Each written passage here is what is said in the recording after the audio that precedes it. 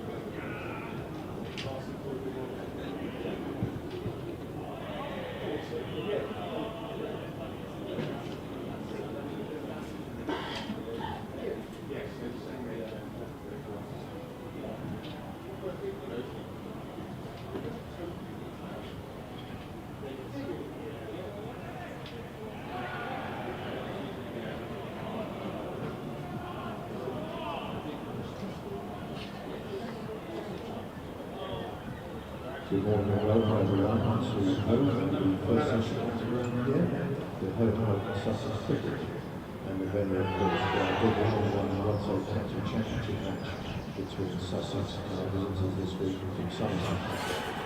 On behalf of the club, we'd like to welcome the players, management, support staff and supporters from Somerset, along with our match Testing the audio for the stream. Coming through. Yep, lovely. supported by our match referee, Mike Smith. I'm joined in the scorebox this match by Polly Rhodes, who's scoring the game.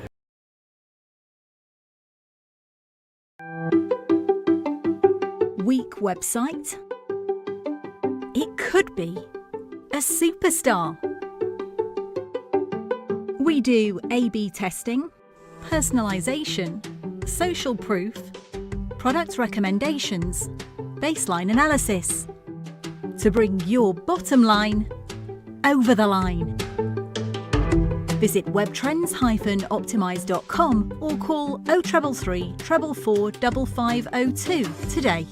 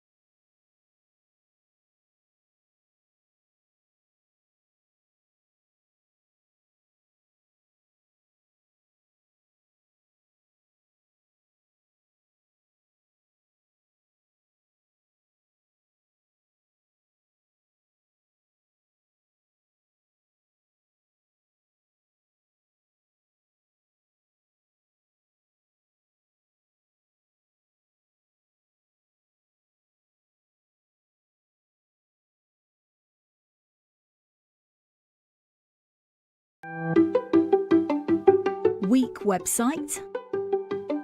It could be a superstar. We do A/B testing, personalisation, social proof, product recommendations, baseline analysis to bring your bottom line over the line. Visit webtrends-optimise.com or call 0333 444 5502 today.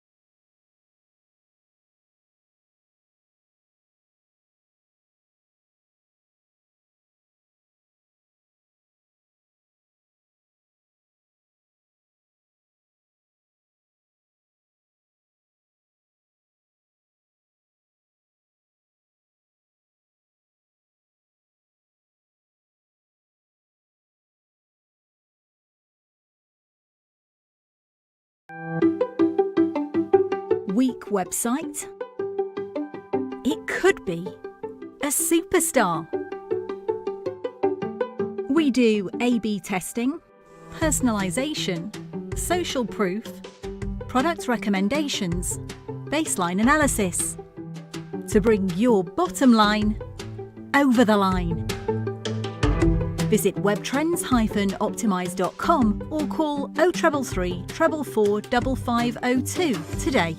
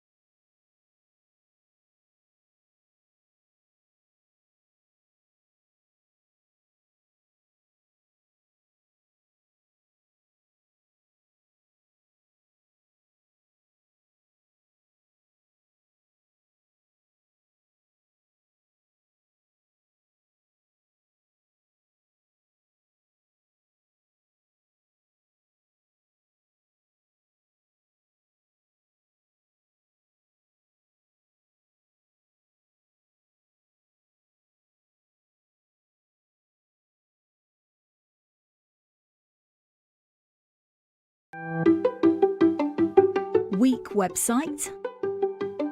It could be a superstar.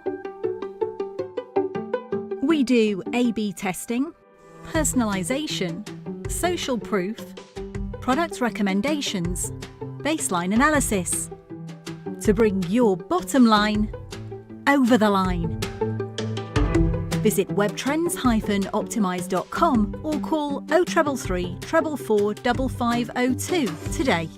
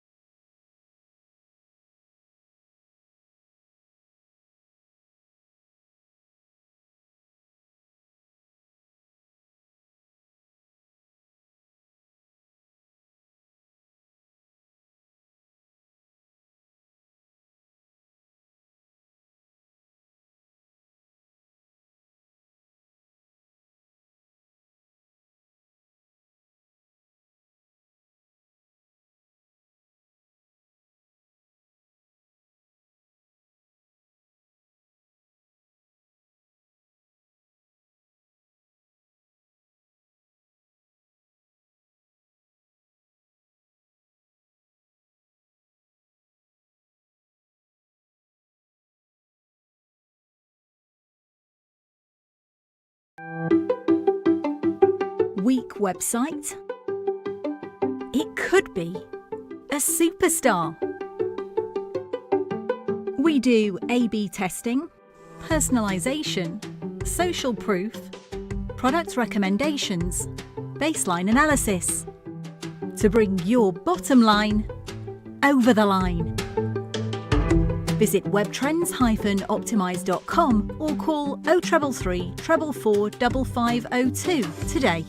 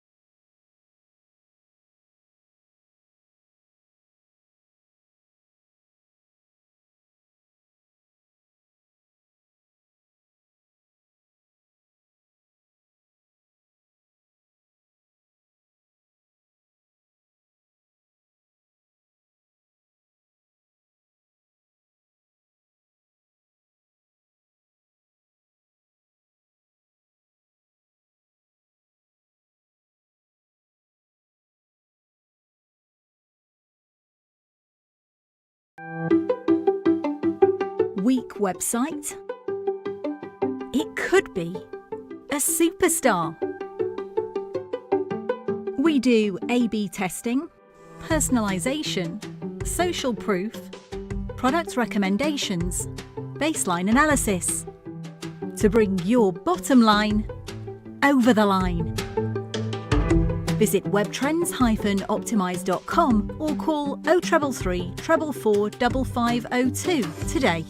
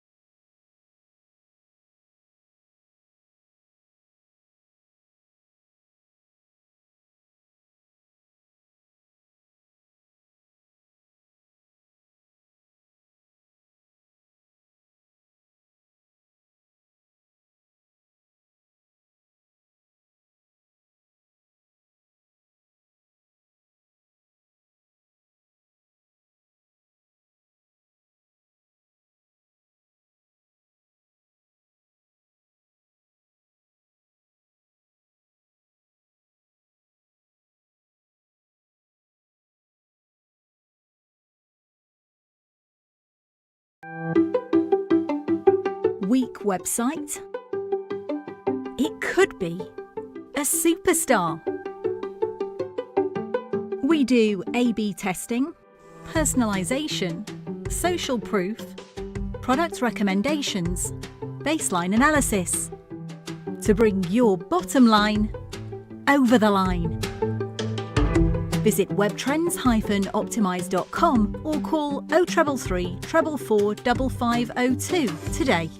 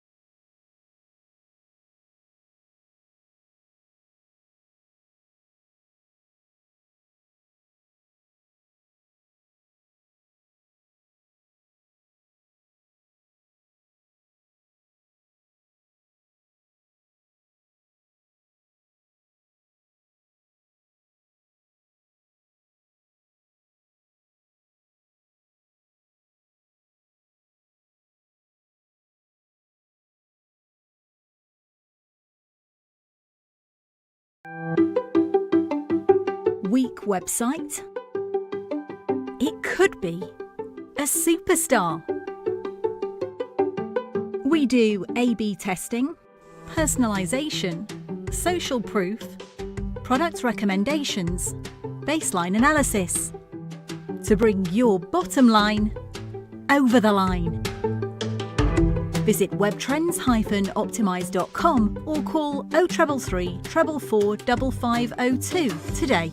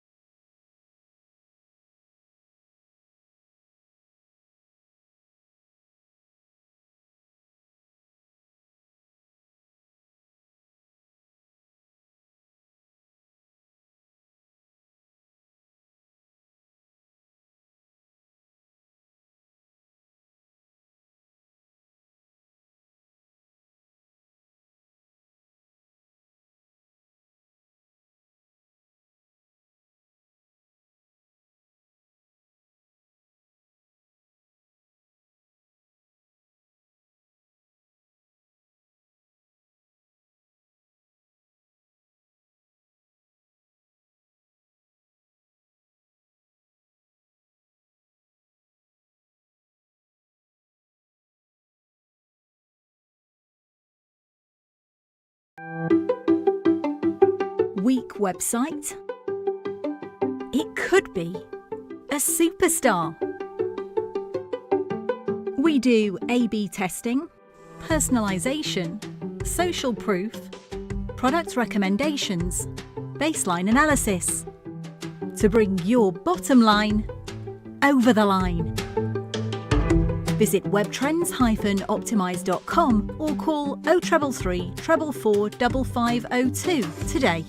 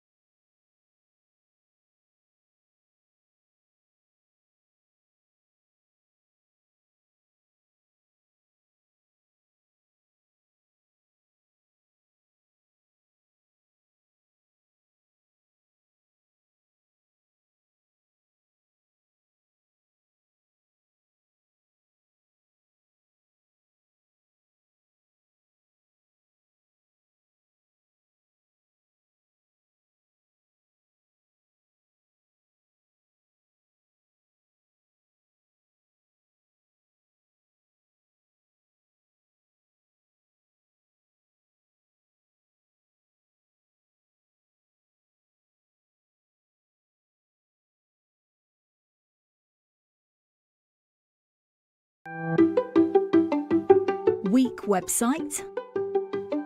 It could be a superstar.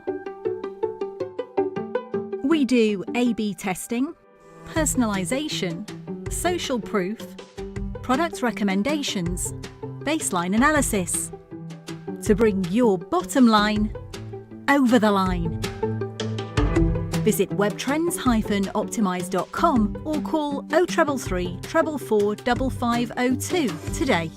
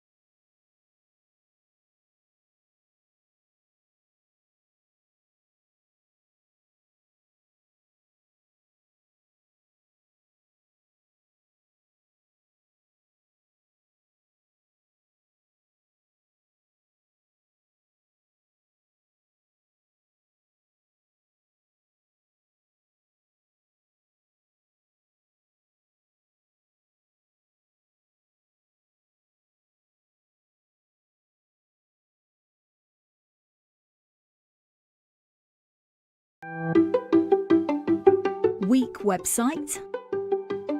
It could be a superstar. We do A/B testing, personalisation, social proof, product recommendations, baseline analysis to bring your bottom line over the line. Visit webtrends-optimise.com or call 0333 444 5502 today.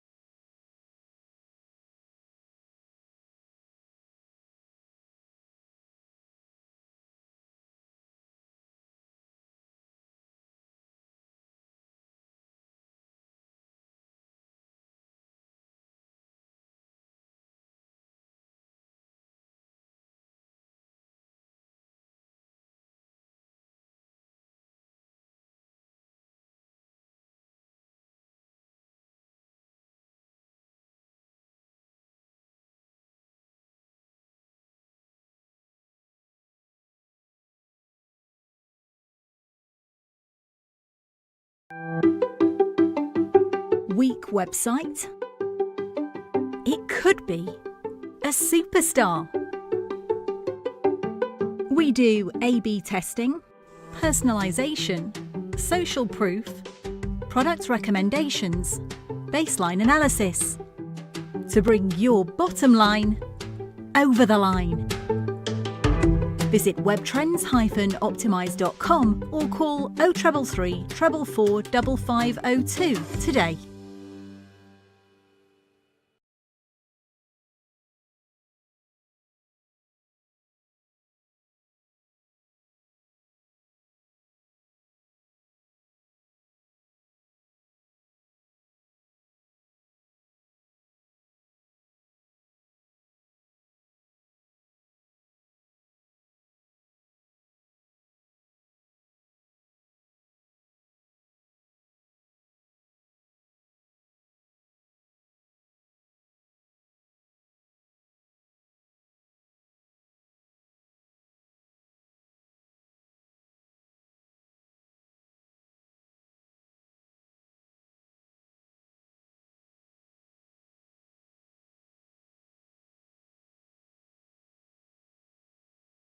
And we're set for what could be a defining day in this match. Sussex resuming their second innings on 246 for 1, a lead of 339. Tom Haynes 117 not out, Tom Clark 29 not out.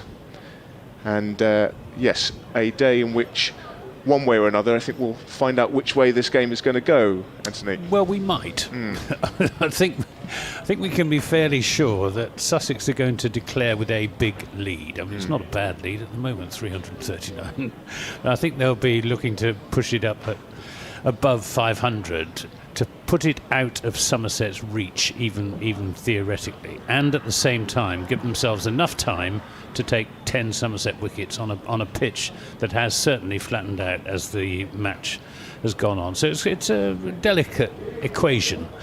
Paul Farbrace and John Simpson will have to work through. But I would expect a declaration sometime around the middle of the afternoon with the lead above 500, with at least 4 sessions trying to take Somerset wickets, and possibly a little bit more than 4 sessions. It depends how quickly they score in the first 2 or 3 hours. Because it did look flat yesterday when Sussex, even towards the end of Somerset's first innings, and when Sussex resumed, runs were much easier to come by than they had been on day one. So yes, like you say, a tricky balance between leaving yourself enough time and making sure you've got enough runs. But I guess 'twas ever thus when it comes to declarations.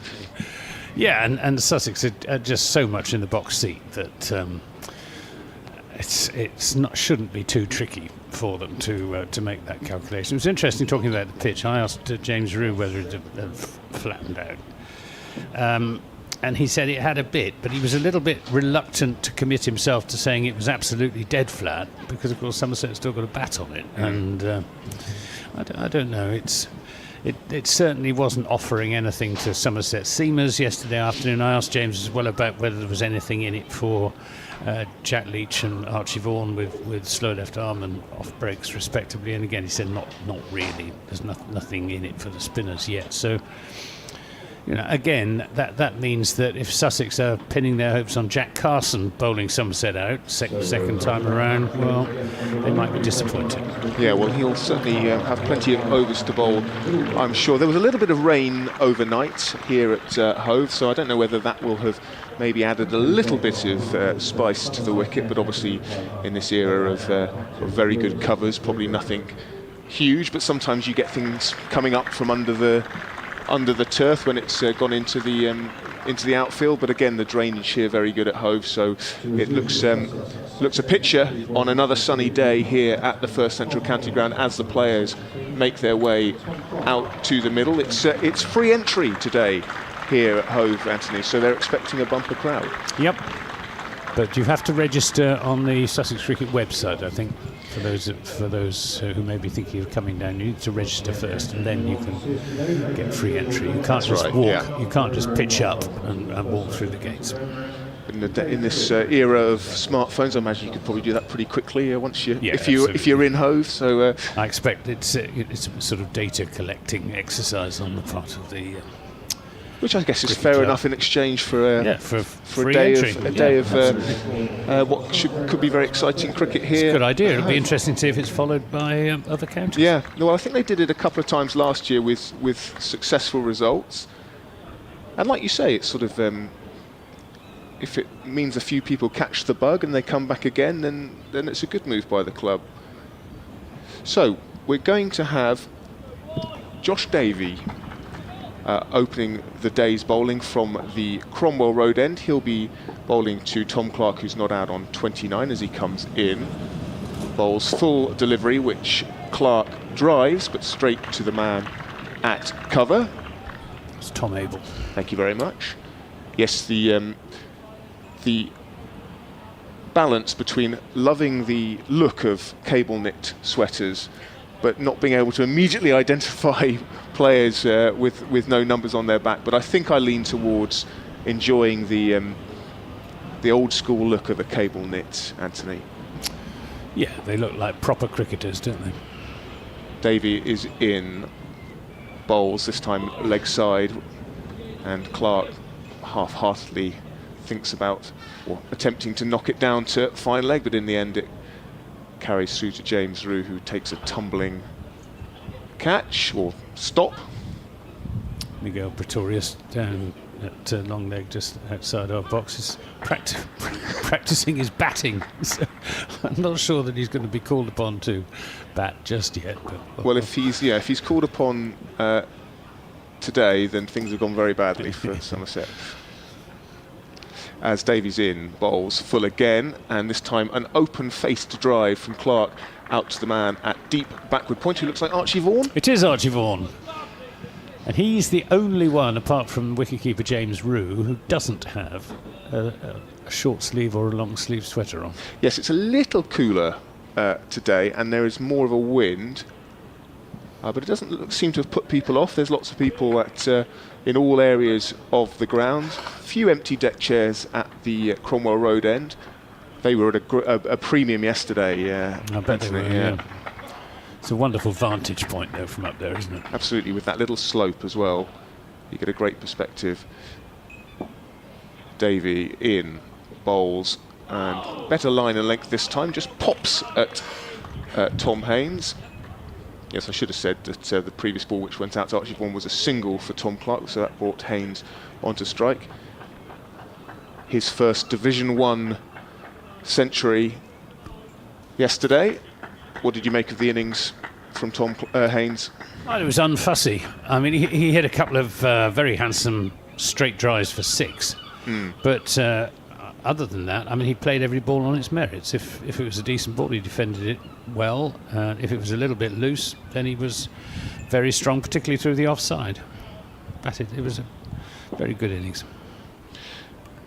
Davey bowls, again, another good length delivery on or around off stump, and Haynes defends out into the ring, and there's no run. This is a much better start from Josh Davey than at the start of the innings when he opened the bowling with Lewis Gregory. He conceded 37 runs, I think it was, from his first 7 overs. And he was a bit all over the place, but much more on it so far this over. Yeah, absolutely. Last ball of the over, 1 from it so far.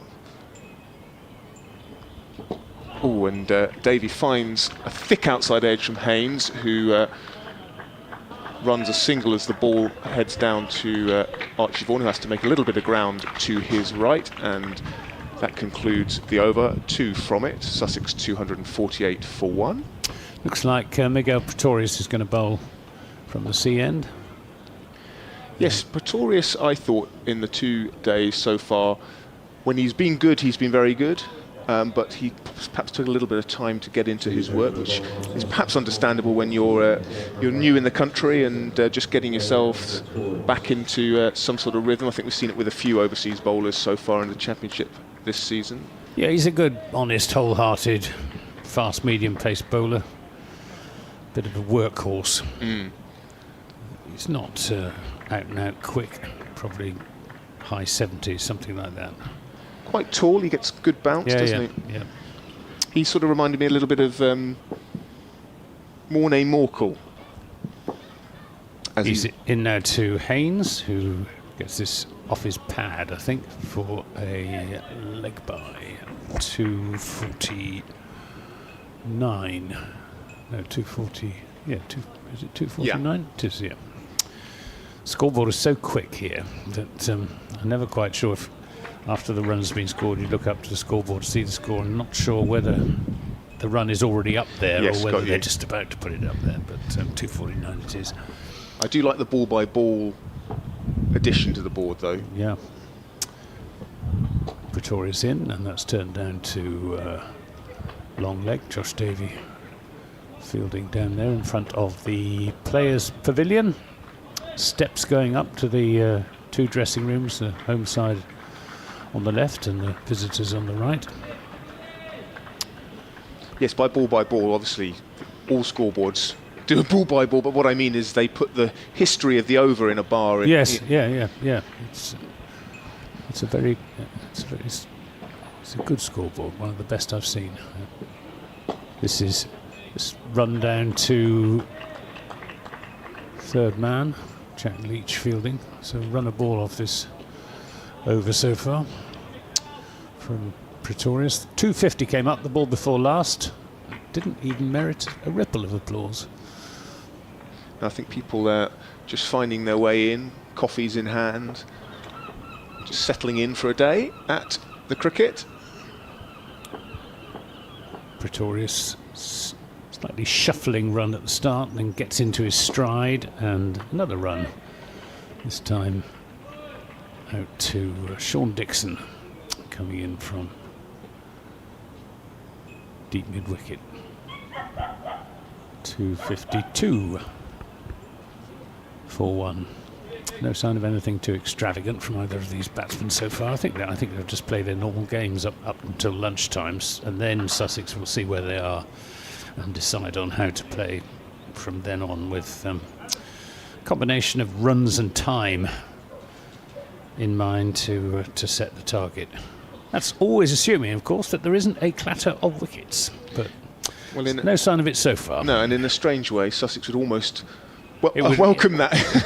Well, it very often is represents the declaring side's best chance of victory. This is driven, but not timed. It goes square of the wicket out to Tom Lammonby. Yeah, because the temptation obviously is to make the game safe, and you err on the side of caution, and then you end up not giving yourself quite enough time to bowl out the position. That's become even more of a consideration in sort of recent years, where scoring rates are so much higher, perhaps wickets are so much flatter. Yeah. Pretorius, last ball of this over. He's in and bowls to Haynes, who turns it into the onside. And this time Tom Banton picks up at short mid-wicket. End of that Pretorius over. Nothing very dramatic about it. 252 for 119 to Haynes and 32 to Clark. And some clouds in the sky. Some cumulus, by the look of them, just drifting across from the southwest. Yeah, that tends to be where the weather comes from here. It's at Hoe, over the downs, and down towards us here, about 200 metres from the sea. But I think the forecast is for a full day's play in terms of any rain. I think we're going to be okay. Davey resuming at the Cromwell Road end, which is the far end from where we are sat here at the First Central County Ground. He's got one slip. Tom Clark on strike. A full delivery which Clark leans on, and it's fielded athletically by the man at cover point. Tom Abel? No. Yes, Tom Abel. Yep. He's one of the best fielders in the country, Tom Abel. Single there for Clark. Tell us a little bit about yourself. You used to work here. Yeah, I'm sort of on the other side of the fence today. I used to be the media manager here up until the end of 2021, as Davey is in to Haynes, who defends a good length delivery. Yeah, and since then I've been freelancing and still do a lot of work in cricket, including commentary here and there, as we are interrupted by a crow by our effects mic. Lots of flora and fauna on our effects mic over the last few days, Anthony. So you're a gamekeeper turned poacher. Exactly, yes. So behave yourself today.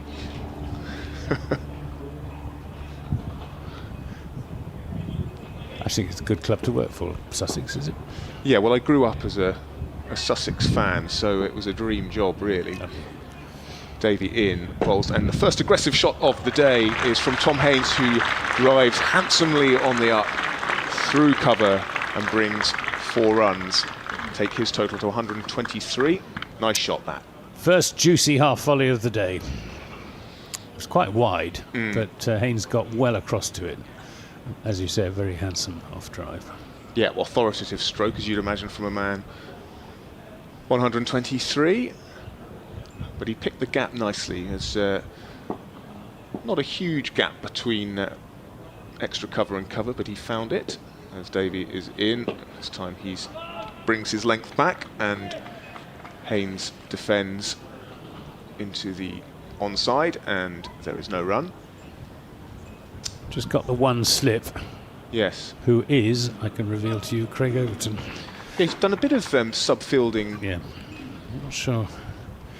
He's not on for Lewis Gregory, because Gregory is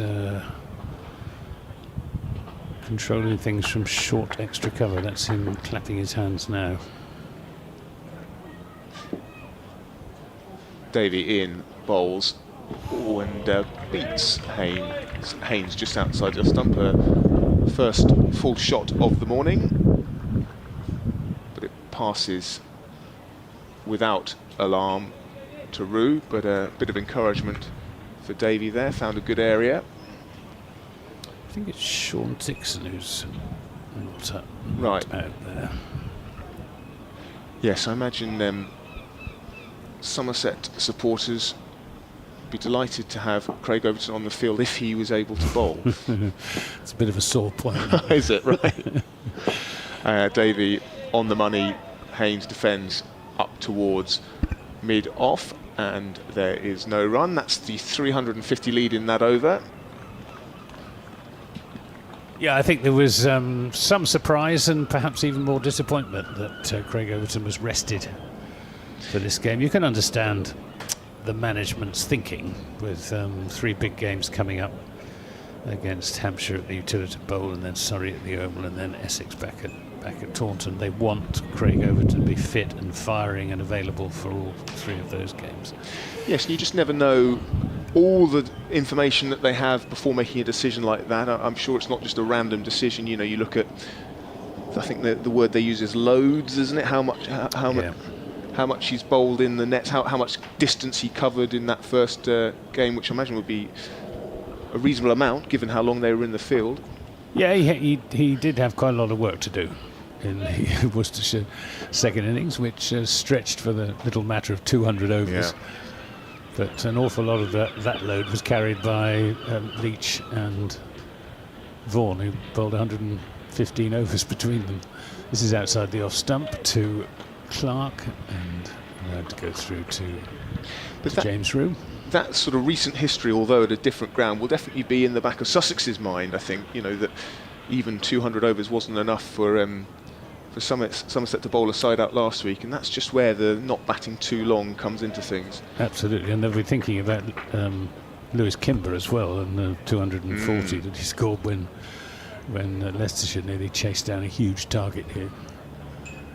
Pretorius in bowls, and this is turned into the onside again. I think that's a leg by, I think it was off the pad of Tom Clark. Although you could argue that was a perfectly judged declaration.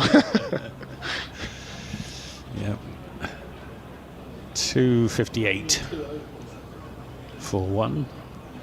So the lead is now above 350. Pretorius tall, strong, as I say, this slightly shuffling start to his run-up. He sees Tom Lamby a little bit too deep at cover point, motions him to come in a bit nearer so that he's saving 1. He's in now to Haynes, who whips this into the onside. It's going to be fielded by Archie Vaughan, who shies at the stumps, backed up by Tom Abel, but Haynes safely home for his 123rd run. Good pick up and throw there from Vaughan. He's a good fielder, is he? Yeah, I mean he's what is he? He's only 19. He's a good athlete. Tall and slender. I guess he'll fill out as he gets a little bit older. Pretorius in and bowls, and Clark plays a defensive shot and back up the offside. He's an alumnus of Millfield School, yep, is he? Absolutely. Yep. Went to Millfield, which is a real breeding ground for Somerset. It is, although King's College Taunton has arguably overtaken Millfield, which is where James Rue and Tom Banton both went. Joss Butler, of course, and James Rue's younger brother Thomas, of whom great things are expected. Pretorius in and bowls. This is turned into the onside 2. Is Richard Ellison still the master in charge at Millfield? No, he's retired. Ellie's retired, so no, it's not Richard Ellison. I've got an anecdote about an encounter with Richard Ellison, which at some point I'll share with you. Well, he's a very fine cricketer in his day. Good bloke as well. Pretorius to Clark, who pulls and past Banton at short mid-wicket and out to the straight mid-wicket boundary for 4 runs. That was short from Pretorius, and it rather sat up, and Tom Clark said thank you very much and whipped it away through the onside for a boundary, 263 for one. Clark on 237 with that boundary. Yes, when I was about 13 years old, I went with my mum and dad to stay with some of their friends, and there was a village fete. This was down in Somerset. Yeah. It was a village fete, and I think for 50p per over, you could bowl at Richard Ellison in the nets, and if you got him out, you won £50. I think I spent about £50. I certainly didn't win it back. Oh, shame. As Davey comes back in and bowls to Haynes, who square drives out to Vaughan and takes a single. He did sign a little photo for me and wrote "well bowled" on it, so that's probably, in my 13-year-old mind, worth the expenditure of my pocket money for a few weeks. I think I was in debt to my mum and dad for a few weeks after that, having to come back and keep asking for 50p pieces.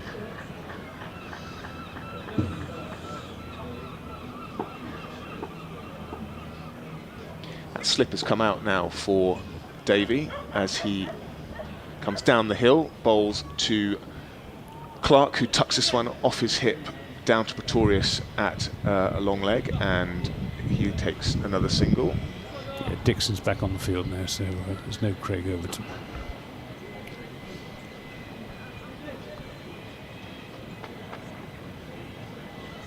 Yes, so the field currently is a gully, a deep backward point, a cover, extra cover, mid-off, mid-on, mid-wicket, deep square leg and fine leg. As Davey bustles in, full delivery, Yorker length, which Haynes jams down on without too much difficulty. No run. Were you a cricketer in your, or are you a cricketer still, Anthony? No. No, I was played club cricket, but I could see you as a fast bowler. not very fast. But that, were you a seam bowler? Yeah, I was a seam bowler. Okay. Started off as a leg spinner, but I lost the ability to turn the leg break, and so turned myself into a medium pacer. Davey in bowls another full delivery, which Haynes unfussily defends back to him. Well, plenty of very successful leg spinners never turned the ball. Well, true. Yeah. Anil Kumble was. Yeah, and Max Waller. Yeah, Somerset. of course, yeah. Well, perhaps you were just in the wrong era. If if you'd been in the T20 era, you could have made it. Well, I'm not sure about that.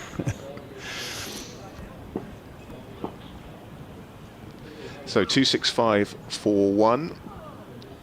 Haynes on 125 not out. He's facing Davey, who's in bowls and whips into the onside, just straying slightly onto leg stump there, Davey, but the man at mid-wicket, who is Casey Aldridge, does the fielding, and there's no run. So just the two singles off the first two balls of this over so far, one ball remaining. It's a bit of a phony war at the moment, isn't it? Wickets don't look like falling. Somerset don't look too bothered about taking them. They're very much on the defensive, looking to keep the runs under control, and the batsman content just to pick up the ones and twos, hit the bad balls for four. Yeah, just the one boundary so far, two boundaries, as Davey zips ones past Haynes' outside. There's a little bit of lift off that length delivery there.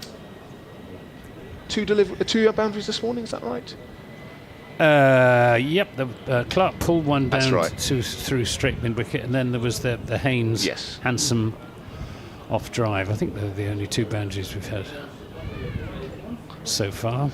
Yeah, and probably the only two deliveries that have merited boundaries. Somerset have been reasonably on the money so far. Yeah, Josh Davey bowling much better this morning than he did yesterday afternoon.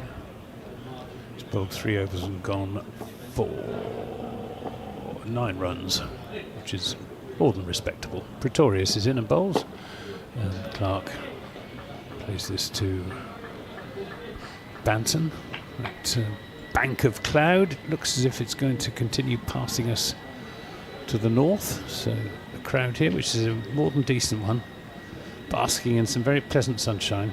It's a little bit fresher today, but can't imagine it's going to make any real difference to the way the ball behaves. There's no sign of any swing really for Pretorius. That's outside the off stump, well taken by James Rugg, who's cutting a rather lonely figure there as wicket-keeper. He's got no slips for company. He's got his skipper at a sort of fly gully position. But yeah, well, both these Sussex batters like to cut, particularly Tom Haynes. So that's maybe why Lewis Gregory has positioned himself there. There's Pretorius in a bowls to Clark, who drives this, but won't get it past Casey Aldridge. So was James Rugg always a wicket-keeper coming up through the ranks? Yep.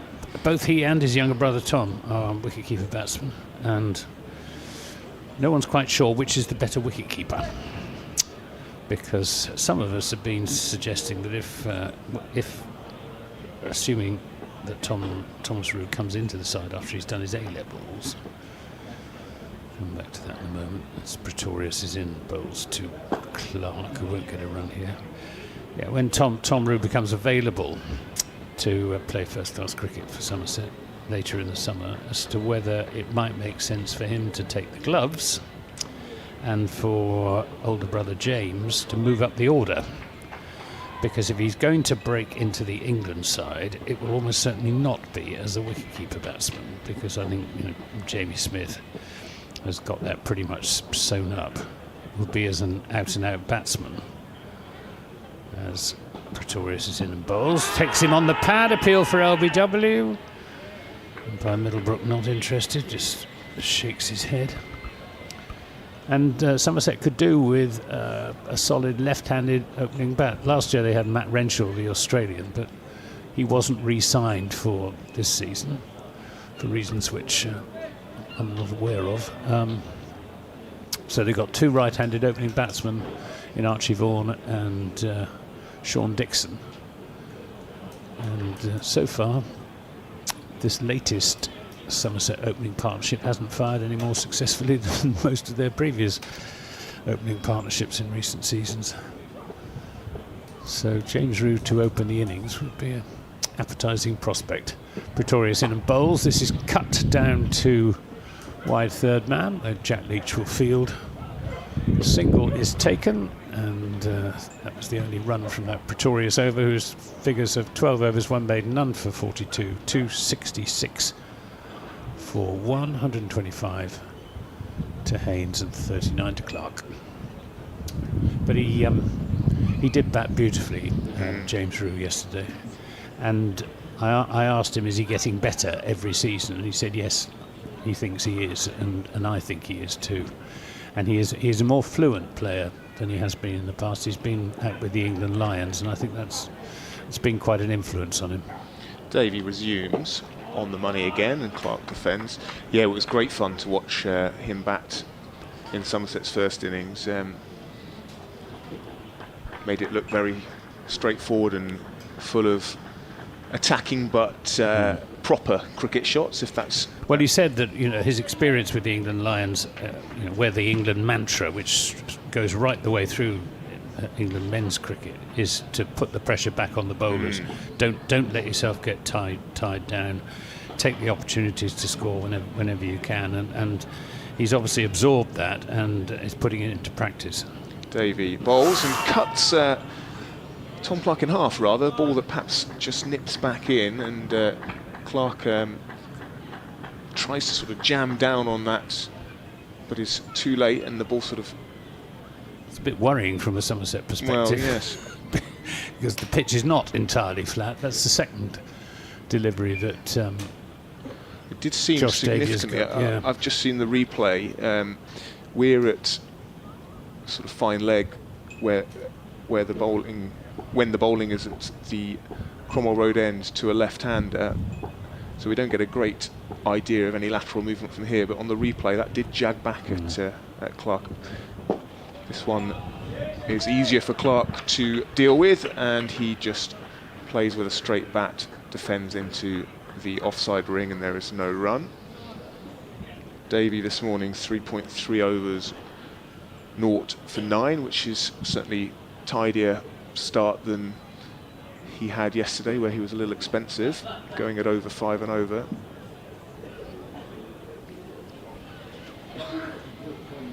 Yes, that's interesting that jagged back. I haven't seen the wicket this morning. I don't know if there are some cracks emerging. Looks pretty. I wouldn't have thought so. No. There's still, obviously, there's plenty of grass on it. Full delivery, which Clark doesn't time as he looks to check drive, but he squirts that out to mid-on, where I think Jack Leach is stationed. Mid-on, yep, that's Jack Leach.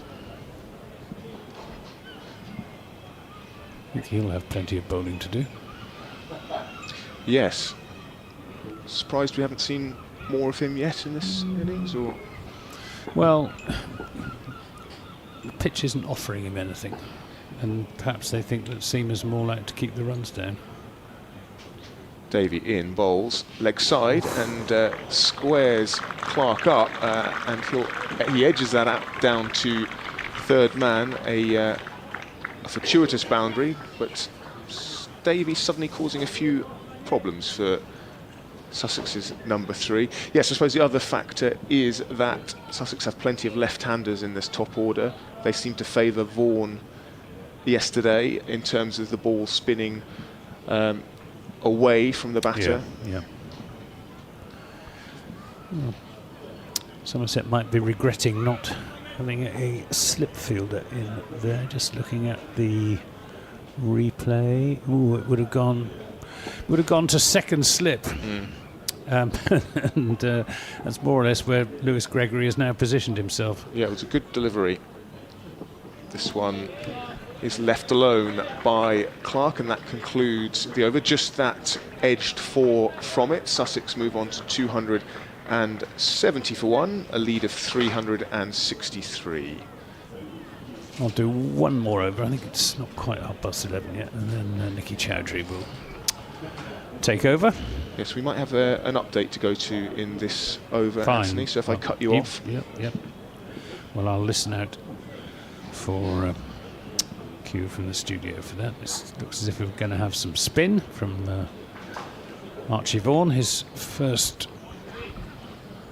bowl of the day. What's his bowling background? He's come through as a.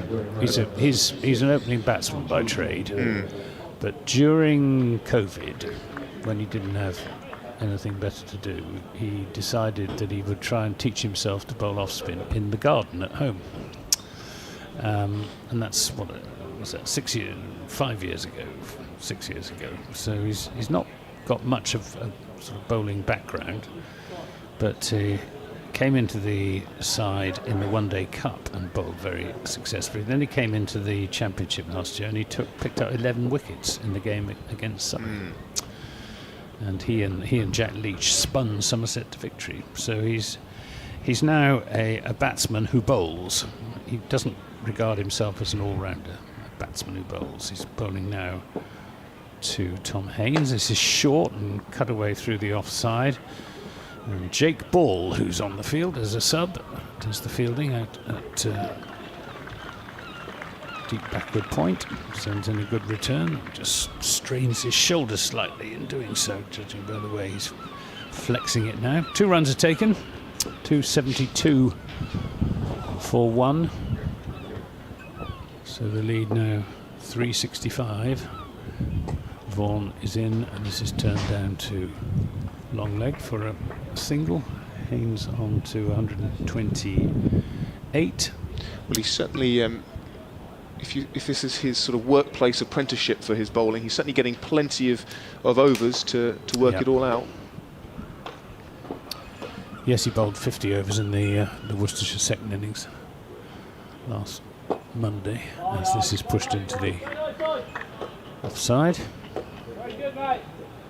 I don't know whether he would appreciate the comparison or not, but he does look a little bit like the way his dad used to bowl, with that little hop at the start. Yes, yeah. He's in and bowls, and won't be a run here. I'm sure he'll hope he has a higher ceiling with the ball than his dad, although he picked up some big wickets, Michael Vaughan, didn't he? He's in and bowls. This is turned into the onside again. It'll just be a single.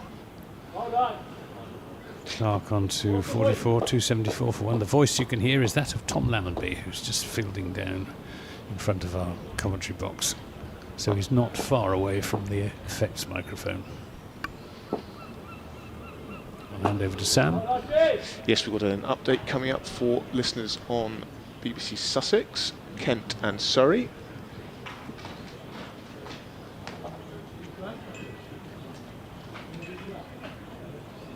As Anson.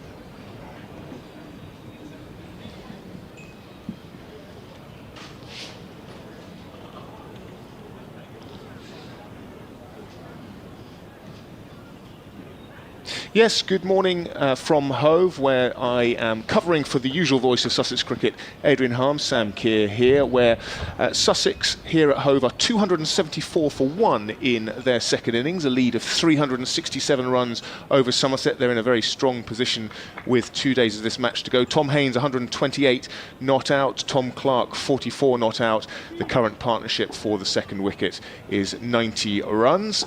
Over at the Oval, Surrey are making serene progress, 153 for one against Hampshire. They're leading by 187 runs with 9 second innings wickets remaining. And down at Canterbury, where Kent are playing Middlesex. Middlesex have lost a wicket this morning. They are 252 for 7. And they are leading Kent by 256 runs with 3 of their second innings wickets remaining. You can listen to every ball of all those matches and every other match in the County Championship via the BBC Sport app and website.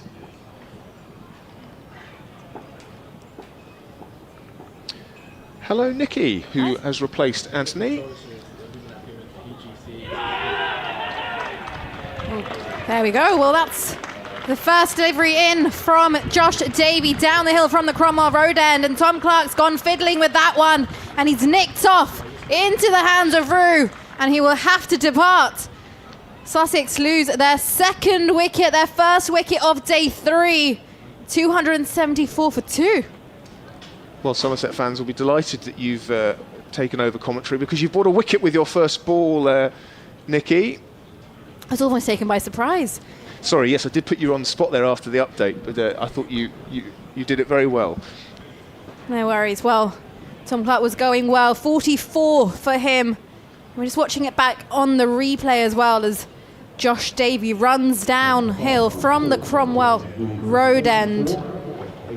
It's just that line where he's got to decide, should he play at it, should he not play at it, and unfortunately stuck his hands out. And that just caught a fine nick into the hands of Rue. Sussex lose their first wicket in the morning session of day 3. Tom Clark 44 of 82 deliveries, and while Somerset fans will be delighted to get this breakthrough early this morning. Yeah, I think just rewards for Josh Davey, who has bowled very well this morning, caused a few alarms in his last over, and this time finding an edge that carries through to the keeper. Rue with both catches of the innings so far, one off the spinner yesterday to end Daniel Hughes' innings on 91, and then that dismissal of Tom Clark this morning.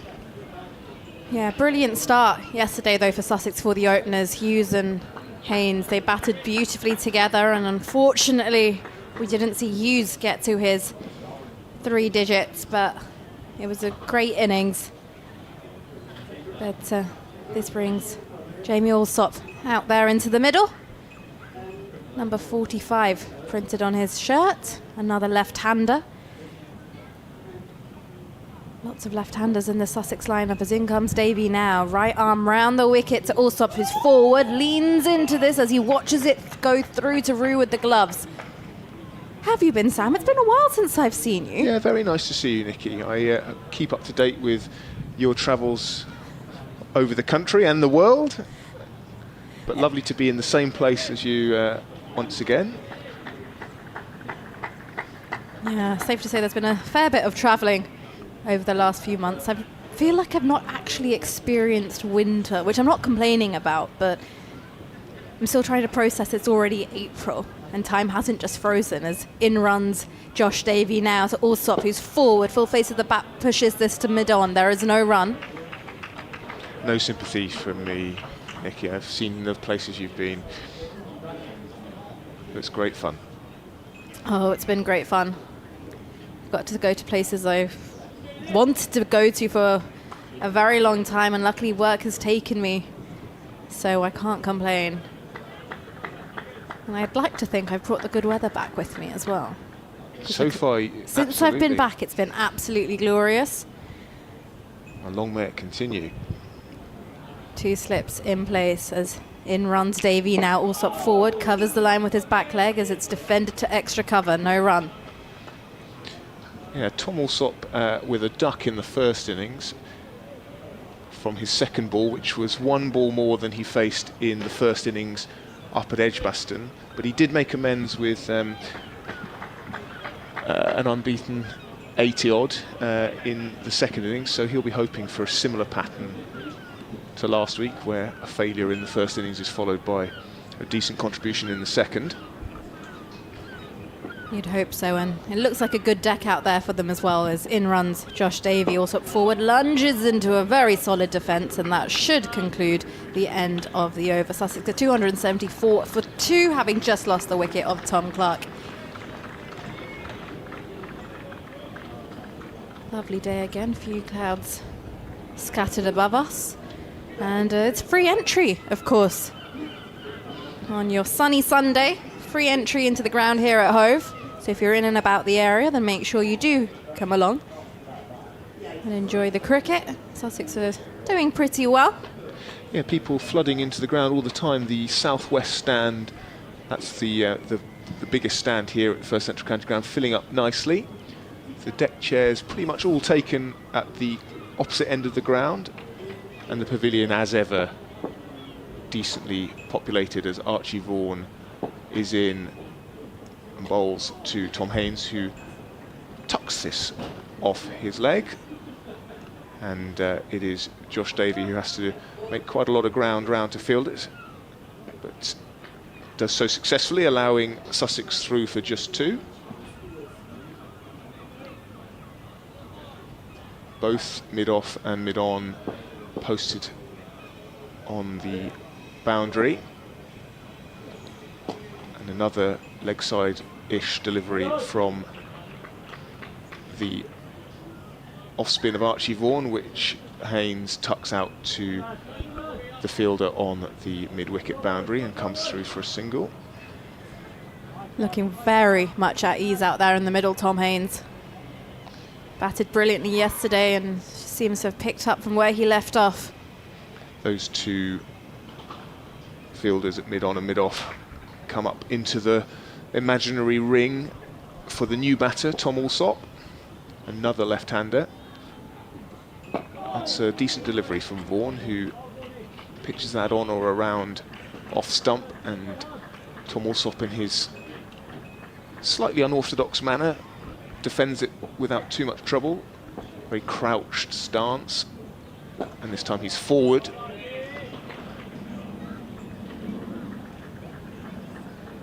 Yeah, slightly crab-like Tom Allsop, isn't he? Sort of crouches and shuffles. Well, he's moving with extreme fluidity, which unfortunately I can't do today, so I'm feeling very jealous. This one is a little shorter from Vaughan, and Allsop cuts it past the men at point and backward point, and they're able to come back for another 2 runs. Yes, you... I'm walking around like an ostrich. That's literally what I feel like. I've woken up with a stiff neck, and it's horrific. I can't move my head around properly. Trying to join the motorway this morning, it was a real struggle. And I'm not quite sure how I can fix this, because it's very uncomfortable. As Vaughan comes in short again and cut authoritatively by Allsop, but straight to the man at point, who is Pretorius, and there is no run. Yes, well, the good thing is you've got a a chair that swivels, so you don't. I know, You can. it's in my favour. Exactly. You can use that to get your full view of the ground. But other than that, I'm afraid I don't have too many suggestions other than paying a visit to the team physios at the other end of the ground. Well, if they're listening, they know where to come. But yeah, hopefully it sorts itself out. I've been told that if you just sit in the sun, apparently it's meant to be good for it, but it's not exactly warm sunshine outside, so I think that one gets crossed off the list. I've been listening to you over the last couple of days, Nikki, and whilst I've been sitting in my shorts and shirt sleeves in the sun thinking this is glorious baking, I've heard you complaining about it being cold. Oh, I have had to put my jacket on a few times. Here's Josh Davey downhill from the Cromwell Road and short wide, a little bit of width that Haynes cuts away down to Archie Vaughan at deep point. Will take the single. Sussex move on to 280 for 2. Yeah, so this is the thing, right? Because I've spent most of the winter out of the UK, I've just acclimatized to warmer climates. So as soon as the temperature's dropped to like 15 degrees, I need my jacket. It sounds so bad, but... Just to reiterate, no sympathy from me. No. Yeah, well, out in India a couple of weeks ago, it was 37 degrees, Wow. and I must admit, that was pretty toasty, but yeah, I did have to get the jacket out a few times. And I did get some weird looks as well, as Allsop crouches low in his stance, awaits Davey, and Davey collapses as he completes his run-up. And his follow-through, and Allsop lets that one go through to Rue outside the off-stump. Takes a bit of a tumble. You see Mark Wood do that a lot for England. Yeah, with Mark Wood, I think it's Just the sheer pace exertion. he's Yeah, running. exactly. Yeah, I think maybe it looks like there was something. Maybe his footing just Yeah, and went a bit also off. coming down the hill, the slope here, gravity plays its part. It's quite a significant slope for those that haven't been to Hove before. Davey, downhill. This one's left alone outside the off stump by Allsop, who shuffled rather flamboyantly to let this one through. Yeah, if you've been to Lord's or seen Lord's on TV, you know there's that fairly significant slope, but that's sort of from... But I think with Lord's as well, especially if you've just seen a ground on TV, you won't actually, you don't get the impact of the slope until you've been there. That's true. And I've always ever heard about the slope. I've seen people talk about it as well. But when I went and played my first game at Lord's a few years ago, I was like, oh, this is very slopey. Yeah, the difference, as this ball is bowled. Davey in now, also forward and tucks this round the corner towards square leg. Will come through for the single. Yeah, the difference here, of course, is that the slope is from wicket to wicket as opposed to across the ground. So I guess fewer issues for the batters here at Hove than there are at Lord's, but it does mean the bowlers have to get used to either trudging up the hill from the sea end or letting gravity do the work from the Cromwell Road end. Yeah, because at Lord's, if you're batting out there in the middle, it kind of feels like you're swaying at some points. You're like, ooh, you really have to adjust and make sure your balance is all right, because otherwise it's quite easy to tipple over with your head. 281 for 2. The flag on the scorebox is flying in the breeze as in runs Josh Davey. Round the wicket to Allsop, who's forward and on the front foot lays that to point. There is no run.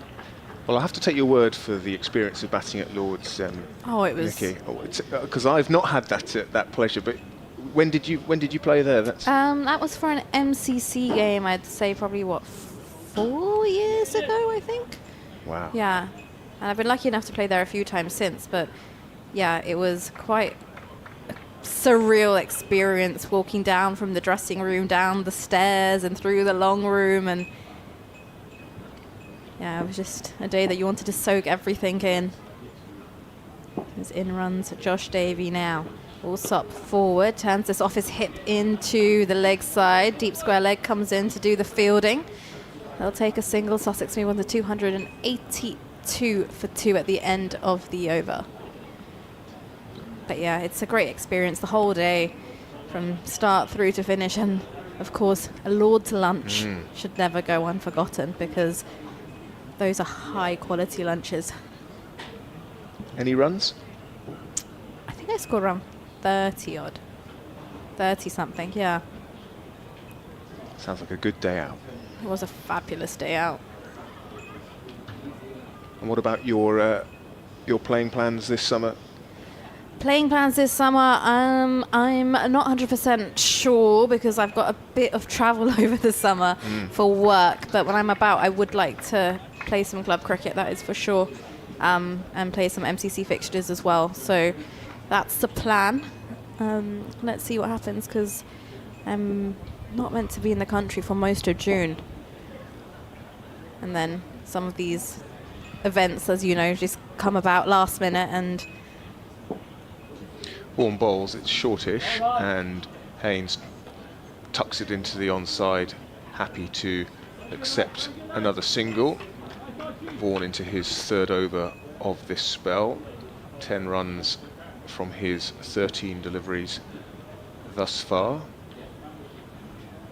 And as Alsop comes on to strike, the field contracts for the new man.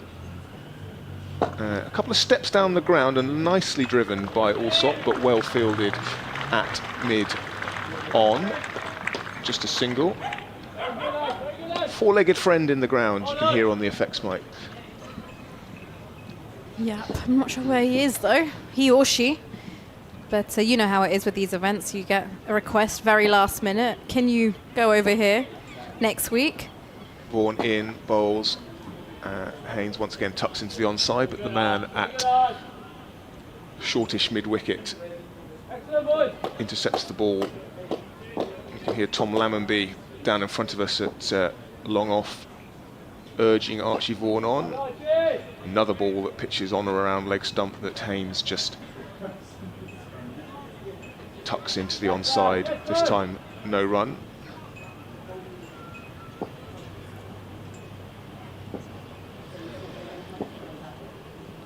Slightly fuller from Vaughan, and that attracts a forward push from Haynes. Dribbles out to Casey Aldridge at mid-on, and Haynes comes through for a single. So you've got some exciting events coming up this summer? Yeah, there's a few exciting events. I'm going actually back out to India for a couple of projects as well, which once I can say more on them, I will. But yeah, all cricket related, so it should be fun. Great fun. A shorter delivery from Vaughan, which is cut in front of square by Alsop, but straight to the man at short cover.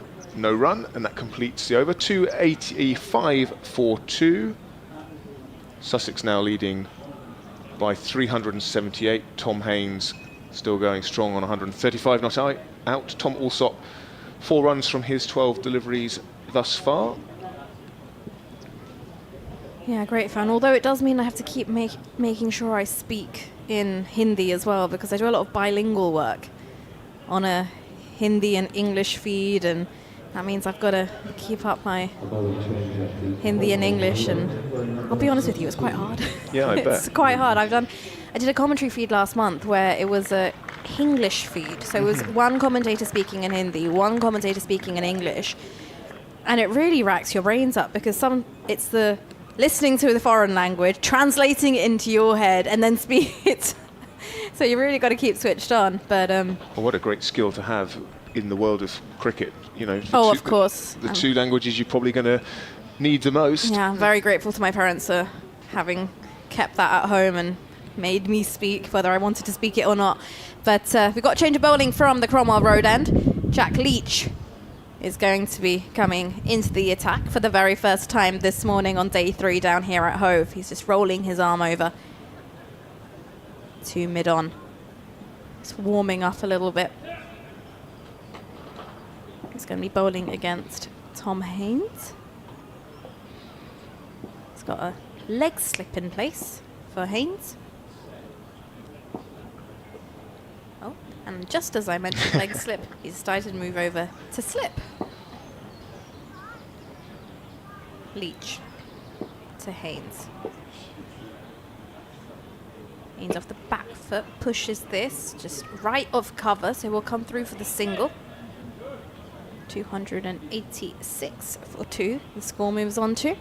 What about you? Got much planned? I'm assuming like you probably want to stay in the UK though, given there's so much cricket happening, because that's what I'd like to do. For India coming over, both in men and women. In England, women are taking on the West Indies as well. So I'd like to stay here as much as I can. But what about you? What are your plans, Sam? Yes, lots of cricket this summer. Mixture of commentary and stadium announcing, a bit of hosting as well. But yeah, a bit like you, sort of various other events as well. But yeah, all UK based, which in the summer is lovely. If we have a summer, and fingers crossed we do, given that the weather we've started off spring with, long may it continue. As here's Leach into Allsop, who's forward and lets this one go through. Extravagant leave once again. He's quite extravagant with his leaves, isn't he, Jamie Allsop? Yeah. I think making sure of getting those gloves out of the way. Leach in now, and Allsop drives to cover. Apologies, Tom Allsop. 286 for 2. As the clouds from the far end of the ground are starting to look a little bit dark. Nothing threatening at the moment, but it's not as clear as it has been. Leach into Allsop now and drives to cover. Fields off for one bounce. Bit of extra flight from Leach there, inviting that drive. Just trying to tempt him a little bit. Allsop, number 45 printed on his shirt, leans on his bat now as Leach is in, and he's forward, defends into the offside once again.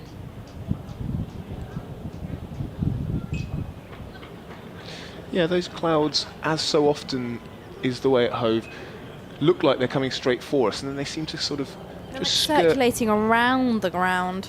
Exactly, skirt round. Many times where you think, oh, we're about to get a biblical rainstorm, and then... I also realised, though, that you can't actually tell how dark the clouds are because the windows are slightly tinted. There's Leach's in now, and also the back foot defends into the offside. That will conclude the over. Sussex 286 for 2 at the end. Tom Haynes is on 136. Tom Allsop is on 4. And Sussex, well, they have a lead of 379. Well, the forecast is for an uninterrupted day's play. And like you say, I think those clouds through the window look darker than they are. But at the moment, they are staying to the north of us, which they can continue to do so, if you ask me.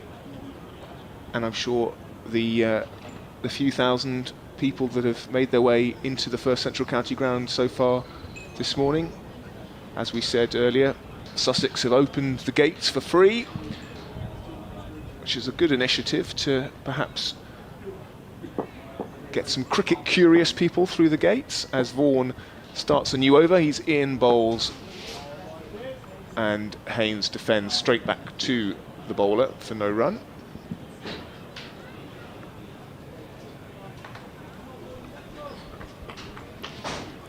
Both mid-on and mid-off out on the rope.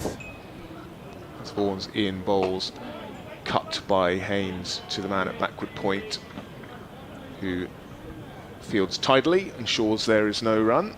2 dots to start for Archie Vaughan.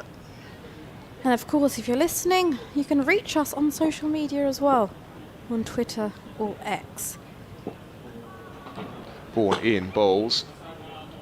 Haynes rocks back and pushes out to cover, straight to cover, where Tom Abel, I think, is fielding. No run. Vaughan in again, slightly fuller, and Haynes meets it with a immaculate forward defensive. Yes, and because usually you can email Sussex, BBC Sussex Cricket, but with Adrian not here today, as Vaughan again bowls another dot ball as Haynes defends on the back foot. So Do you yes, not have we're- access to the... I don't. I did ask Adrian if I could borrow his laptop, but he very wisely said. Okay. Probably not the best idea. So we're relying on social media today, as Vaughan completes a maiden over with another straight full delivery that is defended by Haynes. Yes. So give us the handles, Nikki. You're not on Twitter. No, I know. X, So are we're, you? we're So relying on you you and Anthony for communications So today. you can reach us on X at @antgib, I believe. If I'm correct, Anthony. Is that the handle? Yes, I've got the nod. And then you can reach out to me on X as well. It's at Nikki NIKKI Chowdhury CHAUDHURI. So whatever your thoughts are on the game, wherever you're listening from as well. We've had some listeners from some exotic places over the last few days, so please keep those messages coming in. And we'll try and read out as many as we can. As Jack Leach has ball in hand. Slip in place for Tom Alsop. Leach skips through from the Cromwell Road end, flights this one up, and Alsop is forward and lunges into a front foot defence once again. Just looking at the field, so we've got a slip, a short third, a deep point, cover mid-off, and then over on the leg side we've got a long on, mid-wicket, deep square leg, and a 45 who's a little square. As Leach is in now, and Alsop off the back foot, off his hips, plays this to 45. They'll come through for the single. Well, I'm not sure if there is a single there, really. 45, I'm assuming there he's on the one. But the single is taken nonetheless. Sussex move on to 287 for 2. And that 45 now gets pushed out into the deep for Tom Haynes, who is the set batter. He's on 136 as he takes his guard, leans onto his bat as Leach his left arm around the wicket, and this is played off the back foot respectfully back down to mid-wicket. Yes, No run. 41 runs added by Sussex in the first hour this morning for the loss of that one wicket of Tom Clark, so fairly steady progress. Leach into Haynes this time, who finds the gap on the leg side off the back foot, closes the face of the bat, will come through for a single. Sussex move on to 288 for 2, and decent crowd coming in today. It is free entry, so make the most of it, and you can get free entry into sixes as well, which is also here at Hove. Fancy getting inspired by the players on the out there on the pitch, well, you can go have a go yourself as well. As Leach gets ready to bowl to Tom Alsop. Taps his bat as he awaits. Leach skips through, flights this up. Oh, this one just balloons into the leg side. Goes a little bit hard with his hands here, Tom Alsop, but luckily there is no one there. Had that been a short leg, though, then we would be in business. I'm going to vacate my chair and hand over to Anthony for the next half an hour. It's time for a very swift changeover.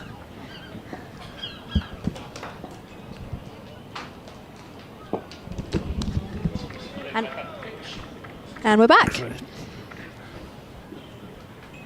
That last delivery played back up the pitch, and nothing done. End of the over, 288 for 2, so the lead is 381. And Sussex not, Nikki, making quite the sort of fairly rapid progress this morning that we were expecting. Yeah, not as quick as we thought they would probably look to set off, and then having lost the wicket of Tom Clark, bearing in mind it was Tom and Haynes who were not out overnight, both set out there in the middle.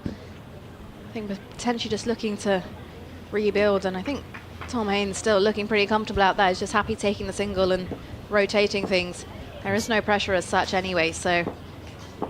Somerset in no hurry in bowling their overs either, as Vaughan is in and bowls to Haynes, who picks up a single, to Tom Lammonby, who is sweeping on the cover boundary. 289 for 2. Somerset have only bowled 15 overs so far this morning in just over an hour's play. Their standard rate, if you like, is a good 16 overs an hour, and it's quicker than that when the spinners are operating. Is Vaughan in to Alsop, who plays this back up the pitch. In the game against Worcester last Monday, Somerset bowled 112 overs in the day, which is a pretty good rate of progress by anyone's standards, and obviously they were trying to get as many overs in as they possibly could to try and bowl Worcestershire out, and most of those overs, well, a lot of them were bowled by the spinners. Vaughan's in and bowls, and this is driven down the ground, and a very good stop by Casey Aldridge, sprawling across. He had to move quickly there, did Aldridge, saved his side 3 runs. They pick up the single. Alsop moves on to 6, 290 for 2, and that was driven fiercely back down the ground by Alsop. Vaughan into Haynes, taken on the pads, but I think that was probably going down. That was the arm ball from Archie Vaughan, who I was sitting up on top and watching him bowl, and just getting a little bit of drift. Is Archie Vaughan not really getting any turn. He's into Haynes, turns this into the onside, and Sean Dixon quickly across to do the fielding. Sends in a good low return to James Rue, but they're safely through for the single. Haynes on to 139, 291 for 2. Still lovely sunshine here at the county ground. Vaughan in and bowls. This is played away through the offside. Tom Gallenby will field. Another run. The singles are coming easily enough, but not the boundaries at the moment. End of that over, 292 for 2. 139 to Tom Haynes, 7 to Tom Alsop. And we're nearly through the Toms. Nearly through the Toms. Yeah, we discussed this the other day. If your name's Tom and you're a left-hander, most likely you're likely to get into this Sussex side. There's plenty of Toms and plenty of left-handers here. 292 for 2, and bowling spin from both ends. Somerset are 7 overs ahead of the rate as it is. Is the left-handed Tom Alsop on strike right now, and Jack Leach is continuing from the Cromwell Road end. Leach tosses the ball up in front of him at the top of his mark. As Alsop, the slightly open stance, comes forward and looks to turn this into the leg side. It's fielded at short mid-wicket. A long barrier. I love a good old long barrier.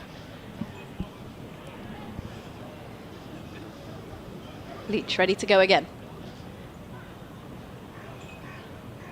Takes his time. Skips through downhill. Slightly flatter as Alsop lunges into a defence, extends his top hand to smother the ball. Some crowd still coming into the ground, which is nice to see. Yeah, it's a good crowd now, isn't it? It is. Especially in the far side, enjoying the sunshine on the deck chairs as in skips Jack Leach, and off the back foot Alsop pushes it down the ground. It beats Leach, and they'll take a single as Long On comes in to do the fielding. Got a message on Twitter or X from Duncan Spalding, if I pronounce that correctly, Duncan. So Duncan's listening to the commentary, I believe, in the Spen Karma Pavilion on the top deck. This thing is enjoying the commentary. Thanks for tuning in, Duncan. Tom Haynes just remarking his guard. As there is no change in the field for him, as Leach is in now and Haynes is forward and defends to cover. Both batters really lunging into their defences against Jack Leach. their head right over the ball. Just seen a few balloon up in close quarters around them. As Leach in once again to Haynes, forward and defends. Once again, this one trickles into the leg side. There is no run. But also, I must say, thanks to Phil as well, who popped into the commentary box. He was all in a little bit of a hurry, but he's given me a box and says, I've got some snacks. I think they're sausage rolls for the commentary team. So thank you very much, Phil. As Leach skips through and Haynes reverse sweeps. Well, he attempts to, doesn't make contact. It's going to end up plonking right in front of him. There is no run, and that will conclude the end of the over. Sussex 293 for 2 on day 3 down here at Hove as they welcome Somerset for their first home fixture of the county championship season in Division 1. Yep. I've had a stat from Steve Pittard, retired joint landlord of the Rose and Crown at Hughes Episcopi, better known as Eli's. He says, morning Anthony, Haynes and Hughes, that's Tom Haynes and Daniel Hughes, averaged 67.4 for the first wicket in championship cricket. This is the highest championship opening average for Sussex in modern times. Ed Joyce and Chris Nash averaged 58.99. So Sussex have got a very settled opening partnership, even if Somerset don't have. So thanks for that, Steve. And one of those openers is still out there, Tom Haynes, but it's Tom Alsop on strike. Plays it up to Casey Aldridge. Been sitting in the sunshine up on top of the media centre where there's a small stand. Lovely view from up there. Oh, it's a beautiful view from up there. I always make sure I go and sit up there when I get a break from being on air. This is Vaughan to Alsop. Plays back up the pitch. I think it's actually the best view of the ground, in my opinion, because you've got an aerial view, you're right behind the bowler's arm. It feels like you're right in the game. Vaughan kicking up his right heel as per usual. Turned into the onside, no run. And plus you get the sunshine for a majority of the day as well, so it's not like some parts of the ground which can get covered in shade. It'd be cold up there if the weather was a bit chilly though, wouldn't it? Oh, it would be. I don't want to imagine that. Already makes me feel cold. I'll need my jacket on just at the thought of it. Here's Vaughan to Alsop, and again he's content just to turn that into the onside. He'll get a single this time. As Jake, no, that is Miguel Pretorius fielding that. No, it's not. Miggy Pretorius is in front of us. That must be Jake. It's either Jake Paul. No, it's Craig Overton, I think. It's Craig Overton away in the distance. Vaughan in bowls, and this is punched into the offside. Tom Mellenby will come in from the boundary to do the fielding. It's not the most gripping period of play, this, is it? With Somerset looking to keep the runs down. Sussex in no hurry. The serious stuff will start when we get the declaration and Somerset come into bat in their second innings. This is turned around the corner, and again there's no run. End of another over. Just the 2 runs from that Archie Vaughan over. He has figures of 24 overs, 6 maidens, none for 65, and it's 295 for 2 with Tom Haynes on 140 and Tom Alsop on 9. Yeah, lead of a 388 for Sussex. And they're looking pretty comfortable, taking things along at their own pace. Somerset in no hurry at all. Lewis Gregory with his hands in his pockets, just going to have a chat with Archie Vaughan. James Rue having a chat with Jack Leach. Somerset normally, quite often, they jog between the overs, jog from the wicketkeeper and slips, jog from one end to the other. The jog is getting slower and slower between overs. As Jack Leach basically brushes his hands against the soil. before he gets ready to start his over. 295 for 2, Sussex, as Tom Haynes is on strike. Leach in, Haynes off the back foot, looks to turn it into the leg side. It goes to mid-wicket, there is no run. I have noticed something though, Anthony, and I'm hoping you could explain this to me, or maybe you've got the reason. I've noticed some of the Somerset players have different coloured caps, and they just fade.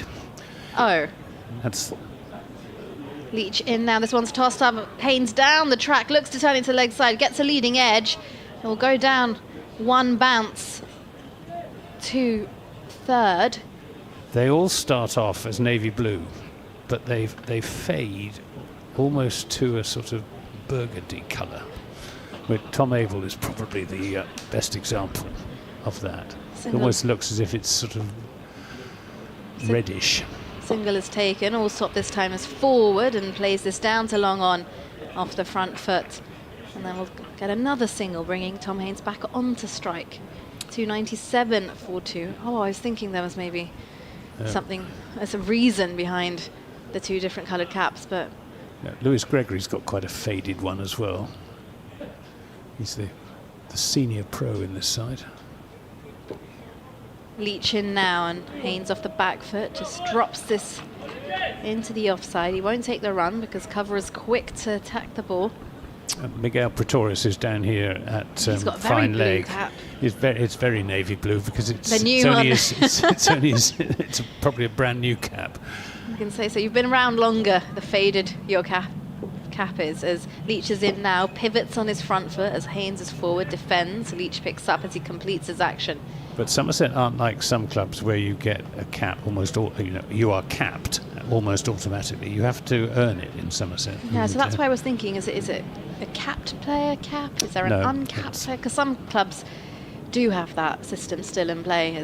Here's Leach now to Haynes, who's forward and defends into the offside to conclude the over. There won't be a run. Sussex 297 for 2. Tom Haynes on 141 and Tom Allsop with 10 to his name.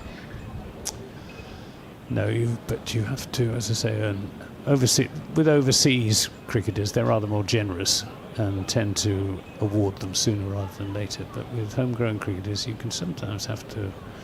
Well, my regular summariser, Mark Davis, who played for Somerset back in the 1980s, played over 60 games for Somerset in Championship cricket and was never awarded a cap, which has always seemed to me to be a pretty sad omission. We're having a drinks break.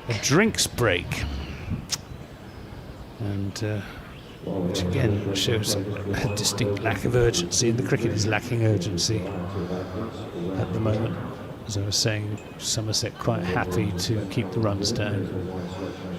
Sussex have obviously got a combination of lead and overs in which to bowl Somerset out in mind, sort of equation.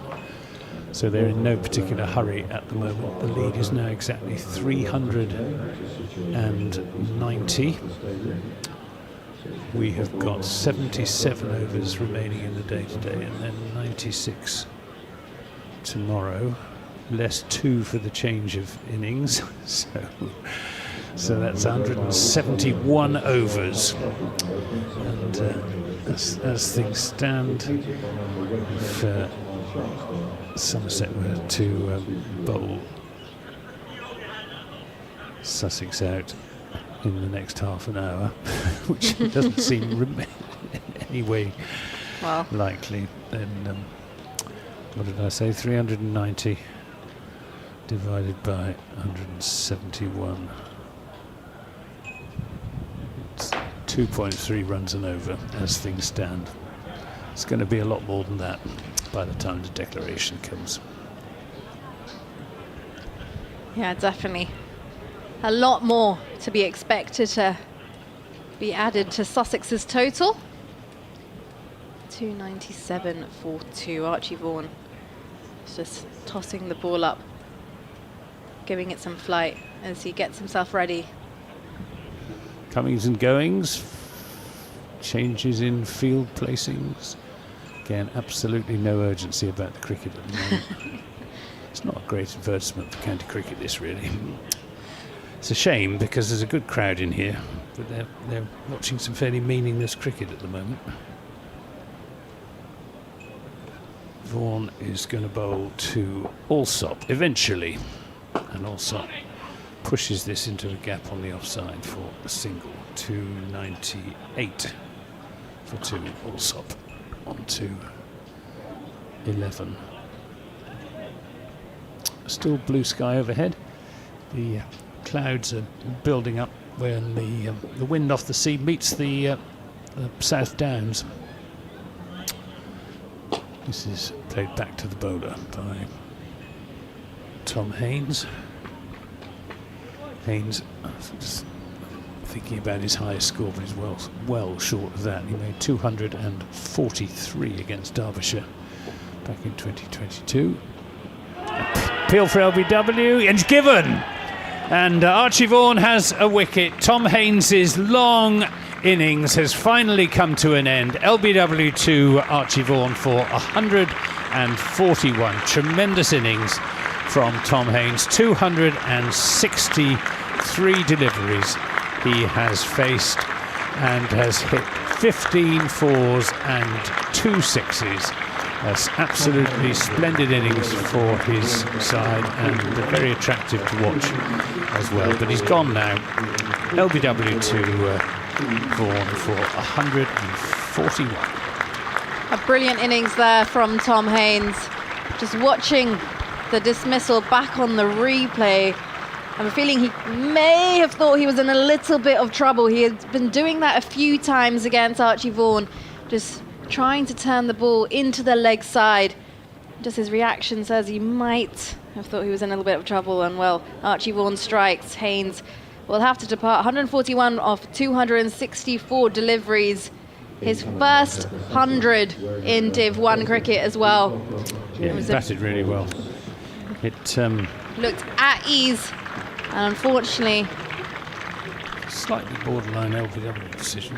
Hit him in front of sort of middle and leg, but Vaughan, of course, is turning the ball away from the left-hander. So, in the umpire's opinion, if that ball was holding its own, then it wouldn't have gone on to miss the leg stump, and would probably have hit the leg stump pretty much flush on. But well bowled, Archie Vaughan.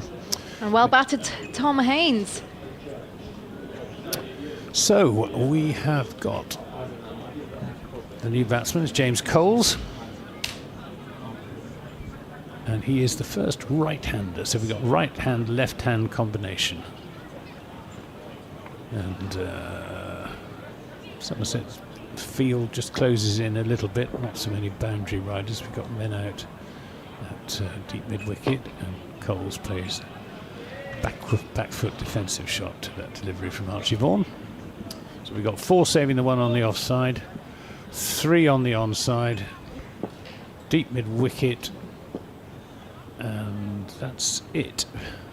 And a slip. This is pulled away. Slog swept away, really, by Coles for his first run out to Tom Lammonby, who is the sole boundary rider. There's no one down at third man or long leg. Field spreads, though, for Tom Alsop. Vaughan in and bowls, and Alsop is back on his stumps, punching that up to mid-on. And that's the end of the Vaughan over, and a ripple of applause, which he has earned. It's been a long stint. That was his 25th over, and he now has 1 wicket for 25th over, 1 for 67. The spinners' figures are remarkably similar. Jack Leach, 24 overs, 3 maidens, 1 for 66. Archie Vaughan, 25 overs, 6 maidens, 1 for 67. Yeah, he gets the breakthrough of the crucial batter as well. Spin is going to be continuing, as we're approximately 40 minutes away from lunch. Jack Leach hands his sweater to the umpire, and we have a right-hand, left-hand combination after what seems like forever. Out there in the middle now, Coles on strike. Slip backward point. Cover. Extra cover. Long off. Mid on, mid wicket. Deep square leg and a 45 for Leach, who's ready from the Cromwell Road end. Coles taps his bat as he awaits. Leach skips through, tosses it up. Coles tucks this round to 45. Come through for the single.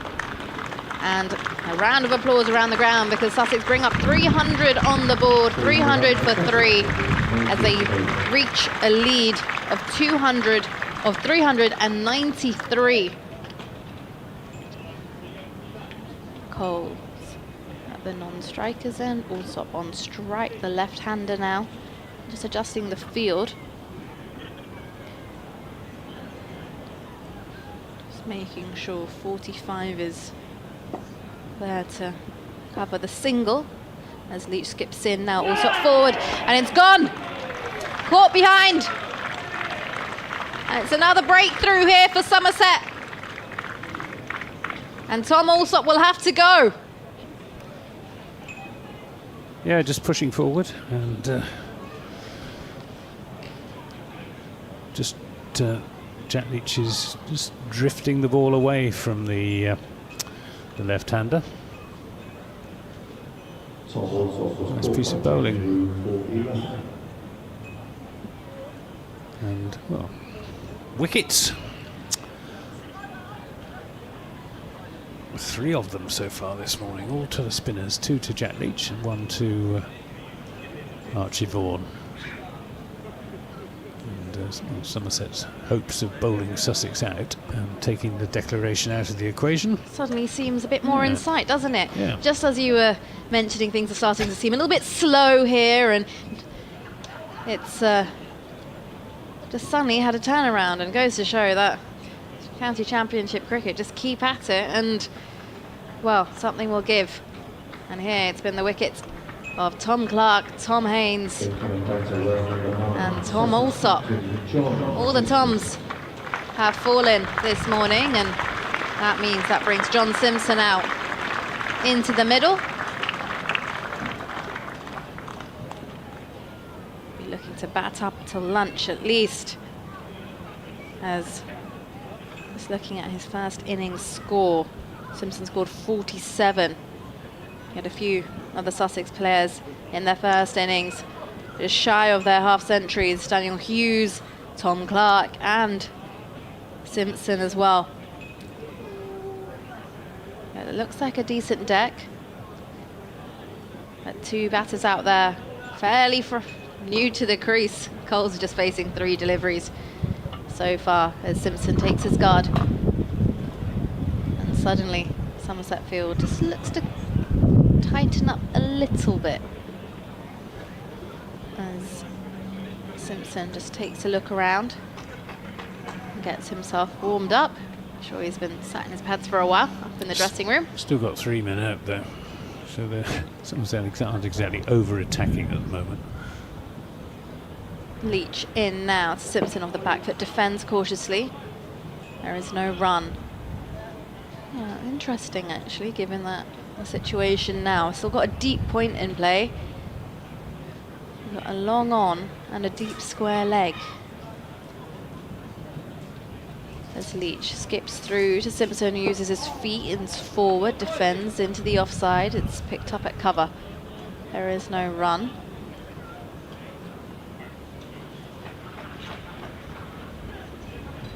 Slip in play though.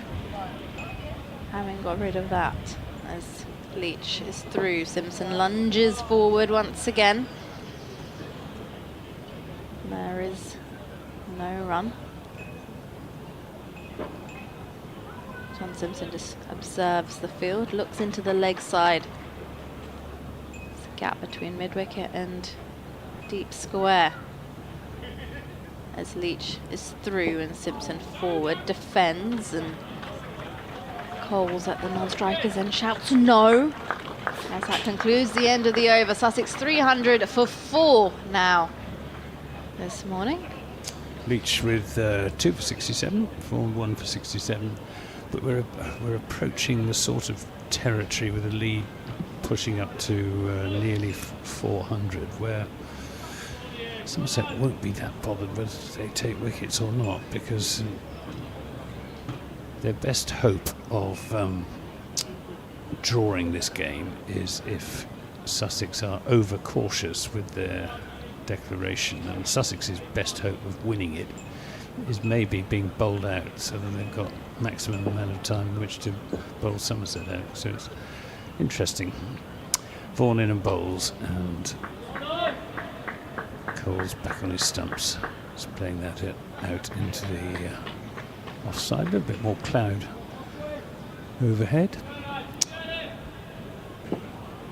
We'll have must be coming up to high tide in an hour or so's time, and this is just pushed into the offside by Coles when can get a sea fret here at Hove. Sea mist, no sign of that at the moment, but it is just a little bit less sunny than it was. Still very pleasant though. Vaughan to Coles, drives, fielded by Josh Davey at cover point. So no run.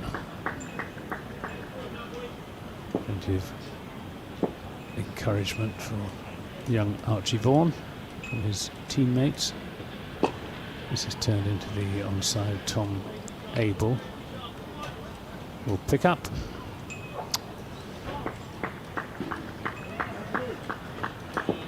.300 for 4. Got around about half an hour to go before the lunch break. This is down the ground and over the top for 4 runs. 1 bounce over the boundary rope below us. Jack Leach was in about 35 yards at long on. If he'd been back on the boundary, that would have been a catch. The ball has, I think, gone underneath the covers. Jack Leach will be in no hurry at all to retrieve it. It doesn't look like he's in any sort of a hurry, as he's trying to find where it's gone. It looks like it's probably gone under the covers, but good use of feet there from... Oh, he's got it. He's found it. I suspect he was rather hoping that it was under, sort of right underneath one of those covers, but... just giving it a shine as he tosses it back to Archie Vaughan, but it was a good use of the feet from Coles. And signs of a bit of urgency from the Sussex batsman. 4 runs to Coles. He moves on to 6. Vaughan in again and bowls, and this time Coles reverts to type and just pushes that at the offside. End of that over from Archie Vaughan. Just the 4 runs from it. 1 for 71, his figures in 26 overs. 304 for 4. 6 to Coles, and John Simpson yet to score. Simpson, who is averaging, well, he was averaging before this game for Sussex 82.4, and his average won't have taken too much of a dent after the runs he scored in the first innings. So it's I just love how casually Jack Leach has just strolled over to the Cromwell Road end in no hurry whatsoever, as he finally hands over his jumper to the umpire. All the other fielders are in position and ready to go, and Leach hasn't even made it to that end of the ground. And I better make way for Sam Gear quickly before thanks, Nikki. starts. That's Nikki Chowdhury, who'll be back with us after lunch. And Jack Leach will bowl another over from the Cromwell Road end. He's got a slip in. Skipper Lewis Gregory standing there. This is appeal for LBW as Simpson goes for the sweep and misses it. And signs of a bit more urgency, Sam, from Sussex batting just in the last couple of overs. Yes, well, there's no point in sort of going nowhere and losing wickets whilst you're doing it. Leach in and bowls, and Simpson props forward. I mean, maybe, probably, given its free entry today, there might be quite a lot of people in here who haven't watched county cricket, or haven't watched much county cricket. And you wonder what they've made of this morning's proceedings. It's been meandering along rather, as this is played down the ground by Simpson for his first run, picked up by Casey Aldridge. Yeah, I think you said at the start of proceedings that Sussex would see what was going on with the ball and the pitch early doors, and they certainly did that. But having lost 3 wickets this morning, I don't think there's any point now in. We've had only 59 runs in 22 overs. Yeah. It's not very enterprising cricket, but no doubt there's method to it. This is Coles turning this into the onside for a single. 306 for 4. Personally, I think that county cricket could perfectly well be played over 3 days rather than 4 days, and players do rather sort of stretch the cricket to fit the number of days. Interesting. I suppose the only thing about that is if you're looking at county cricket as a school for future international cricketers, then you've got quite a big difference between 3 and 5 day cricket. This is swept by Simpson, or attempted paddle sweep, and he misses. And yeah, except that most Test matches don't go to 5 days, do they? Very good point. So in the old days of 3-day cricket, did you have a limit on how long you could bat in your first innings? From time to time, they changed the rules sort of at regular intervals. This is single into the onside. But yeah, at one stage there was a 110 over limit on the first innings. That's a single, and that takes the lead to 400. 307 for 4. So Sussex very, very firmly in the box seat. If I was in charge, we'd have one division in which all 18 counties would play, and they would play each other over 3 days, home and away. And that would give you no, not home and away.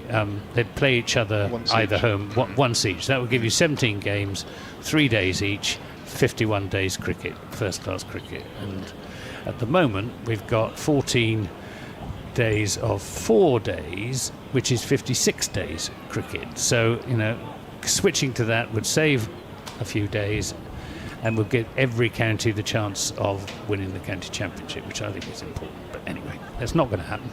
So some academic interest only. We're breaking off shortly for an update as Vaughan comes in, and it's a full toss which Simpson attempts to lap sweep down towards the fine leg boundary, but he doesn't get anything on it. He very politely tidies up after himself and picks the ball up and chucks it back via the man at short mid wicket to Archie Vaughan, who's in again as I break off my update.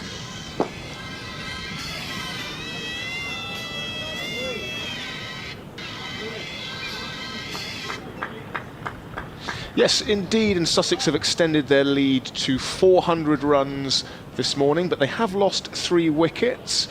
Tom Haynes was dismissed for a fantastic 141. He was LBW to Archie Vaughan, but the first wicket of the day, ending a 90-run partnership between Tom Haynes and Tom Clark, was that of Tom Clark. He was out for 44, and Tom Alsop was then dismissed for 11. So the lead 400 runs, Sussex 307 for 4 in their second innings. Over at the Kia Oval, Surrey are 235 runs ahead of Hampshire. They've lost 1 wicket this morning. That was Ollie Pope for 65. Dom Sibley continues his innings 78 not out. They're 201 for 2. And down at Canterbury, Middlesex 289 for 9 in their second innings, leading Kent by 293 runs. 3 wickets there this morning, shared around the Kent bowlers. And you can listen to every ball of every game in the County Championship via the BBC Sport app and website. Back with live ball-by-ball commentary here as Archie Vaughan is in bowls, and there is an outside edge dropped by Lewis Gregory at first slip, and Lewis Gregory is bereft, and probably understandably so. It went quite quickly, but he should have caught it. Yeah, he's a good slip, is Lewis Gregory, and he won't be pleased with that. Well, yes, a single comes from that dropped catch, which brings Coles onto strike. Comes forward and presses. Yeah, a sharpish chance, but one that went at a comfortable height. He And would take that 99 times out of 100. yeah, I think you're right. And he looked suitably disappointed. Well, it's tough on Archie Vaughan. That wicket, incidentally, that Archie Vaughan claimed is the first wicket that he has taken in Championship cricket away from Taunton. Well, there we go. Because he didn't have any joy at Old Trafford against Lancashire at the tail end of last season. Well, Taunton, obviously, as other counties like to talk about, is spin-friendly, but It's not as spin-friendly as it used to be Right. in the sort of Cider-a-Bad days 10 years ago, when Jack Leach spun Somerset to victory in any number of games with Don Bess yeah. in harness. But ever since Somerset were docked points at the behest of Essex at the tail end of the 2019 season, the ground staff have been a bit wary of producing spin-friendly pitches, which is a shame, I think.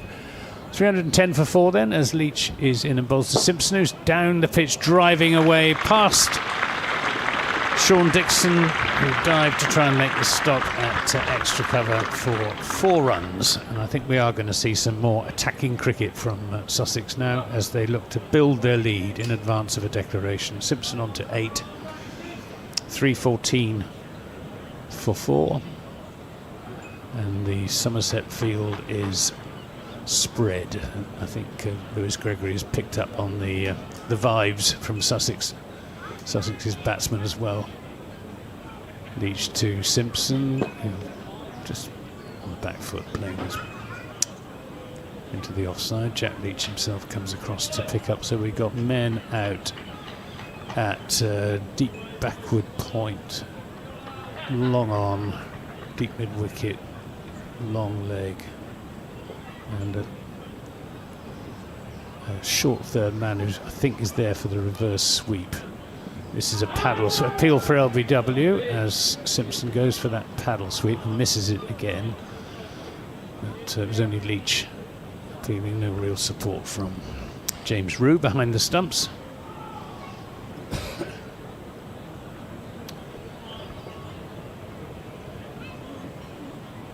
Leach in and bowls. Simpson down the pitch, and maybe that one just dipped on him a little bit. Wasn't quite there to the pitch of the ball for the drive, so just checked his shot, played it out into the onside. Jack Leach giving the ball a vigorous rub on the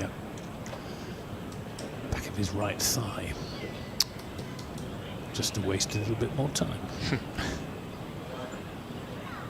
He's in and bowls, and this is a defensive shot from Simpson. I'm just looking at some of the comments on the live stream, and people picking up on your mention of Essex's complaints. Andy, you weren't happy about that. Well, the umpires didn't report the pitch. Yeah. It was Essex who reported it.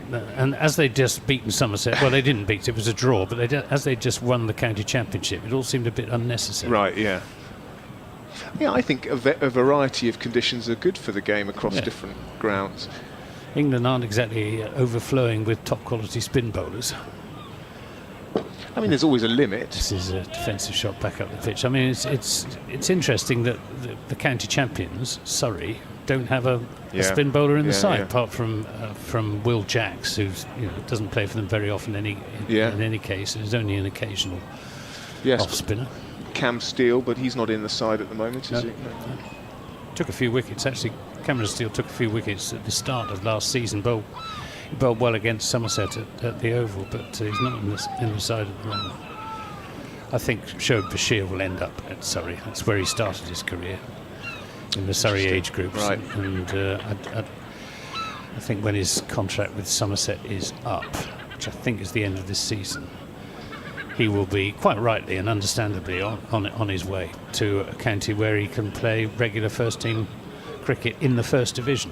I'm sure that's what England want for him.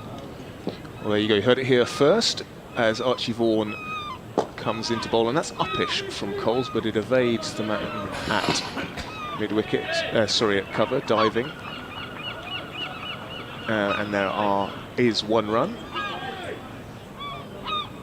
So we are serenaded by the locals on the effects mic here. The local seagulls never far away from the action here at the First Central County Ground.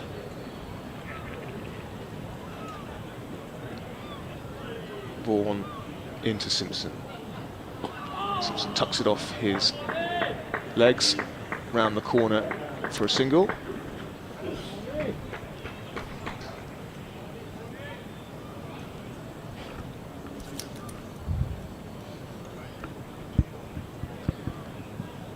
Man coming over from the offside onto the onside, with Vaughan turning it into the right-handed Coles, who ducks this one into the onside for no run. Still not exactly an all-out assault, is it? No. As Vaughan is in, bowls Fuller this time and driven by Coles straight into the ground, and it loops up back to Vaughan. Yeah, well, Sussex was certainly cautious with their game management at Edgbaston last week, batting long in their second innings as Vaughan is met by the forward defence of Coles. No run. But you think they're in such a dominant position in this match that they would really regret not giving themselves plenty of time to bowl at Somerset, as this one is tucked off leg stump by Coles for another single. Well, if they scored a bit faster, they'd have more time to bowl Somerset out. Well, that's exactly my point, yeah. As it is, we have had 26 overs this morning in which 61 runs have been scored. You know.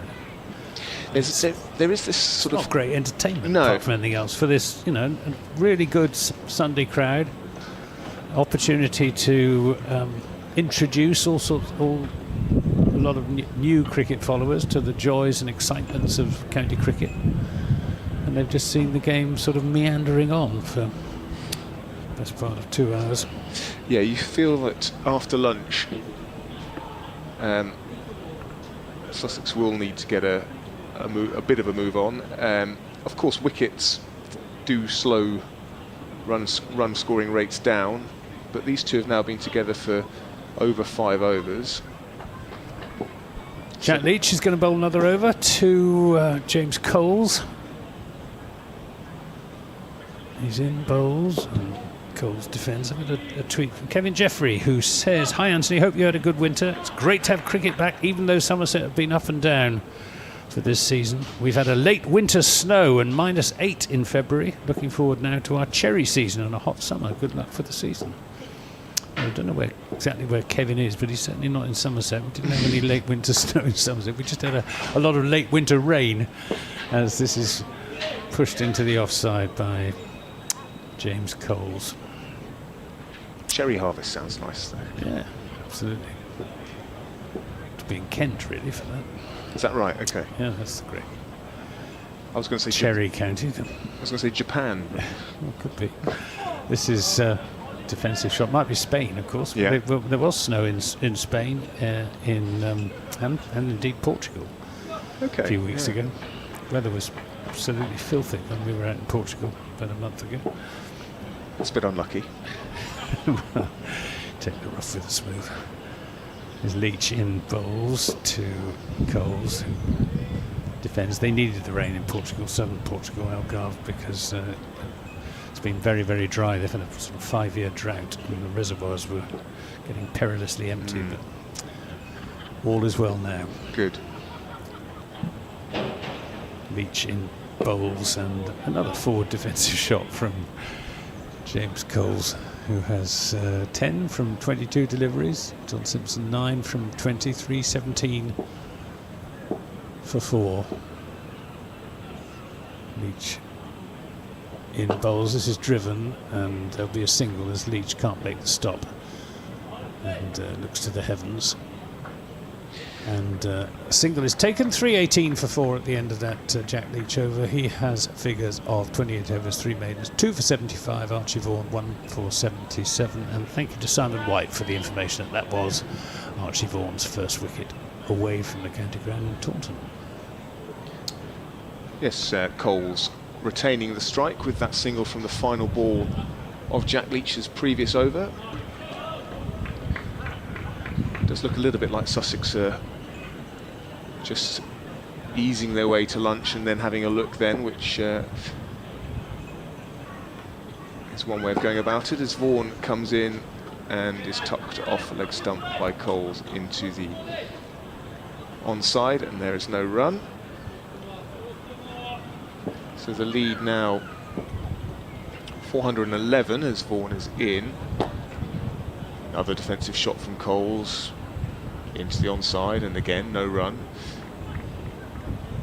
Yeah, so if they wanted, if 500 was their magic number, 89 to get to there, even at 5 and over, that's over 20 overs if my maths is correct, which takes you deep into the middle session of the day. As Vaughan is in, and as if on a loop. You've got two sides at the moment, one of whom isn't too bothered about scoring runs, and the other isn't too bothered about taking wickets. Yeah, well, it is a bit of a stasis at the moment, and you don't need to tell me what don't need me to tell you what the outcome of that last delivery was. Again, a defensive shot. Again, no run. Cole's happy just to meet each ball with a defensive stroke at the moment. And again, a very quick over from Archie Vaughan, no runs from it, 318 for 4. You get a telling off from his captain for bowling that over too quickly, I think. Archie Vaughan. Well, it's difficult to slow it down when the ball probably didn't leave the cut strip.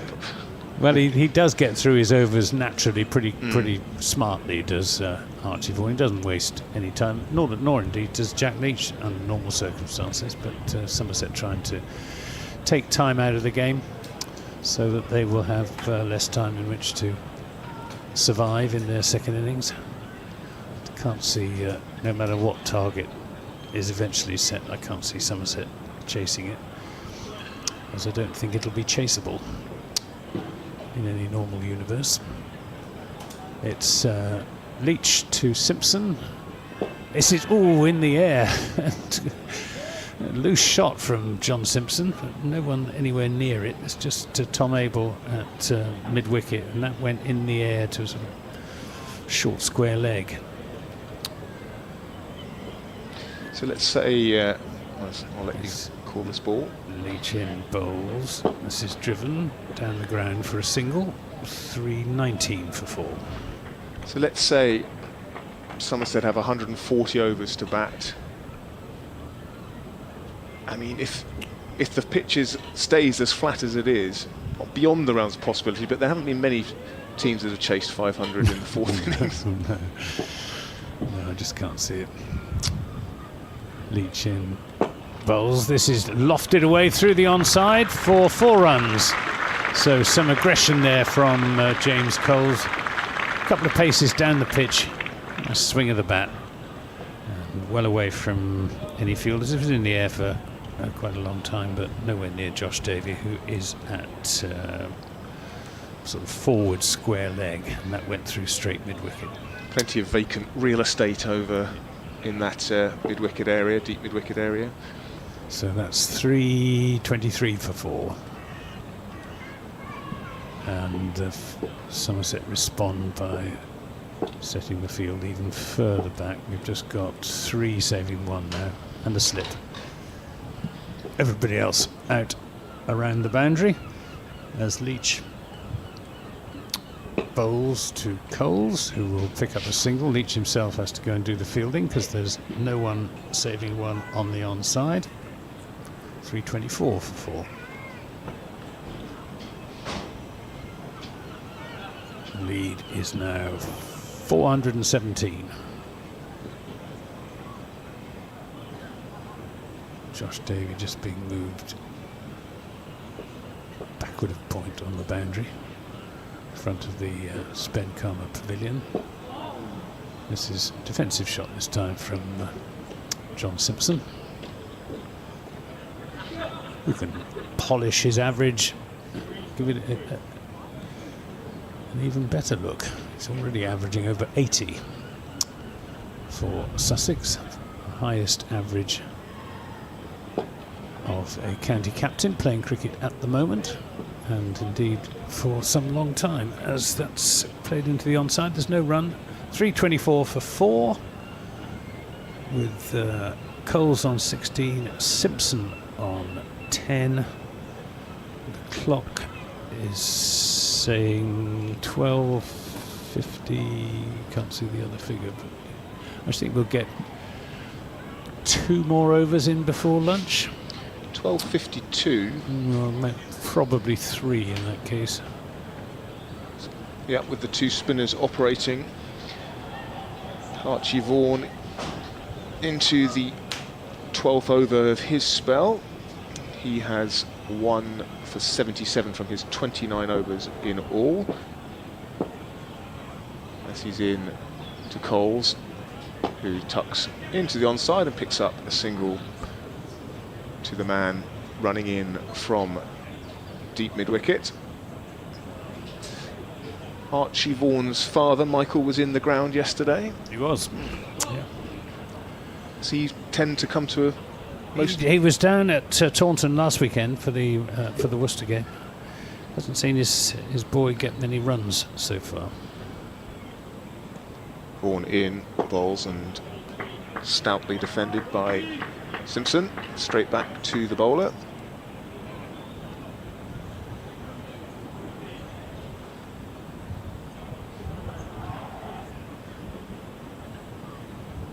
As Simpson pulls away, Vaughan was eager to get on with things, as Anthony mentioned, it is the way he likes to do things.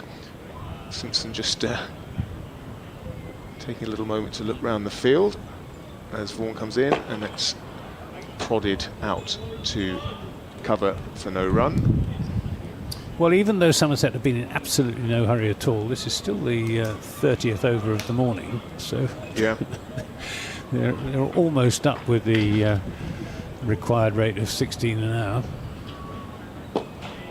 Another length delivery that Simpson just pats back. Yeah, well, when you've got 2 spinners operating, you do race through the overs. You notice it on commentary, don't you? There's not much time for non-action chat as Vaughan comes in, and this one is driven out to long on by Simpson for a single.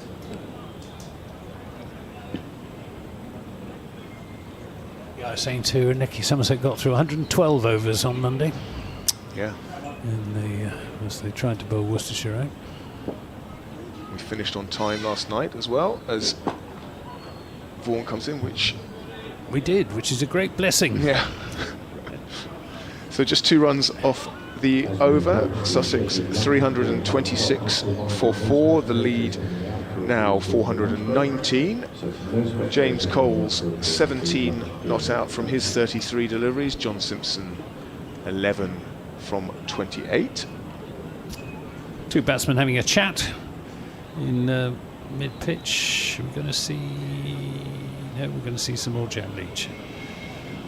I thought for a moment that Casey Aldridge might bowl an over in order to stretch it out to make sure this is the last over before lunch, but I can't see Jack Leach, with the best will in the world, making his over last 5 minutes. So we're probably going to get a full ration of 32 overs in the morning session.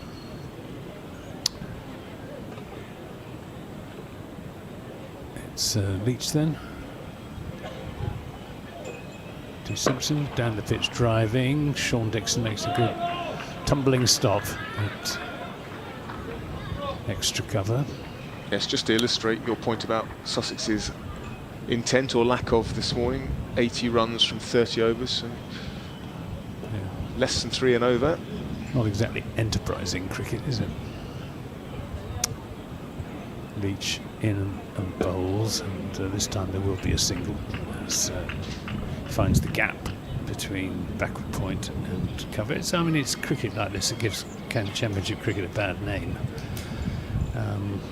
And the other thing that gives it a bad name is when you get dead pitches, and 720 plays 550 and it ends in a draw after 4 days of fairly tedious cricket. Yes, that for me is the worst of the two evils, because you can almost predict the result of the match about an hour into the game. Leach bowls, and this is turned into the onside. And the ECB would probably say, well, it's, that's what we want the county championship to do, to prepare batsmen to play long innings and make bowlers take wickets on flat pitches, which is absolutely fine, but it doesn't make for great entertainment. And cricket is supposed to be entertainment, as this is defended by Coles. County championship is very important in its own right, but if it's not entertaining, it becomes harder to defend it. As this is another defensive shot, and the place it occupies in the domestic season, because there are plenty of people in the cricket establishment who'd like to see county championship games cut down from 14 to 10.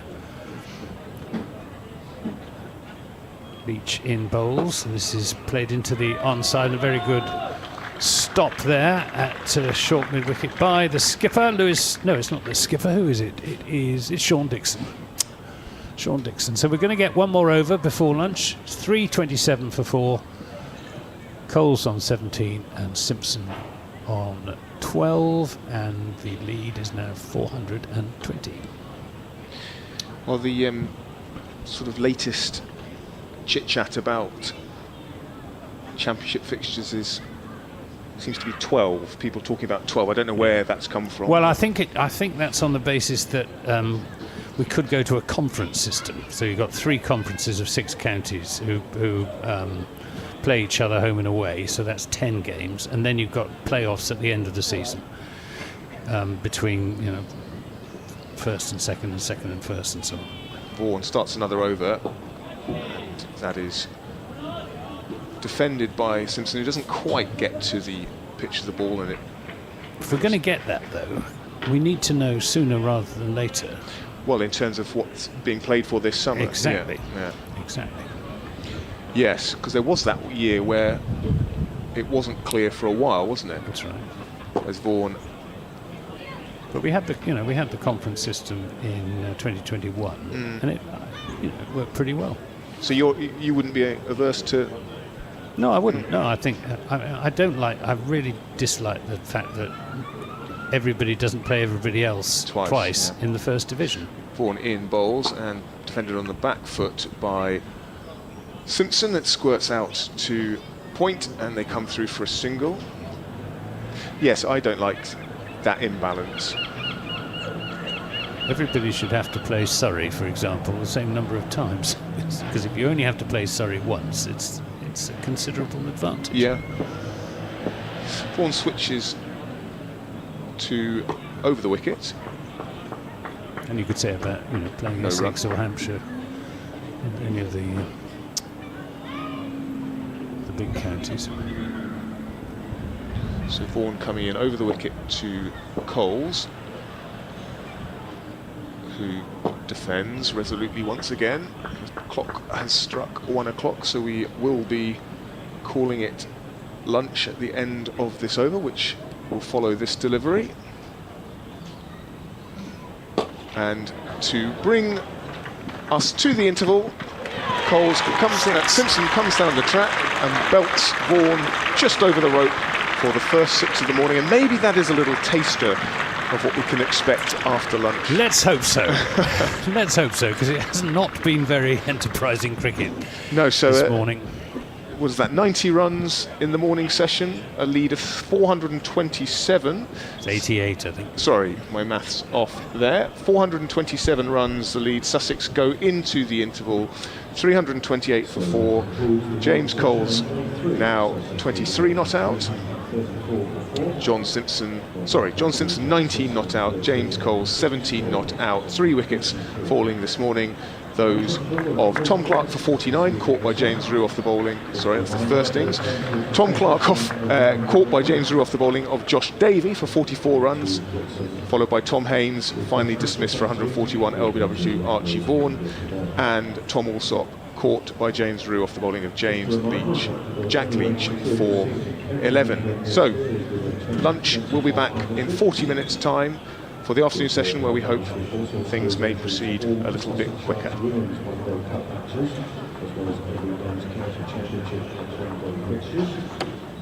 Memberships are available for purchase by visiting the club website or by calling the club office 01273827100, or of course visiting the club box office, now open and situated next to the main stadium entrance.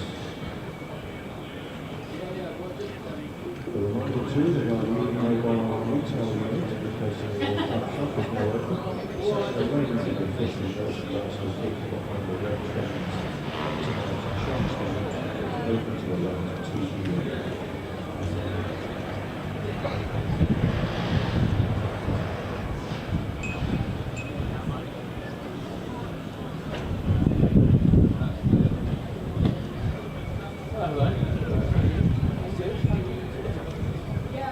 Pop in for a free day? Or free anyway. With the bus. It's free anyway to see. It's still to see. Yeah.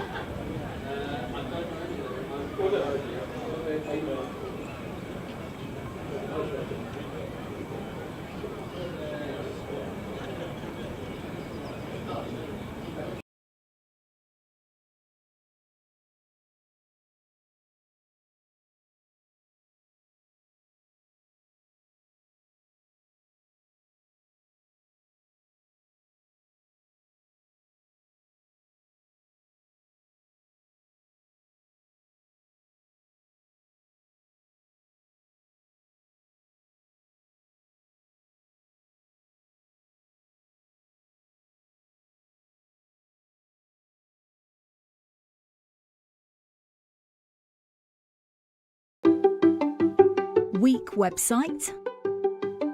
It could be a superstar.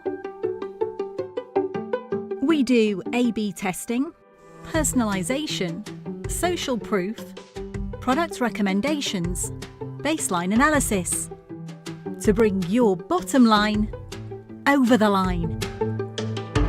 Visit webtrends-optimise.com or call 0333 444 5502 today.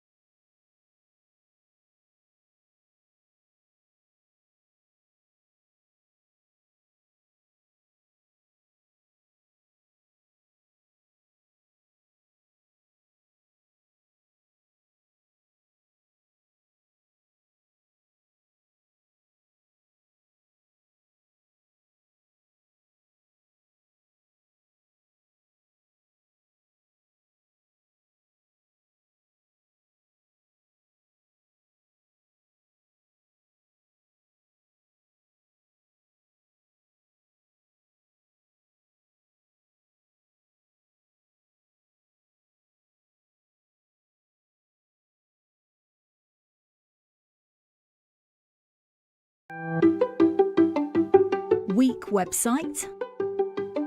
It could be a superstar.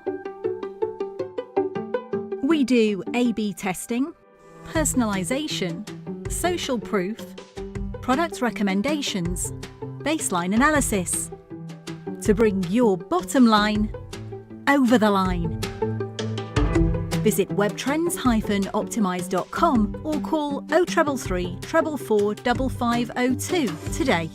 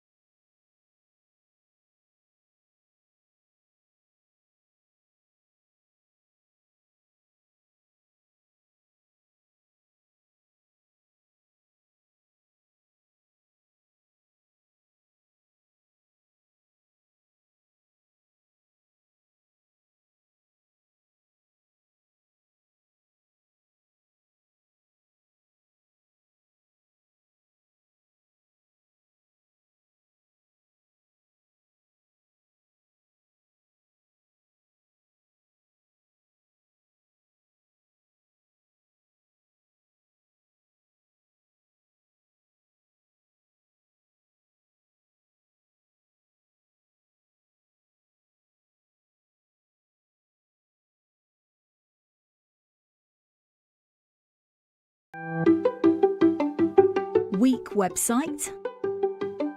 It could be a superstar.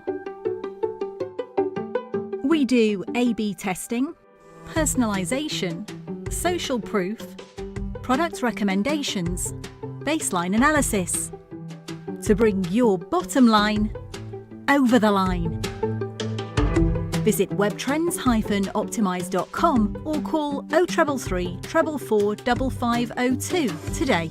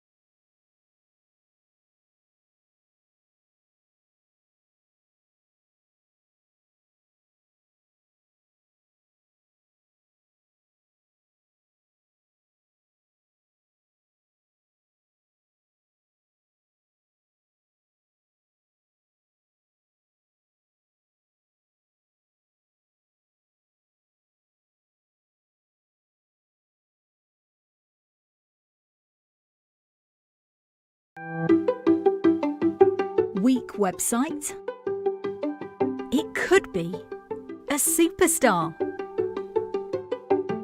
We do A/B testing, personalization, social proof, product recommendations, baseline analysis to bring your bottom line over the line. Visit webtrends-optimize.com or call 0333 444 5502 today.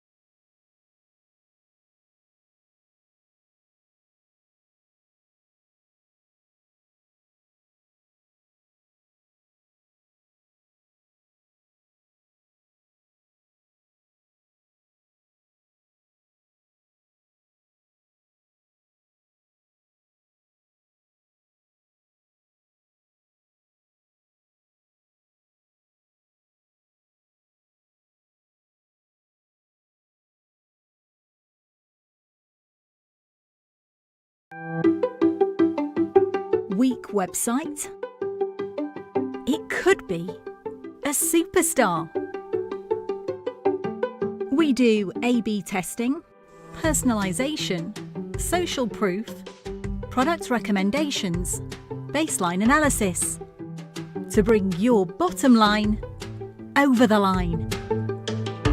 Visit webtrends-optimize.com or call 0333 444 5502 today.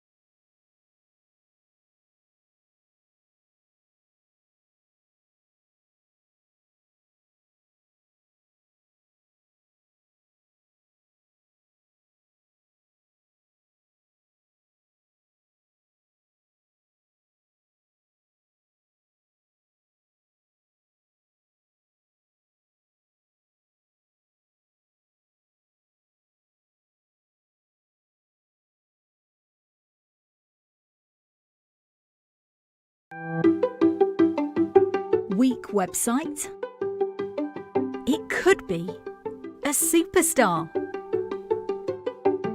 We do A/B testing, personalization, social proof, product recommendations, baseline analysis to bring your bottom line over the line. Visit webtrends-optimize.com or call 0333 444 5502 today.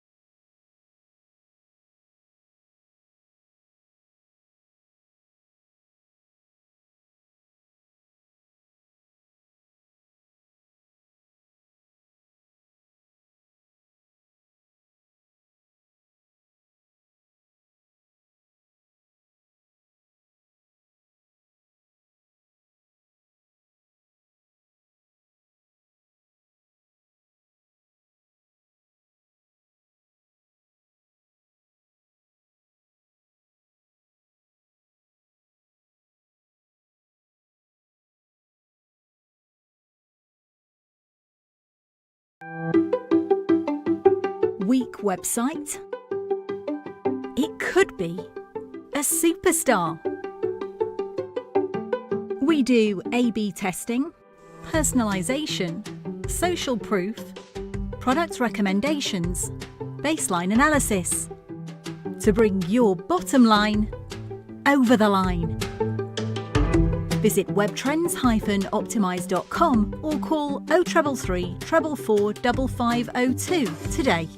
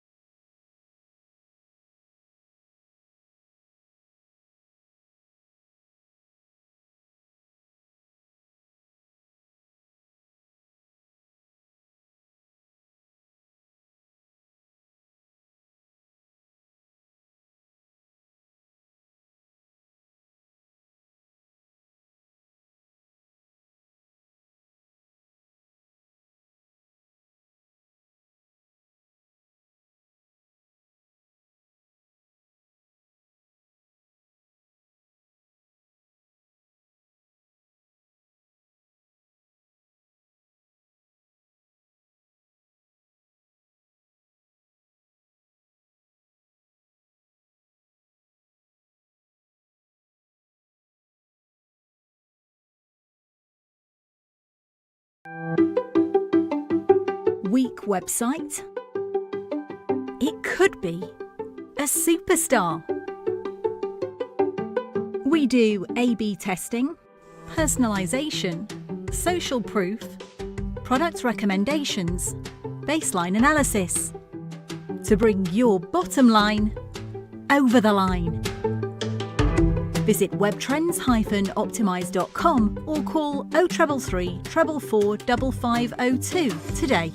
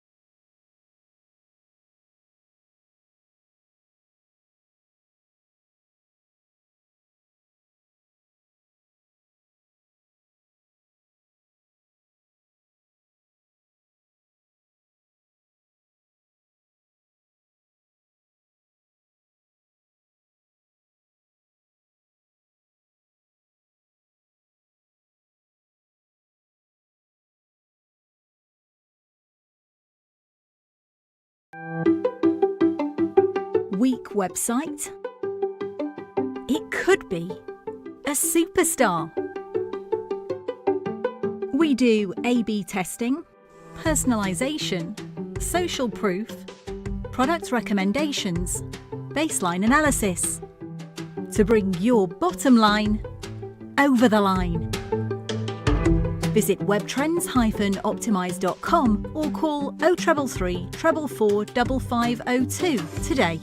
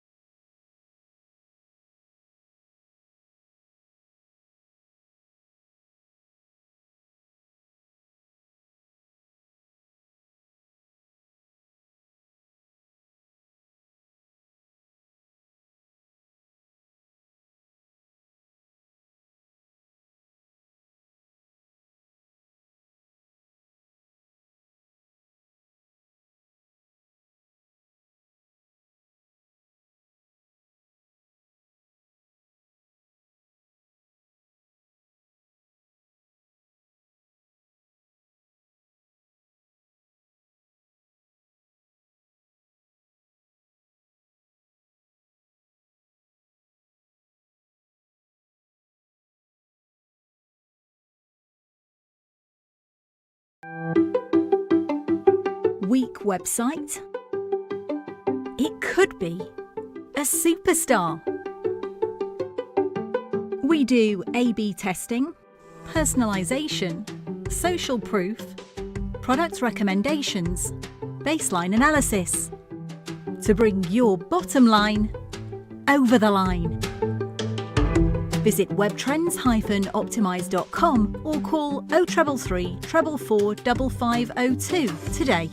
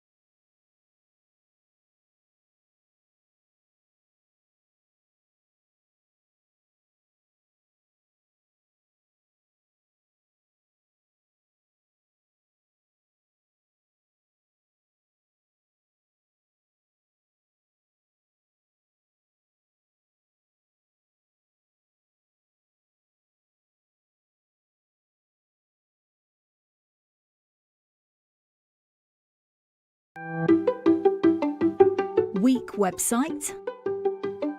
It could be a superstar. We do A/B testing, personalization, social proof, product recommendations, baseline analysis to bring your bottom line over the line. Visit webtrends-optimize.com or call 0333 444 5502 today.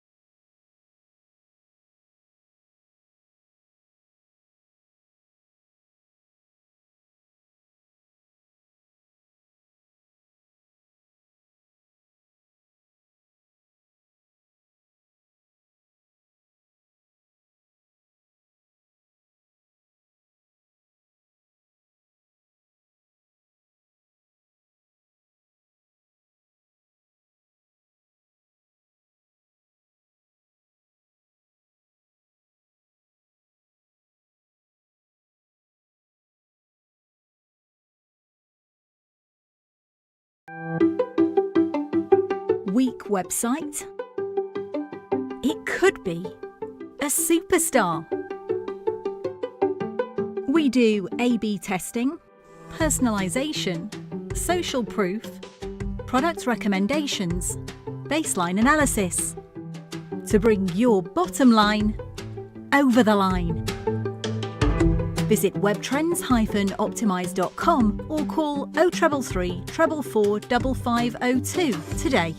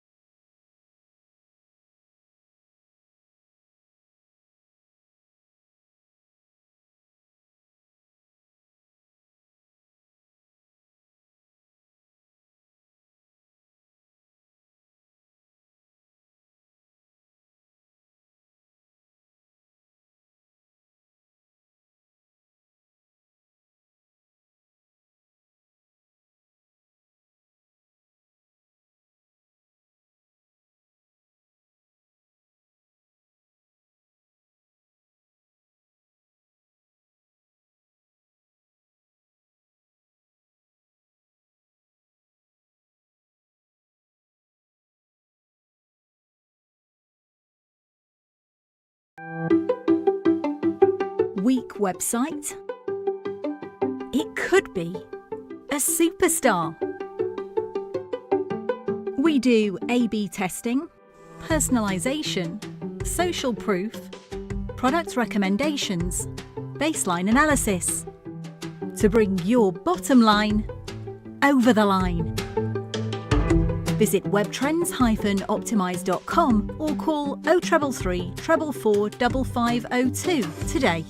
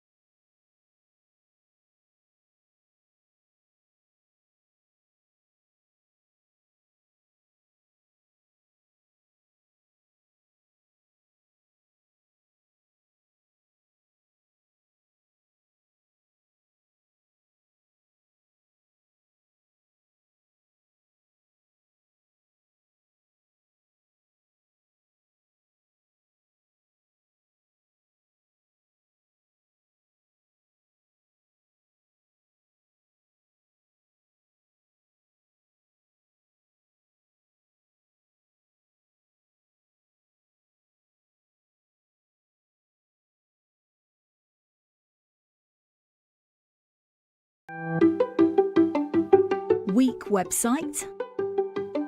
It could be a superstar. We do A/B testing, personalisation, social proof, product recommendations, baseline analysis to bring your bottom line over the line.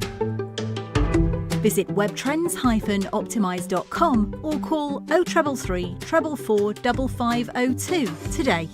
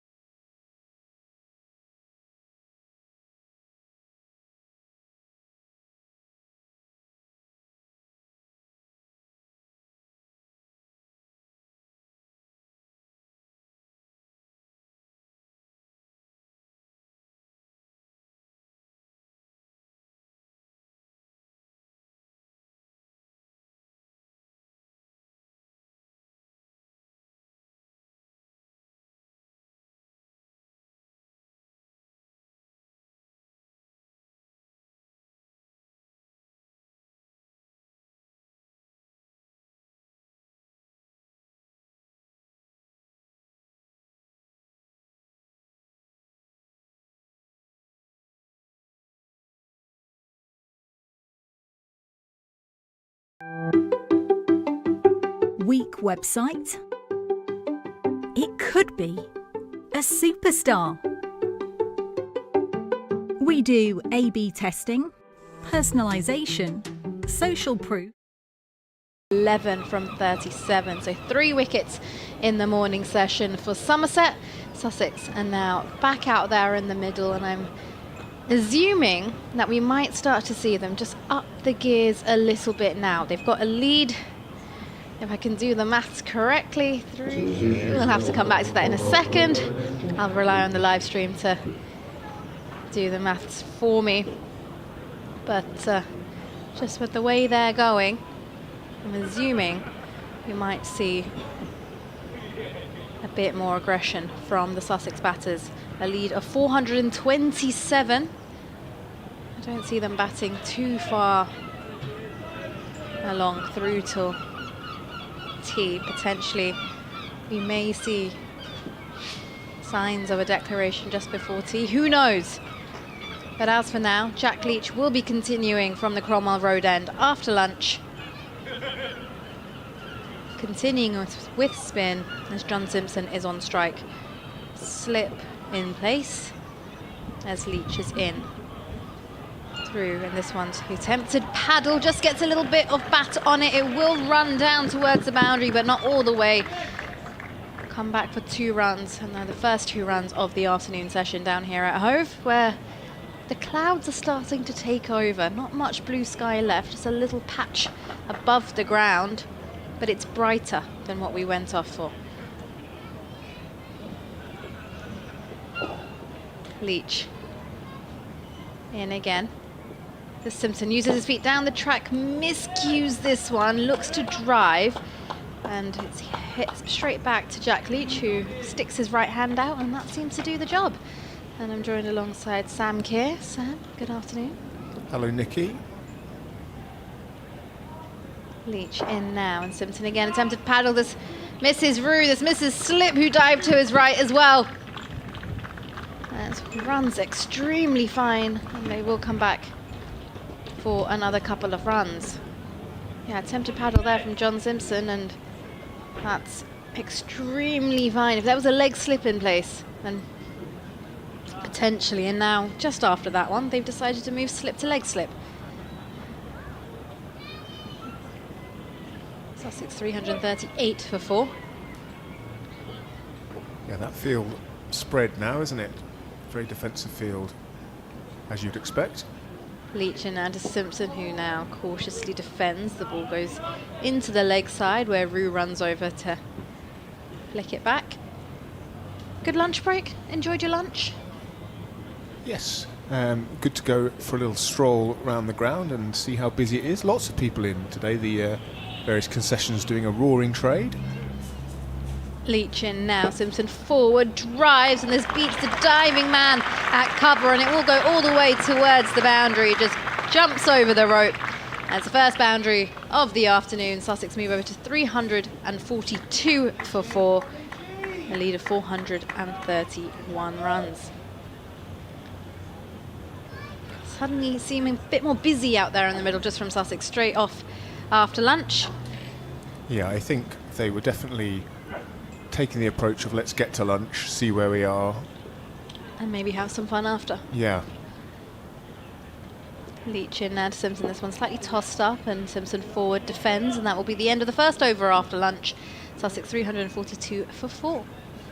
Yeah, I think Anthony was commenting that maybe Sussex had been a little over-cautious this morning, but I suppose their mindset would have been, well, let's get to lunch. Still 5 sessions in the game from there, and if they can score another 80 to 100 runs in the first hour or so after lunch, then that'll give them that 500 run lead and over 4 sessions to bowl Somerset out. But I don't think it'll be easy to bowl Somerset out on what is increasingly a flat pitch. There's been some wickets for the spinners this morning, but it wasn't turning dramatically. No, it wasn't, but they kept at it. We mentioned how it just seemed like it was meandering along, but just goes to show if you keep at it, something will give. Vaughan in bowls, and it is defended on the back foot by Coles for no run. Vaughan into his 32nd over of the innings. He has a 1 for 86. He claimed the wicket of the Centurion Tom Haynes, LBW, for 141. Again tucked into the onside. There's no run. I think that's Sean Dixon at mid-wicket doing the fielding. Yeah, it was a good knock there from Tom Haynes, 141 from 264 balls. Batted beautifully. Vaughan bowls to Coles, who leans forward and defends straight back to the bowler. Yeah, and I think there's something psychological about your first Division 100, because he's done, he's done brilliantly in Division 2, but there's always got to be that doubt, hasn't there, about when you take that step up. But to get a first Division 100, to do it in Div 1, exactly, and get it under your belt early as well, will do Haynes' confidence a world of good. As Vaughan bowls a foolish delivery, which Coles, deep in his crease, defends, thinks about taking a cheeky run as it rolls into a fairly vacant area at mid-on, but Dixon comes round and picks it up, and any thought of a run is extinguished. Tucked into the onside this time, and this time there will be a single for Coles, as he will retain the strike for the next over. I believe it was his 13th first-class century, but his first in Division 1, so yeah, always means a bit more. It does. Sorry, there was one ball to come in this over. I thought that was the last ball of the over, but in fact Simpson will face one more as Vaughan comes around the wicket to the left-handed Simpson. Bowles, and Simpson looks to paddle sweep. There's a shout for OW, but from this slightly obtuse angle it looked like it hit Simpson outside the line. So just the 1 run from the over, and Sussex off 343 for 4.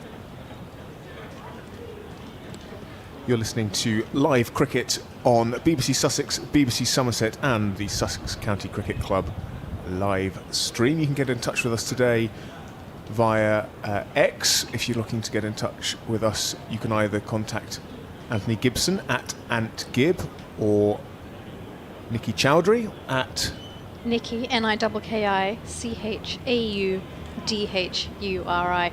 Really makes you realise how long my surname is when I have to read it. Lucky all. they got rid of the 140 character limit, Nikki. Otherwise you'd be eating up a few of them. You can also comment on the live stream via YouTube. Well, it's longer now, actually. I've changed my surname. Well, I've added a name to my surname. I'll tell you more about it interesting. after. Yeah. Here's Jack Leach from the Cromwell Road end. Slip in place for the right-handed Coles, who's forward and leans into a drive. That's going to go down to deep cover. There is just a single there. Slightly outside his reach, but he did a good job to really lean into the shot. But yes, you can reach us on social media, drop us a message where you're listening from, your thoughts on the game. When do you think Sussex will declare? That's always a good one. 344 for 4 at the moment, a lead of 437.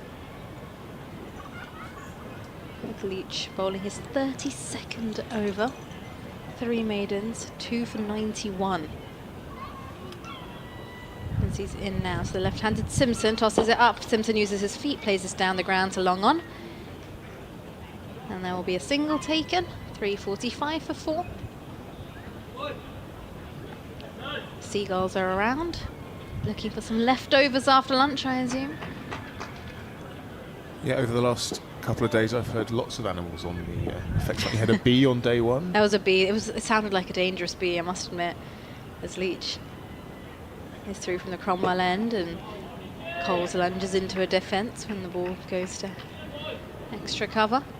Yeah, we've had bees, we've had dogs, we've had seagulls, we've had crows. Yeah, all sorts. Leach to Coles off the back foot, just right off short mid wicket, will come through for the single as that goes into the deep, and the fielder on the boundary does the fielding. 346 for 4. I've had a message from a Dr. David Simcock, loving the commentary from the box today. After a lovely day in the sun at the ground yesterday, well, glad you're tuning in today, Dr. David. Leach in, and Simpson uses his feet to defend the ball to short mid wicket.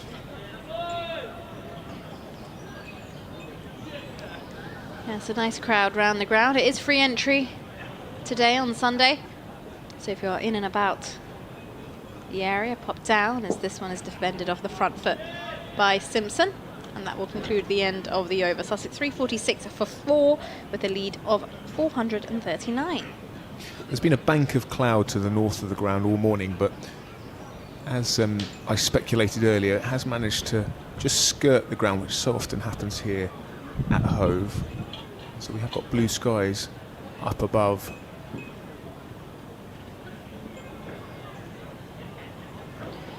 Yeah, it's not like it's anything threatening. It's just when we're so used to having clear skies for the last 10 days, then it's just like, ooh, cloud. We haven't seen that in a while, but we are in England. We should get used to it. Yeah, we've been truly spoiled in the opening couple of rounds. It reminds me of 2020 when we went into lockdown and the weather was just glorious. And I remember just sitting out in my garden thinking, this is not the weather we should really be having, because you want to be outside, you want to be playing cricket, it's early season. Yeah, it's for cricket fans, it rubs salt in the wound as Vaughan is in and bowls, reverse swept by Coles with great aplomb, because that splits the field between gully and backward point and reaches the boundary down in front of the player's step. 4 more to the total, and that brings up Sussex's 350 in their second innings.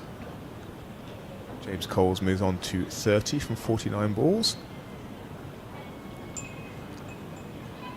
Both these batters like to sweep, paddle, and their reverse versions as well.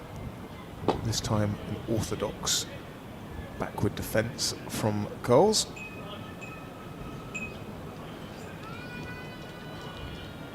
Ooh, there's a squeal of some sort. I didn't get my words out properly now. Was it a human squeal? Yes, I can hear that. It does sound like a human. Vaughan in bowls. Faster delivery, and I think trying to catch Coles out and hit him on the pad, but Coles manages to just get something on it and tickle it behind straight to the man on the 45. And Dr. David, who's been in touch, says he's very much enjoying your commentary, Nikki. Oh, thank you, Dr. David.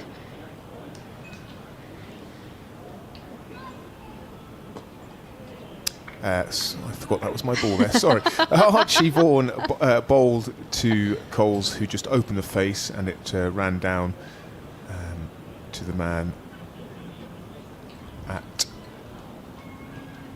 sort of, a man on the 45 on the offside. So somewhere between, well, a deep gully almost. And 1 run taken. Simpson pushes out into the onside, takes a single, brings James Coles back onto strike. So for Vaughan, currently a very spread field, as you would imagine, with Sussex starting to think about pushing the scoreboard on. This one defended resolutely by Coles, and that completes the over. 6 from it. 3-5-2 for 4.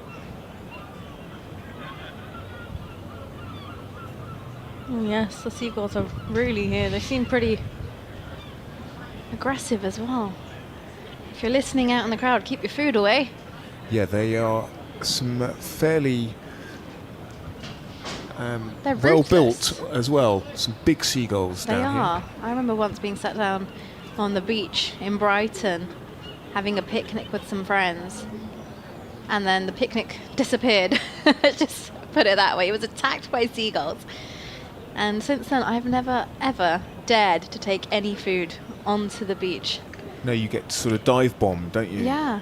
And you just shriek, and everyone turns and screams. It's quite embarrassing, really. As Jack Leach takes the ball from the Cromwell Road end. He'll be bowling his 33rd over. We've lost the slip, though. No slip needed. I'm assuming you just tell that the foot is going to go on the accelerator now, as this one is just tucked round the corner towards deep square leg by Simpson. The single is taken. Yeah, the Brighton and Hove Seagulls up there with the most aggressive food thieves of the animal kingdom, but I think I've encountered one more ruthless, which was the Barbary apes in Gibraltar. Have you ever been to Gibraltar? No, I haven't been to Gibraltar. Do not get caught eating a sandwich and letting your mind wander in Gibraltar. Slip in place now for the right-handed Coles, who's forward and pushes us down to long off. We'll take a single as Jack Leach has ended up on his back on the floor as he's just completed his action. He's on his back, his teammates surrounding him, but he seems to be all right. It was almost like something went into spasm, wasn't it? Yeah. And then he did a sort of a little stretch of his hip flexors, so I don't know whether he was a bit... Well, Anthony thinks he's wasting more time out of the game. You old cynic, Anthony. It's like what we saw, remember that bit in the World Cup last year as Leach is in now, tosses it up, Simpson down the track, plays it to long on. Single is taken. I can't remember who it was, but it was Afghanistan were playing someone, and in the slips, I believe, was it Rashid Khan? And he suddenly pretends to see something, and he just falls to the ground, and then the camera pans to the dugout, and you can see Jonathan Trott signalling something on the lines of slow things down, as this one is dropped into the offside and a single is taken. And what was his motivation? Because in one-day cricket, you thought the onus is on to bowl your overs quickly rather than take time. The weather. So it was to do with right. the DLS calculation, and it was just, slow things down, and then suddenly just falls completely backwards, and the game stops. As Leach is in now, and Simpson is forward defence. I believe it was Rashid Khan. I'll have to double check. But it was quite comical. I've never seen anything like it. You would have thought you would have just maybe acted it out a little bit more dramatically rather than look at the dugout and then just collapse backwards. But, well, Leach in now to Simpson, who's forward and defends the ball. Ball drops into the offside. We'll conclude the end of the over. Sussex 356 for 4. But no, I haven't seen the gorillas in Gibraltar, but I have had some food attacked and stolen from me by monkeys. So, well, these weren't gorillas. These were monkeys. Oh. They call them Barbary apes. They're sort of, monkey-sized. But they, they're quite cute. But once they've eyed you up, you're soon disabused of that notion. They are very aggressive. It's quite fun though if you sort of take a pew at Europa Point in Gibraltar. You can have an afternoon's entertainment seeing people there assaulted by Barbary apes with their packets of crisps ripped from their hands. And so Archie Vaughan just going through his action, bowling a few balls to the man at mid-wicket, who I think is Sean Dixon. Vaughan is in, bowls, and Coles just taps that out into the onside, as he's done so often in his 56-ball innings so far. He's on 33. The field spread, just 3 men in what would be a one-day circle. A man at point, mid-wicket, and behind square on the 45, otherwise everyone else on the boundary. And Coles just dabs that down to one of those men out in the deep and takes a single. And that's the 450 lead for Sussex. We've all sort of made the assumption that 500 might be the magic number for Sussex, as Nikki just shows me the footage of the of the Afghan fielder who hit the deck with the rain coming in. Vaughan in to Simpson, and Simpson squirts it out to the man at backward point. No run. Yeah, it wasn't Rashid Khan, it was Gulbuddin Naib, but he deserves an Oscar for the acting. Did the umpires give him short shrift? Oh, I can't remember, but you can just see this video of the Afghan dugout being quite dramatic afterwards. Vaughan in, bowls, and this is driven out to deep cover by Simpson for 1 run. Yes, no suggestions that Jack Leach is being quite so. It just reminded me of it.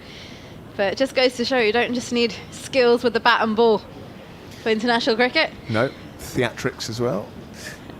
Jack Leach, the man in front of our commentary position here, out on the long on boundary, as Vaughan is into Coles, who jams down on that ball, trickles out to mid-wicket, short mid-wicket again. 2 off the over so far, with 1 ball to come.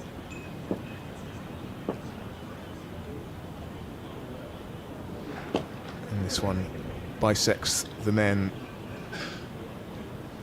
at backward point and short cover, and James Coles will keep the strike for the next over, as I think Nikki will swap with Anthony. It's already time for a swap. Oh, sorry, my maths is terrible. That gave everyone a fright there. Oh no, I think it's on the rotor that's written 1 for. Should be till 2 o'clock. What's the time now? No, you're right. No, I didn't do. My ability to add 30 minutes to 140 let me down. All right, we'll go with the flow, shall we? So a little conference in the middle between Coles and Simpson, just keeping each other updated on the game plan. You'd have thought is accelerate, but it's not easy when you have a field spread like this. You try and take on the boundary, you've got to make sure you clear it handsomely. At the moment, Sussex still just happy to pick up 1s and 2s. Here's Leach to Coles, who's just tucked this into the leg side, looks to set off for a single, then decides against it as mid-wicket speedily attacks the ball. Leach At the top of his mark. Comes through again to Coles, who looks to make width on the offside and cuts this down towards deep cover. Will come through for the one this time round, bringing the left-handed Simpson on to strike.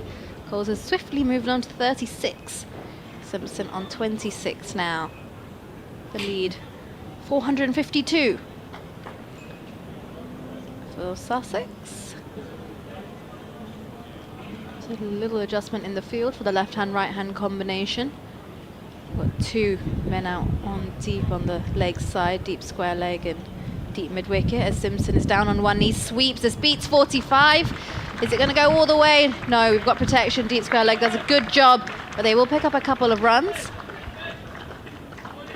You can see that tends to be Simpson's one of Simpson's go-to shots, either the paddle or the sweep, just slightly finer. As he's ready to go again. Looks up as Leach is through, goes to sweep again. This one uppishly, but ends up bouncing and then rolling down to deep square leg. Will just be the one this time. 363 for 4. As the slip comes back into play for Coles. Leach skips through from the Cromwell Road end and Coles is forward and defends the ball. And 3 fielders run to pick this one up. James Rue with the gloves, extra mid-wicket, and Jack Leach. As Coles taps his bat, he leans on it this time. Jack Leach through with this one, and just a bit of flight, a fuller delivery, which is defended to conclude the over. Sussex 363 for 4. Now there's an air in the body language of the Somerset fielders of knowing that they're just waiting for the inevitable, but it's about dragging that inevitability as far into the distance as possible to reduce the amount of time that Somerset will have to bat in order to get something out of this game. No great urgency between overs as the fielders... It's like a stroll in the park. Yeah, well, you can't blame them. Got to do what you got to do in terms of game management within acceptable limits. But at the moment, what is a bumper crowd at Hove are sort of waiting for things to spring into life as Archie Vaughan continues from the C end. He's in and he bowls, and a few steps down the wicket from John Simpson. He doesn't quite time that one and just pushes it down to mid-on. Takes a single and brings the right-handed Coles onto strike with the requisite shift in the field.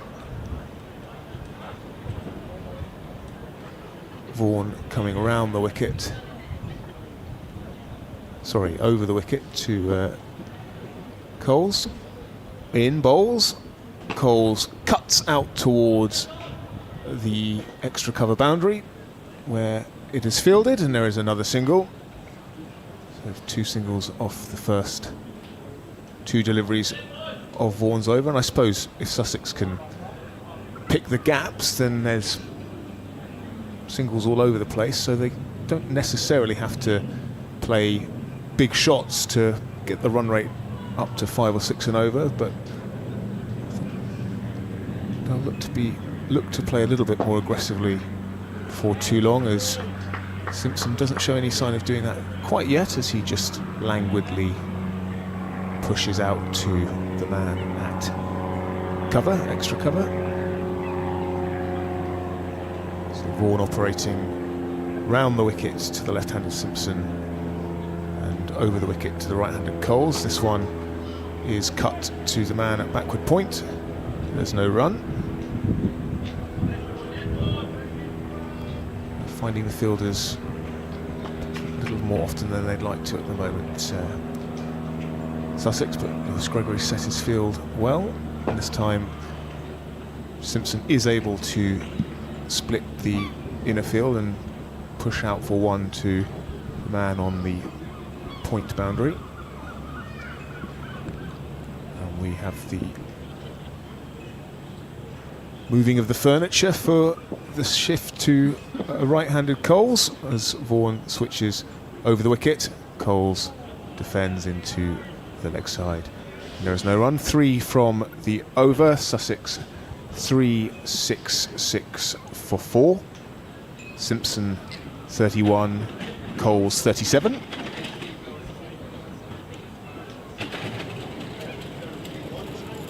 Should we take this opportunity to switch seats between Should overs? we? Yes, we should.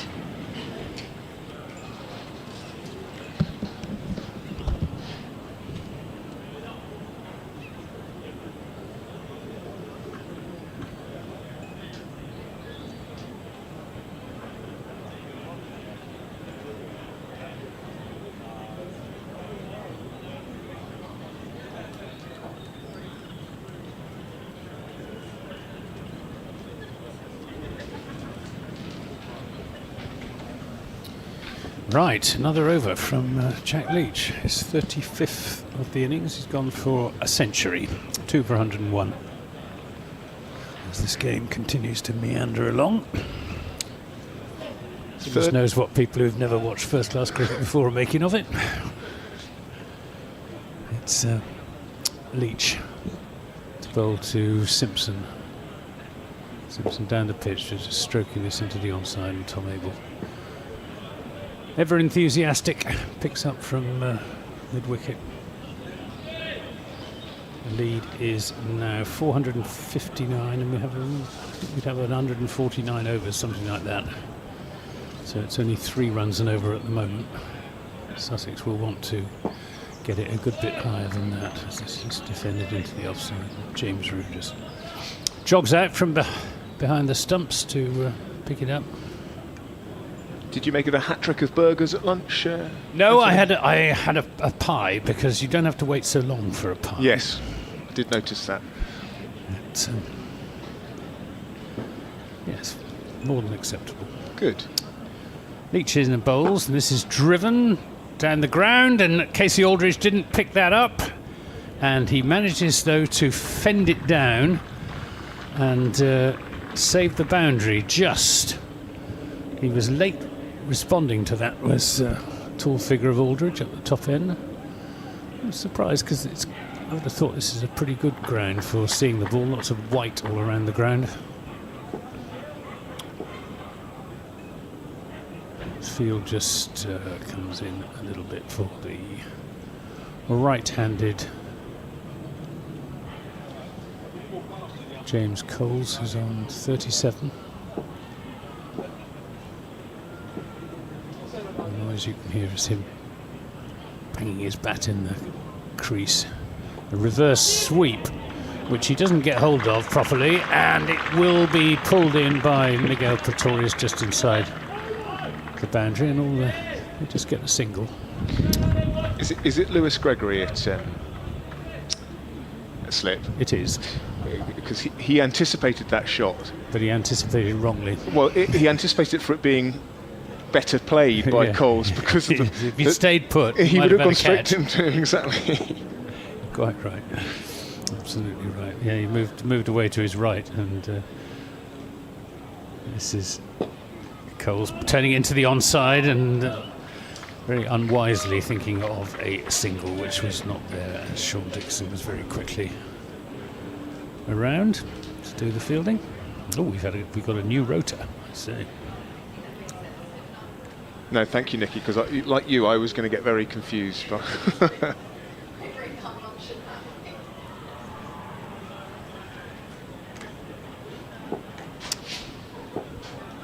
What's the score? 369 for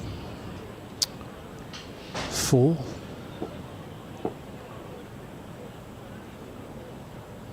As Leach is involved to Coles, who stretches forward. Yeah, a lot of debate on the live stream comments, some people thinking, well, Sussex can't afford to leave too much time in the game because they feel that Somerset would fancy chasing whatever they're set at the moment, but it would be a big ask. No way.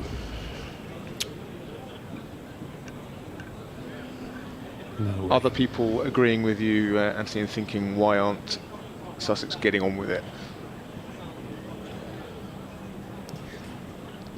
Well, Sussex don't want to fall in the same trap Somerset did against Worcestershire and bat on too long and No, absolutely. arguably not leave themselves enough time to. Although you'd have thought 2 days was long enough to bowl Worcestershire. Yeah, 200 overs. You ought to be able to bowl any side Yeah, out in 200 overs on any pitch. I think that's right. Mind you, James Rew did say of his 152 at Taunton last week that he discounted it because that, quote, that was a very difficult pitch to get out on. Right. Vaughan in bowls, and down the track comes John Simpson, and there's a statement of intent because he lifts that over the man at extra cover, and it goes 1 or 2 bounces over the boundary for 4. Yeah, and I saw Lewis Gregory in his interview with you after the match was absolutely furious with the pitch. Yeah, well, it was. You would be after 200 overs in. Yeah, this you can't blame the groundsman necessarily. But as conditions were against him, it's been so dry. Yeah. You know, and you need a bit of moisture in the ground for the ball to be able to grip, whether it's seam or spin. Yeah. Absolutely. Or if not moisture, then a little bit of disintegration. Vaughan in to Simpson, bowls, and Simpson this time is happy to prod out to mid-on, and he'll take a single. And we have the switch in the field because we now have the right-handed Coles on strike, although a little fumble at the bowler's end by Archie Vaughan makes the ever-alert John Simpson think about another run, but there is certainly not the opportunity for that, with the ball tidied up fairly quickly. As Jack Leach comes towards us here at mid-on, Coles sweeps, it's gone straight up in the air. Will Rew get there? Yes, he will. And James Coles is dismissed for 39. Rew had to make some decent ground behind him to get that ball, but get it he did, and that brings the 5th wicket. Coles looking to sweep and get things moving, but only able to top edge it to the keeper. Distinctly low-key celebrations on the part of the Somerset fielders. They weren't exactly ecstatic at taking that wicket. Pleased for Jack Leach, for Archie Vaughan. Yeah. But, Vaughan takes his 2nd wicket of the innings. He has figures of 35.3 overs, 7 maidens, 2 for 104. Somerset won't want to bowl Sussex out too early. It just means they'll have longer to bat.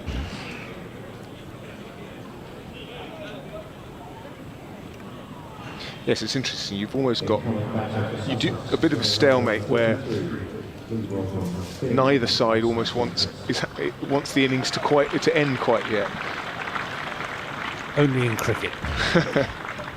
So the new man is Finn Hudson-Prentice, who was very impressive with the ball in Somerset's first innings. He picked up 4 wickets in what could be a match-defining spell, really. That was very impressive on the first evening. But he is here now with the bat, and well, he's certainly a player that can score quickly. His T20 exploits attest to that. Yeah, he's got decent form in first-class cricket as well. Averages 28.3. Yeah, a very useful man to be coming in at number 7, and he'll fake his first ball. Vaughan in and slightly hurries Hudson-Prentice, who has to jam down on a ball on leg stump without too much difficulty. Yeah, Fields come in a little bit just to cut off the singles, so as to keep Hudson-Prentice on strike for as long as possible, with John Simpson the more set of the 2 batsmen.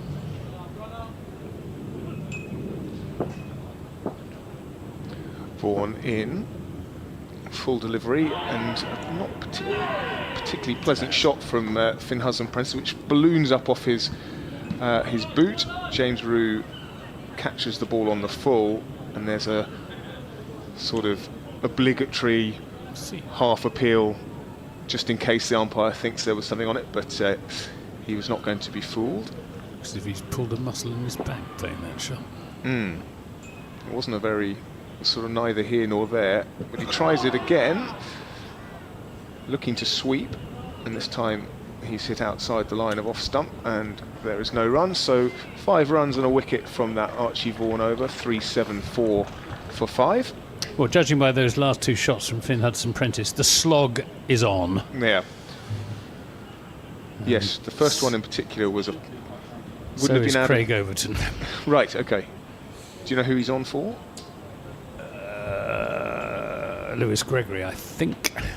Can't actually see Lewis at the moment.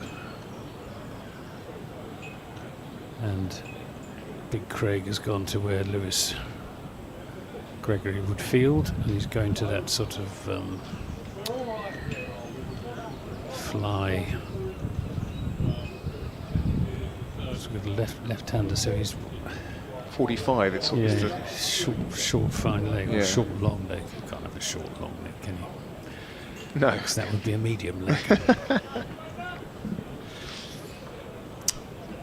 So it's Leach then to Simpson, field spread. He's in and bowls, and Simpson's back on his stumps, turning this away through the onside.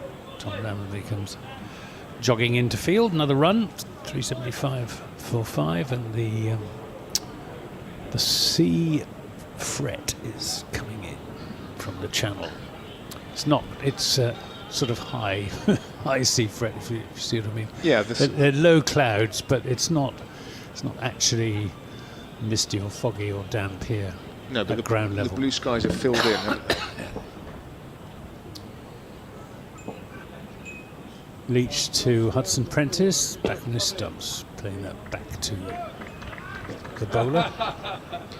It's good esprit de corps of Craig Overton to be the sub-fielder. You'd have thought he'd have enjoyed a proper week off rather than coming on and off. No, he's very keen, very competitive. This is turned away into the onside for a single. And, Yeah, and he's, I'm not sure whether he's the official vice-captain, but if Lewis Gregory isn't playing, then Craig Overton takes over the captaincy, and he was captain when Somerset beat Surrey in that famous game at Taunton towards the end of last season.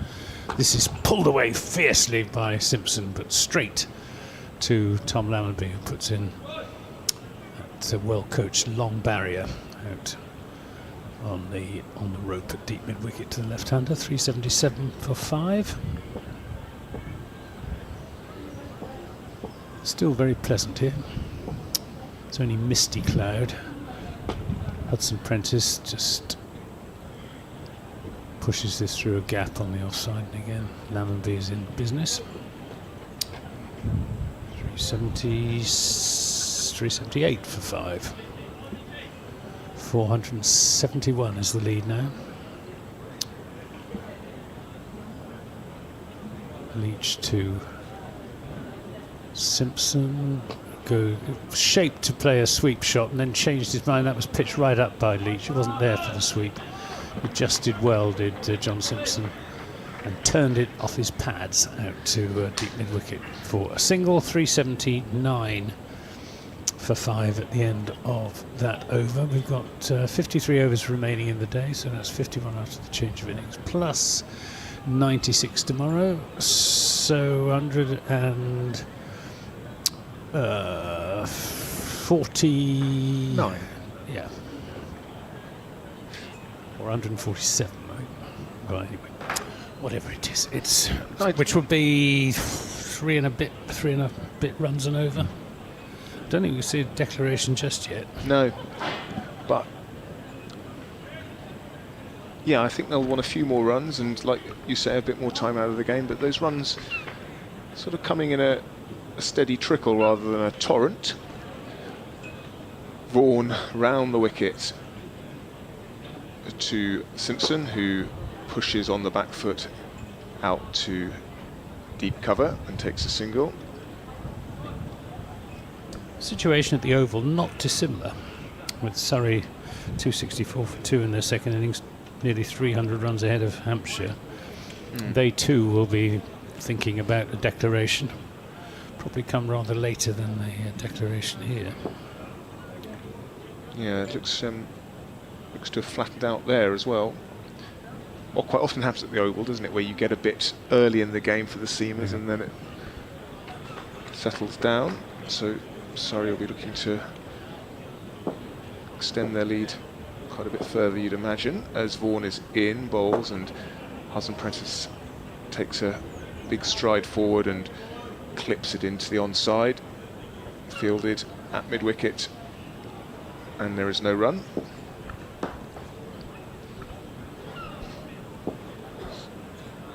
Vaughan in, bowls, and this time a lunged forward from Hudson Prentice, and he defends. Yes, looking at this crowd, which is a decent crowd on this day where Sussex have given away free entry to anyone who wants it.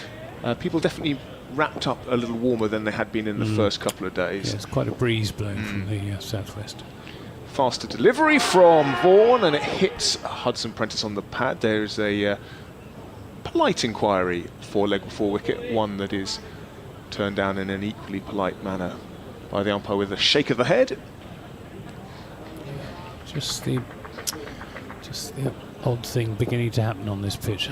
Somerset are going to have to bat really, really well to keep Sussex at bay. Yeah, looking at the replay, that did turn a little bit as this ball is fired into the pads of Hudson Prentice, who doesn't get any bat on it.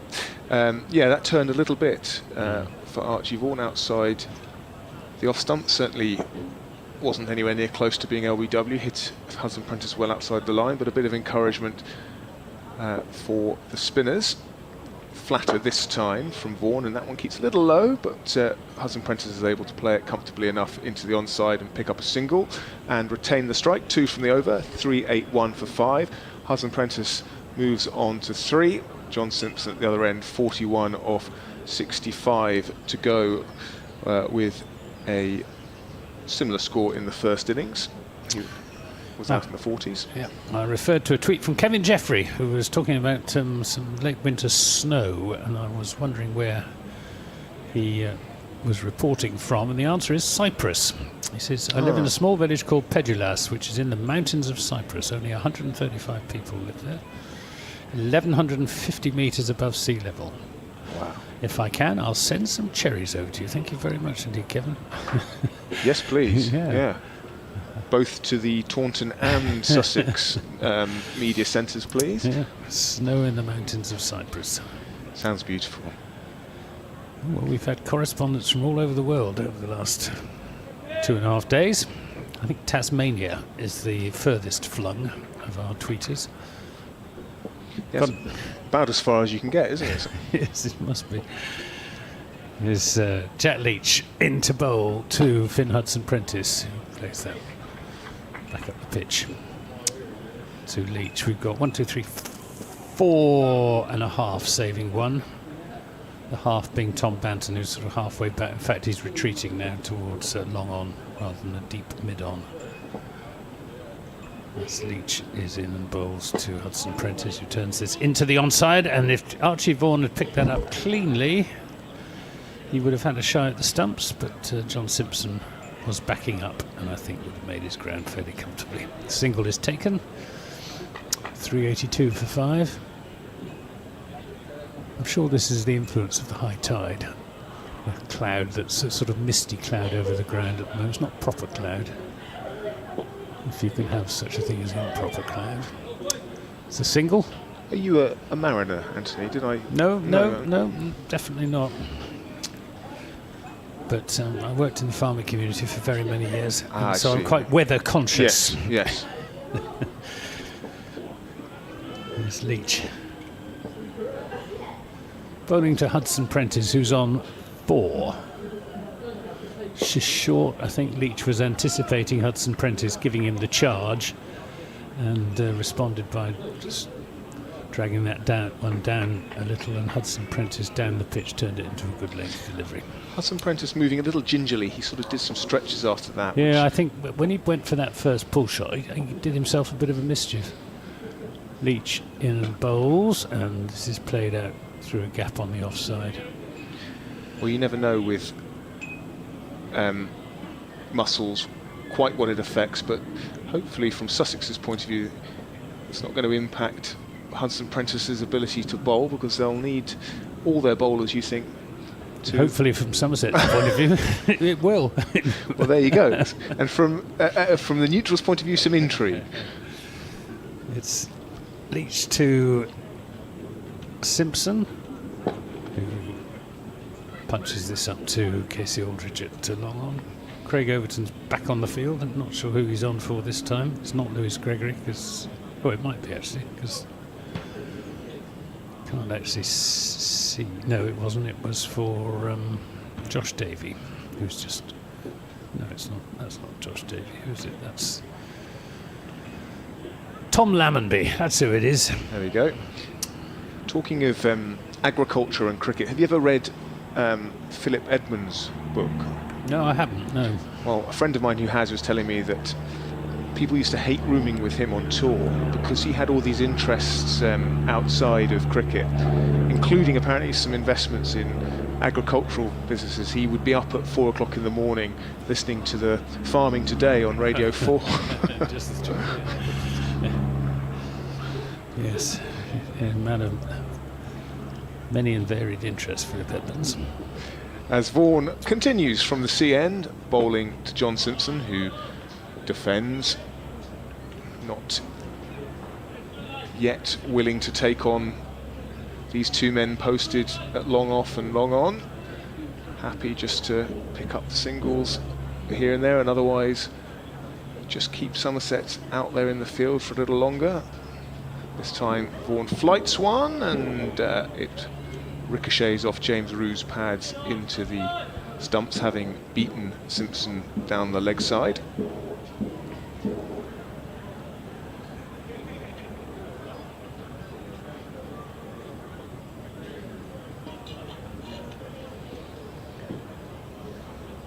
Sedate air around Hove as Vaughan fires one in a little quicker, and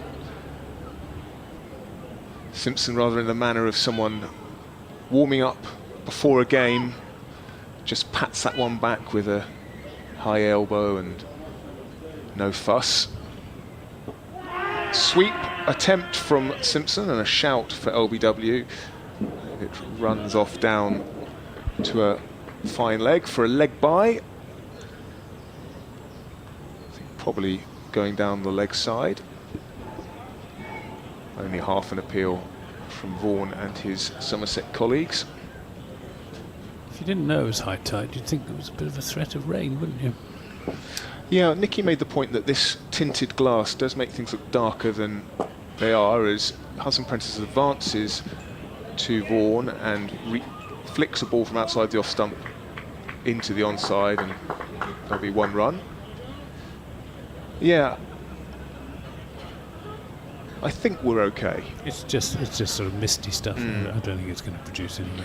Whatever it is, it's moving quickly. As you mentioned, there's a strong breeze across the ground. This time, a wider delivery from Vaughan is cut out to the man at backward point, and there is one run.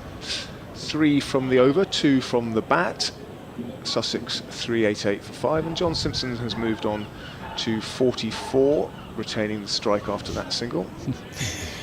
Jack Leach, who's been fielding at long on to Archie Vaughan, has now got a long walk to make to stumps at the far end, and he's in absolutely no hurry whatsoever. He just adjusted something in his boot before he set off, and now he's walking with a stately tread. I was going to say a stroll would be generous. It's breezy here this afternoon. You can probably hear that in our effects microphone. Dom Sibley out at the Oval for a second 100 of the match. Well, if England want to change their approach to Test cricket, Sibley would have to be the man, wouldn't he? Well, he's in fine form early season. Jamie Smith, 71 not out. And Who would you have in your Test team? Zach Crawley or Dom Sibley? Do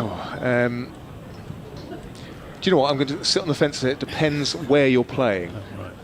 And I'll tell you why. Leach in and turns this into that's turned into the onside by Simpson for a single, 389 for 5. Let's say you're playing Australia. In Australia, Yeah. Crawley. All right.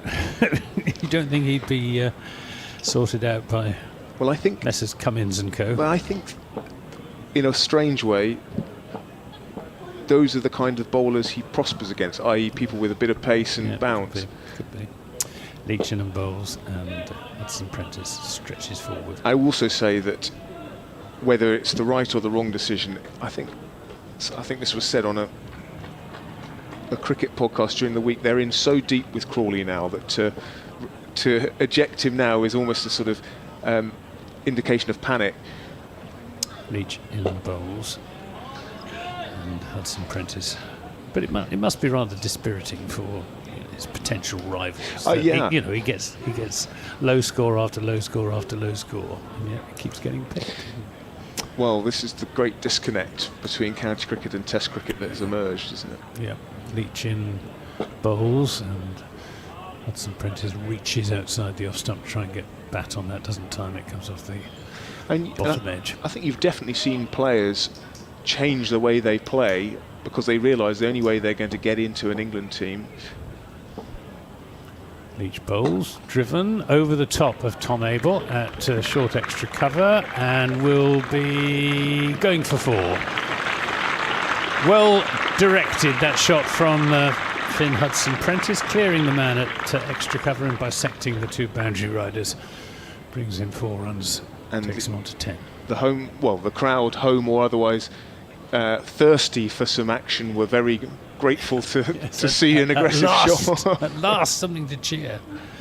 Yeah, very interesting point you make. And James Rue is a very interesting case in point. He has changed the way he plays, by his own admission, because of the way England approached the game. And that one bites and turns and beats the outside edge. It was quite wide, I think probably into the bowler's footmarks. But again, encouragement there for Jack Carson. And I'd say from a Sussex point of view, Tom Haynes to a certain extent did the same thing when he first came into the Sussex side. He was pretty obdurate, and I think there was a bit of natural development anyway as he got more experienced and older. But definitely when, to use the term Bazball, when that first sort of emerged as the philosophy, and he'd been talked about as, a potential England player, I think he felt he had to slightly adjust the way he was going to play, certainly more willing to play balls that he'd been leaving outside the off stump. So there is that trickle-down effect, isn't there? Yep, there certainly is. So, with both the Somerset spinners having bowled 38 overs, quite similar figures. Vaughan now into his 39th, has 2 for 108. Leach has 2 for 118. And Simpson tucks Vaughan's first ball of the over out into the deep on the onside and picks up a single, bringing Hudson Prentice back onto strike. Looks a little brighter now from where the clouds are coming from. In fact, some watery sunshine bathing the ground once more as Vaughan is in, bowls flatter this time, and an attempted sweep from Hudson Prentice, whose success rate from that shot I think is 0 from 3 so far. Hits him on the pad well outside the off stump. Still, if you're sweeping from outside the off stump, it's a relatively safe shot. I mean, the danger is you get a top edge, and there are 2 men out waiting for it. Exactly. Flatter this time, and the ball sort of pops a little bit on Hudson Prentice, who's able to ride it into the onside and pick up a single. Yeah, you're safe from LBW. Yes, but like you say, as James Cole's discovered, you can send one up into the skies with fielders eagerly waiting underneath. Vaughan into the left-handed Simpson. Flighted delivery that Simpson just prods back to the man at short mid-wicket. And with almost an hour since lunch, Sussex haven't particularly moved up the gears. John Simpson on 46 now. Make that 47 as he cuts one straight into the ground and is able to scamper through for a single. 1.1.1 off the first 5 balls of Vaughan's 39th over. He's having a good bowl again, is Archie Vaughan. Yeah, it certainly is. And a dot ball to finish. So, Sussex 396 for 5, and I've been impressed with your maths, Anthony. Will tell me what the lead is now. It is 489. Yeah, so we're getting close to that 500 figure, but from the way Sussex are playing, you feel like they're going to go past it. Well, yeah, 48 overs remaining in the day. Less, well, if Jack Leach bowls 1 ball, that would be 47. Less 2 is 45. 96 tomorrow. That would be 141 overs that Somerset would have to bat through, and every over that Somerset bowl is 1 over fewer that they'll have to get through when they bat. So if you were putting percentages on Sussex, Somerset chasing whatever Sussex, they're not going to chase it. I mean, the run rate wouldn't be impossible. You just don't think. I mean, they would just. I mean, they would bat normally. But the priority would be to keep wickets in hand. You know. The one thing you cannot afford to do, especially with 8 points available for a draw, is lose. Which I think is exactly what informed Sussex's approach last week, particularly in their first game back in Division 1. 15 points from the game rather than 23.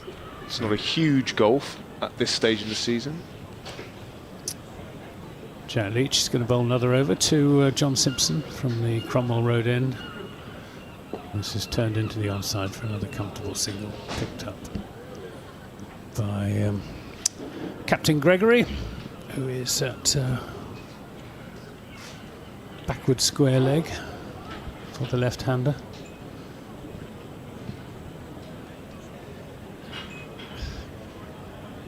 As Sam Keir makes way for Nicky Chowdhury. 397 for 5. The lead now 490. Leach in and bowls. This is turned away through the onside for a single out to Josh Davey in front of the pavilion, and I'm glad to say that the skies are gradually clearing from the southwest. There was never any threat of rain, but it would be much more pleasant for the crowd, and it's a good crowd. It's a nice, warmish, fresh day. Leach bowls, and Simpson is beaten, and Leach appeals more in hope than expectation for a catch behind. Nothing from James Rue, the wicketkeeper. And Simpson rehearses a late cut. There is a man at short third man, but Simpson was looking to get it down fine of that. Leach bowls, and Simpson this time just pushes into the offside. Picked up by Sean Dixon. Again, it's all a bit of a phony war this at the moment, with both sides just looking to take time and overs out of the game. This is pulled by Simpson, but Pretorius will cut it off. So it's just a single down to deep backward square leg. 399 for 5. As Pretorius comes in for the right-hander. Finn Hudson-Prentice. He's got 12 to his name. Jack Leach tossing the ball spinning the ball from hand to hand. And we've got a slip. Lewis Gregory has come in. He dropped a relatively straightforward chance this morning, did Lewis Gregory. Very unlike him. That takes Hudson-Prentice on the pad, And nothing is done. It's the end of another over. 118th over of the innings. 47 remain in the day's play. So 46 after the first ball of the next over. Less 2 for the change of innings. Plus 96 tomorrow equals 140 overs that Somerset would have to bat to save the game if the declaration were to come in the course of the next over, which I can fairly confidently say it won't. Archie Vaughan has ball in hand as he's going to bowling his 40th over. Left-handed Simpson is on 49 as in comes Vaughan from the C end. Simpson off the back foot, looks to turn this into the leg side. It goes to mid-wicket. There is no run.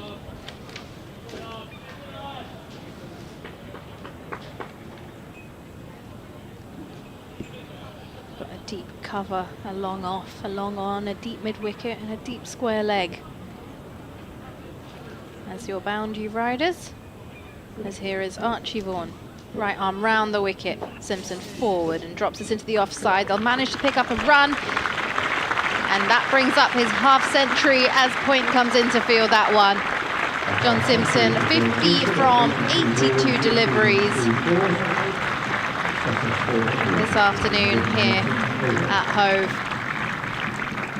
And well, Sussex, they move into a mighty lead of 493. Archie Vaughan just at the top of his mark, and Hudson Prentice decided that he's not quite ready yet. Something just disturbing his vision. 400 on the board for Sussex as in skips Archie Vaughan. Hudson Prentice uses his feet, comes down the track, flicks this into the leg side just behind square, and that will be a single. 401 for 5. 494 run lead. Surely you take it to 500 and then call it a day, but I don't see that happening. Too many overs left. Archie Vaughan round the wicket to the left-hander. He's off the back foot, just drops it again into the offside, and Point's pretty deep, so they'll be able to take a single. Really don't want to be giving away a single if you're on the one. But he's hitting it just at the right speed that he can manage to get himself down to the other end. If he hits it a little bit too hard, then that single is not on the cards. Hudson Prentice on strike now. As he taps his bat, stays low in his stance, and goes down on one knee, sweeps down to deep square leg, and it will be the one run. Seeing a positive approach from both the batters out there in the middle. Lovely sunshine now. It is, but it's a little bit chilly. I was just up on the roof and sat on the balcony there, and there is a bit of a breeze blowing, so make sure you have a layer. As Archie Vaughan's in, and a full delivery, which is driven down the ground by the left-handed Simpson, down to long on. A run is taken. Simpson keeps strike as Sussex are 404 at the end of the over. Simpson's on 52 now. Hudson Prentice on 14. And all sorts of discussions. Oh, are they declared? Oh. I think they have declared. They have declared. They've declared. Well, there we are. At least, have they declared, or are they going to have drinks? No, I think it's drinks, isn't it? I think it's drinks. Well, the way they were all walking off. Yeah, but the umpires haven't moved. I think that's the giveaway. 496 lead. No, they haven't. I would have been very surprised if they'd declared at this stage, and they haven't. It's just drinks. We had a drinks break this morning as well. It's just the way they started to meander. They did, yeah. Well, it was the fact that the two batsmen were wandering towards the dressing rooms that suggested that it might be a declaration, but it ain't. Sorry about that. Sorry for getting you all excited at the prospect of a declaration. Some meaningful cricket for a change. 404 for 5, so the lead is 497. With I think probably 139 or 138 overs, Somerset will have to bat. Which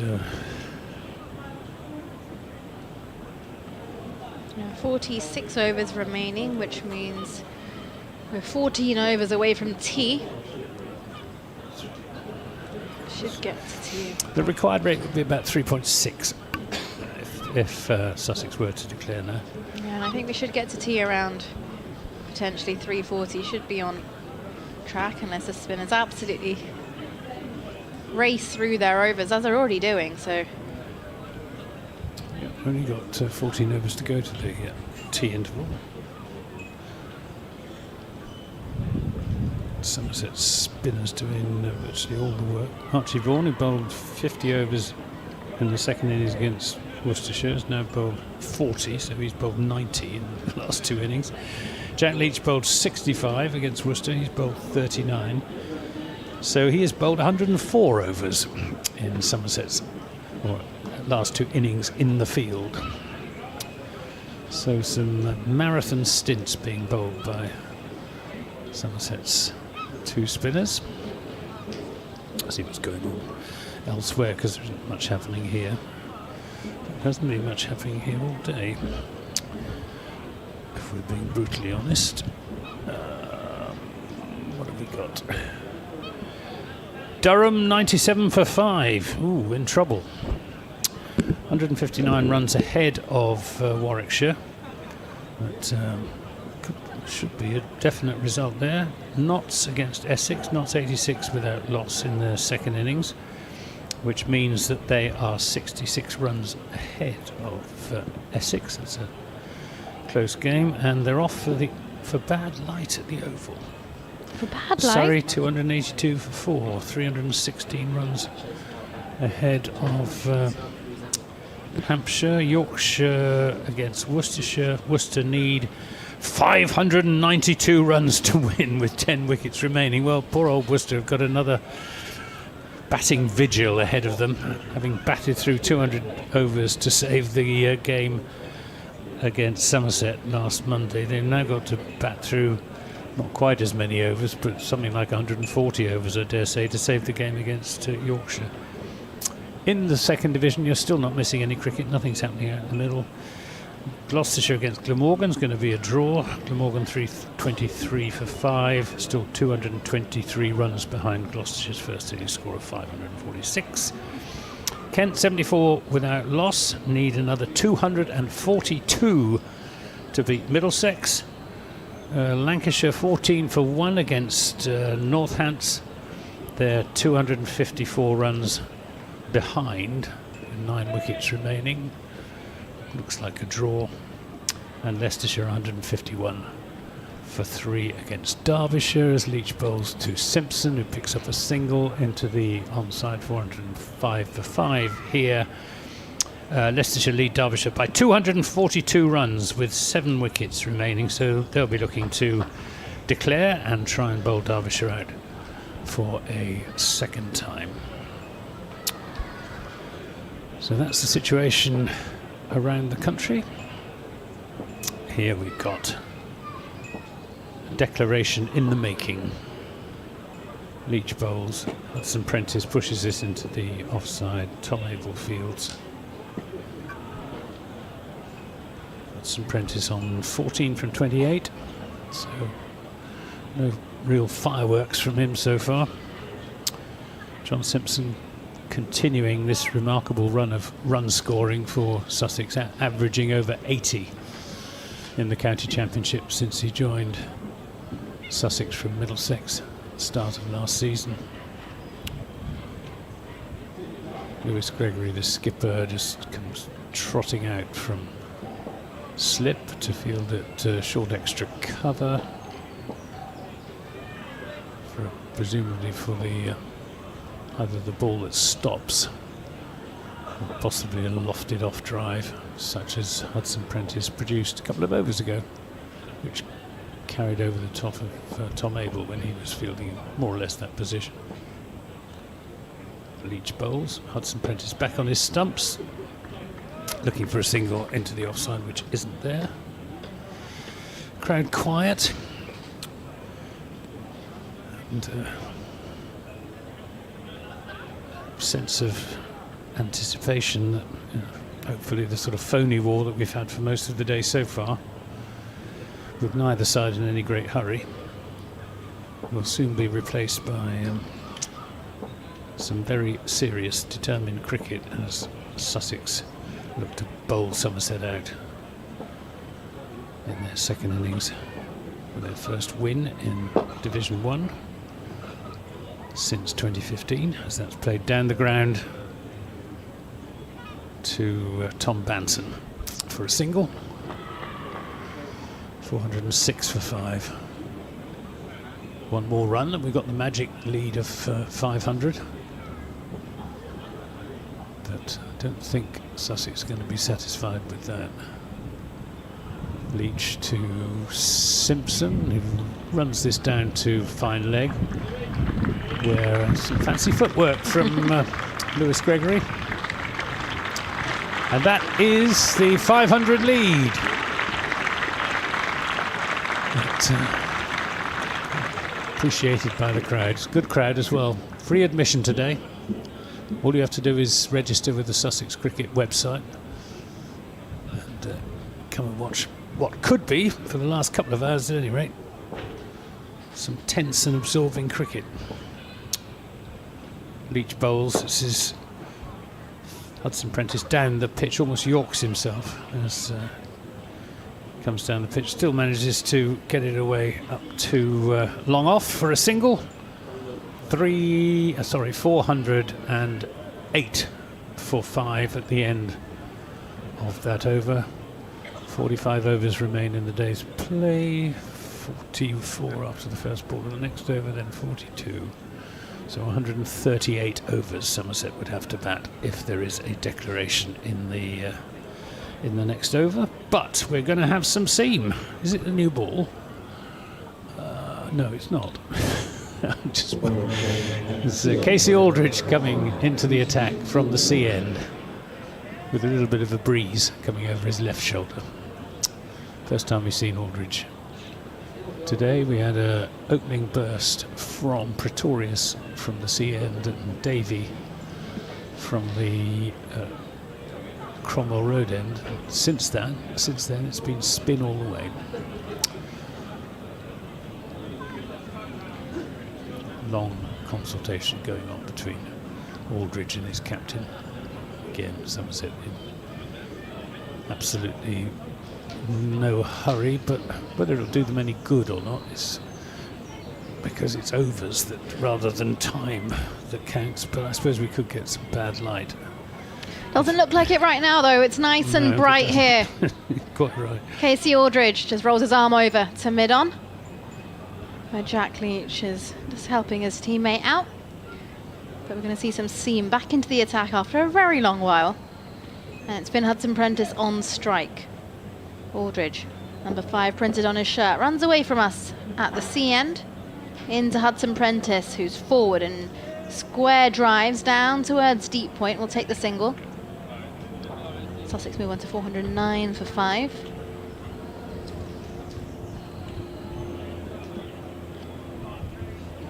Big old lead. 502 runs. Surely now that 500 is on the board, you can be a little bit more expressive. They've been happy just knocking things round and singles. Simpson on strike now. Casey Aldridge, right arm over to the left-hander. Shorter delivery, it's pulled away, and it goes all the way towards the boundary. Brilliant time. Oh, it's a maximum. It's a 6. Short boundary on the leg side. Completely lost track of that one, actually, if I'm honest with you, Anthony. I'm not sure if you managed to see it go all the way. It was pretty flat, wasn't it? It was. Good timed it beautifully. Yeah, good control on it as well. Sussex move on to 415 for 5. Simpson on to 60. It's the danger of bringing Seamer into the attack. Yeah, quicker the Pace on the ball means pace off the bat. ball. Exactly. Aldridge in again to Simpson off the back foot, drops it into the offside, looks to take a single, sets off halfway down and then runs back. And then there's an overthrow. So they will get that one in the end. It's all going on here now. Tom Abel should be kicking himself. He had a stump and a half to aim at, and ought really to have hit from there. And if he had, I think Simpson was gone. Yeah, well, he was pretty much halfway down the crease. He's run a single as it is, halfway down and halfway back. But they got that one in the end. 416 for 5. Hudson Prentice on strike now. Just describing the field. We've got a third point. Oh, yes, we have got a third. Third, deep point. Your normal point. Cover, mid-off. Mid-on, mid-wicket. Deep square leg and a long leg.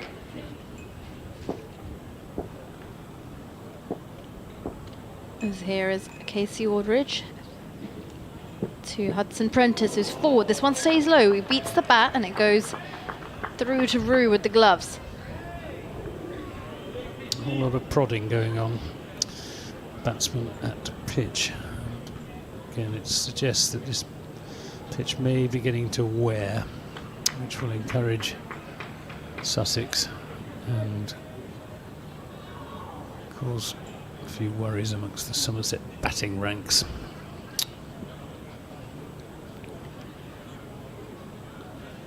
Here is Casey Aldridge, has ball in hand, gives it a look. Happy with that, and he's ready to set off once again towards Hudson Prentice. Short ball, attempted pull, miscues. That's just going to go off into the leg side. Mid-wicket picks up the ball. A few games going on out there, I think, with Hudson Prentice after the previous delivery from Casey Aldridge making a sort of sign with his hand as if to say that that seemed away off the pitch. He's trying to sow some seeds of doubt in the minds of the Somerset batsmen. Tapped his bat as he awaits again. And Casey Aldridge is having a word with, I believe, Lewis Gregory, who's at mid-off.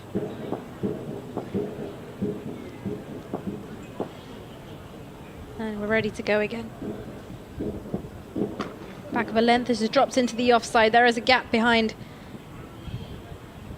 backward point, and they'll come through for a single. That will conclude the over. Sussex 417 for 5. Hudson Prentice on 18. Simpson on 61.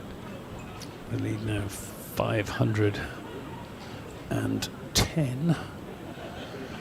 The overs 42, 41, 137.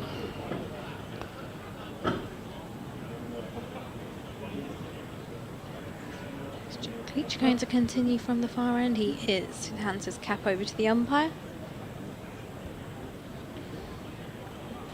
Still only 3.7 runs and over of declaration. I think we could see Sussex batting on after tea, you know, Nikki. Oh. Unless they score a heap of runs between now and about 3:45. 44 overs remaining in the day. Tea will be taken when 32 overs remain, so 12 overs up to the tea interval. So should take us up to. Well, except 3:40. Somerset are on go slow at the moment. Leach to Hudson Prentice. Down the pitch, driving this down the ground. Banton's underneath it and takes the catch. And that's the end of Finn Hudson Prentice. If indeed it is Banton, I think it... No, it's not Banton. Who is it? It's Casey Aldridge. Is it Casey Aldridge? Anyway, he's gone. He's out. Hudson Prentice is out. That's the 6th wicket. 417 for 6. He's gone for 18. And it was Archie Vaughan. Archie Vaughan way in the distance. There. So he went for the big hit, didn't quite get hold of it, and a nicely judged catch by Archie Vaughan. Out in the deep, not Tom Banton. 4:17 for 6. Somerset players in a huddle. New batsman will be Danny Lamb, I should imagine. He's next on the card to come in. Looks a bit like Danny Lamb. It does. As he strolls out into the middle to join John Simpson. Coming back for Sussex, wearing number 10. Please welcome Danny Lamb. Please welcome Danny Lamb, says the man on the public address, which I must say the public address is very good here at First Central County Ground at Hove. It's clearly audible all the way around the ground. It's not too loud. And pretty much on the ball as well. And that is another wicket for Jack Leach, who has figures of 40.1 overs, 3 for 125. He's had to work hard for his wickets. Yes, but he's been rewarded in the end as well, into his 41st over.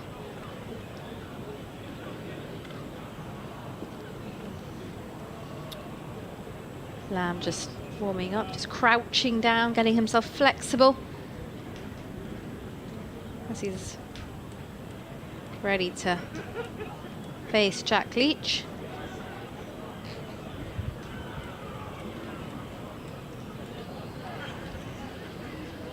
Leach just Vaughan just being brought in from long on to mid on, deepish mid on, and Casey Aldridge being sent back at long off. Somerset know a bit about Danny Lamb. He played some one-day cup games for them. It was the season before last. It might have been the season before that. Didn't make a huge impression, fair to say. Leach then bowling to Lamb, who plays a defensive shot to the offside, won't get a run.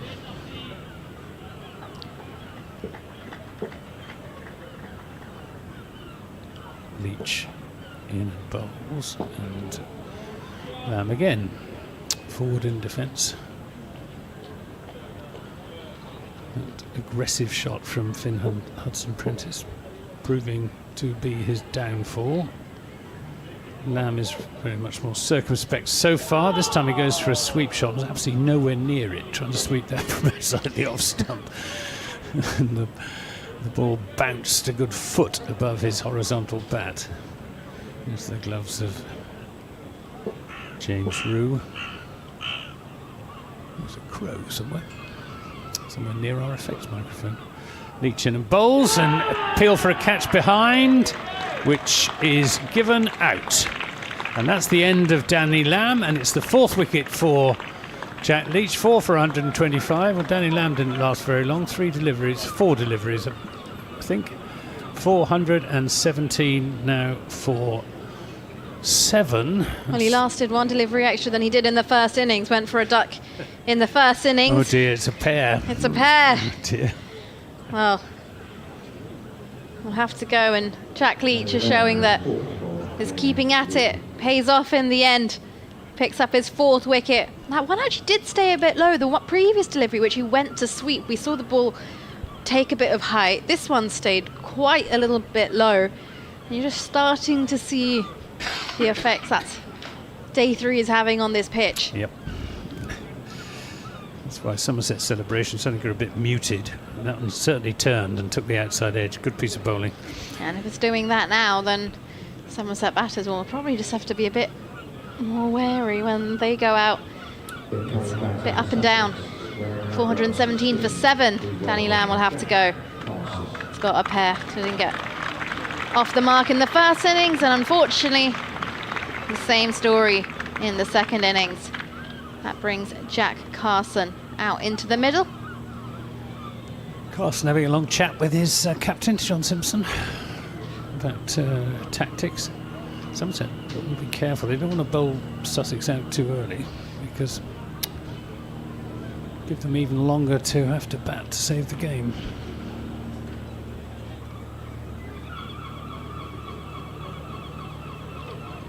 Well, both batters, they've had their chat, they've had their discussion, and they're ready to make their way. Somerset fielders also dispersing into their relevant positions. Again, absolutely. There's no urgency on the part of either side at the moment. Sussex have got a combination of target and overs in mind, and they've not got there yet. And Somerset again still intent on taking time out of the game, bowling their overs slowly in the hope that come 6 o'clock the weather may have closed in a little bit and light may come into play. Leach then to bowl to Jack Carson. He's in bowls and Carson is stretching forward, playing it back up the pitch. And that's the end of a successful over for Jack Leach. 2 wickets in the course of it. The first one, Finn Hudson-Prentice, and then Danny Lamb bagging a pair. I believe it's also time for a change in the commentary box. I think you're off on a break. Good, excellent. Time for a cup of tea. Thank you, Nikki. No worries. And it'll be Sam Keir. Sam Keir to take up the commentary. Perfect. That was Anthony Gibbs from BBC Radio Somerset. Gibson. Sorry. Been saying your Twitter handle for too many times today. Anthony Gibson from BBC Radio Somerset. That you just heard. Sussex 417 for 7. As Casey Aldridge has ball in hand at the top of his mark. The breeze is blowing down at the sea end. I'm joined by Sam Keir to talk us through the next bit of play until tea. As here's Aldridge now through to Simpson, who's off the back foot, pulls this one, control along the ground. There is protection out there at deep mid wicket. He swivels nicely as he comes through for a single. 418 for 7, the score moves on to. We'll have a look at the scores up and down the country as well in Div 1 in just a bit, as the players are just finding their positions for this left-hand, right-hand combination. Aldridge has ball in hand. Seems a little cooler out there. I can just see the players' shirts and jumpers blowing in the breeze as well. As Aldridge runs away from us, shirt number 5 on his back. And this time this is slashed away through the offside by Jack Carson. On the one bounce down towards third. He'll get a single, get himself off the mark. Just threw his hands through the shot there. Div 1, looking at Durham versus Warwickshire. Durham lead Warwickshire by 178 runs. They're 116 for 5. Over at Nottinghamshire versus Essex. Notts lead Essex by 80 runs. With 10 wickets remaining. Surrey versus Hampshire, well, they're off a bad light at the moment, but Surrey lead Hampshire by 316 runs with 6 wickets remaining, as here's Casey Aldridge in now, and Simpson off the front foot forcefully drives, and it's taken at cover with a long barrier. And then Yorkshire versus Worcestershire, well, Worcester require 573 runs to win. That's not just physically, but mentally, that is a target and a half. I'll really have to bat through. A bit like deja vu from last week. There's Casey Aldridge. Runs towards John Simpson, who drops his front shoulder. This ball stays a little lower. Simpson defends. Ball just drops into the leg side. There's no chance of a run as Rue sprints in to do the fielding. 419 for 7. Some of the seagulls have disappeared.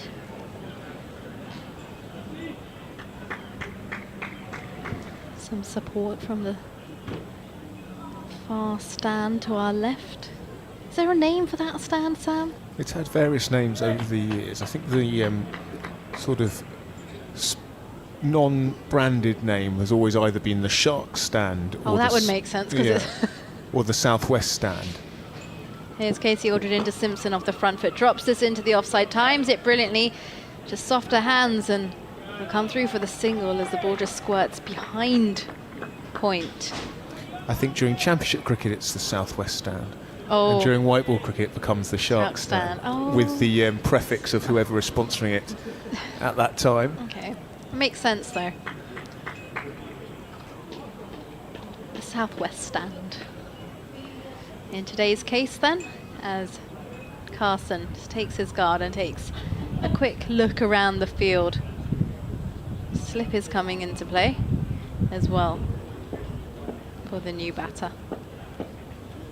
As he taps and awaits.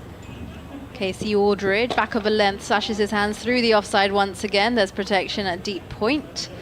Will come through for the single, and that should also conclude the over. Sussex 421 for 7 now, with Carson on 2. Simpson is on 63, and Sussex leads Somerset by 514 runs. Yes, Jack Carson with bat in hand will get a good look at the state of the wicket, because he'll have plenty of work to do on it whenever Somerset do come to bat again. And a few hints that things are starting to happen for the spinners in the last couple of hours.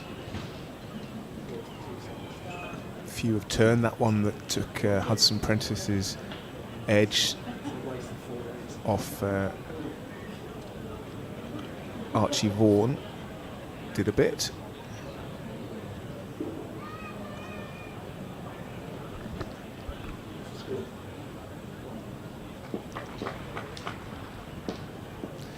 Jack Leach to continue into his 42nd over, with Jack Carson on strike, and he slog sweeps for 6 into the pavilion, and that's gone on to the top deck. Heads, some might shout, as actually placed that brilliantly into the vacant seats in the top Yeah, deck so stand. he got all of that, and it would have, I think, would have cleared boundaries at most grounds. It's It's a very short boundary on the leg side. it is a short boundary, but it was almost still climbing when It was. when it went into the top deck of the famous old Victorian pavilion here at the First Central County Ground. Yeah, luckily no one was sat there in those seats where the ball plummeted. And Carson looks to drive expansively as Leach puts one wide of his off stump, but he can't get much of it, and it trickles back down the wicket towards Leach.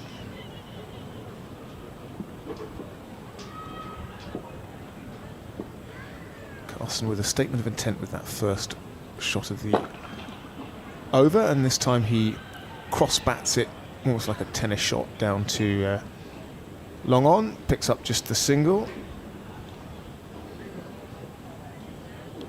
Yeah, 1 or 2 balls have turned, not dramatically, and certainly it's been slow turn, but a bit of encouragement which Sussex will rely on, because Jack Carson will have a lot of the work to do, because it still looks pretty flat when the seamers are bowling. And this time John Simpson reverse sweeps very finely and splits the men at deep square and long lead, and picks up 4 runs, and that makes it 11 off the first 4 balls of the over, which will please Sussex as they continue in their second innings here. They're now up to 432 for 7.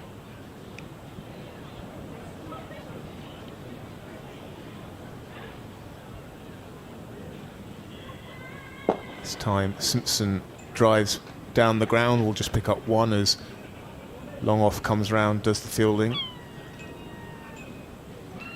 You can just sense the foot is starting to press on the accelerator a little bit, especially the way Jack Carson's gone about his 6 balls that he's faced. Yeah, and actually to give Somerset their dues, they've not made it easy for Sussex to score quickly. They've bowled tightly as Leach finishes the over with a dot ball, Carson defending into the offside for no run. And every time Sussex have tried to manufacture something, they've picked out fielders by and large, and they've had to wait for the sort of rare bad ball, really, which there haven't been too many of. No, there hasn't actually. They've bowled really well. Bowled tight. They haven't allowed them to free their hands too much, and they've had to manufacture those shots to get those boundaries more often than not. And luckily, they have got that shorter leg side boundary when bowling from the Cromwell Road end to the right-hander.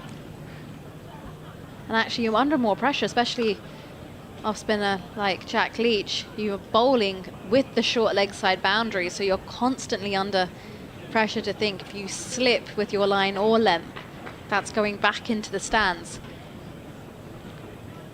But as for now, Casey Aldridge has ball in hand as he's ready to bowl his 9th over. Sussex 433 for 7. As Simpson is on strike, he's on 68.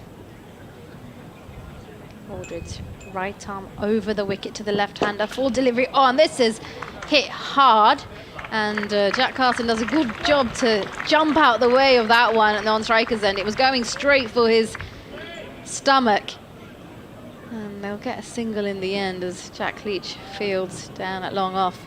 I think you've called it right, Nicky. I think maybe, certainly with Carson being the last recognised batter, that Sussex has decided this is the moment to plunder a few more runs, and the rest of the order can bat, as we saw in the first innings. But Carson, the regular contributor. And this one just played off the back foot down towards third by Carson. Single is taken.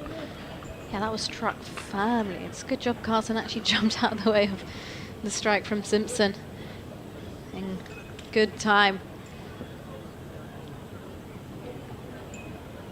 Casey Aldridge makes his way back to the obvious mark. Lewis Gregory, the Somerset skipper, is just giving the ball a shine in his old school style sweater.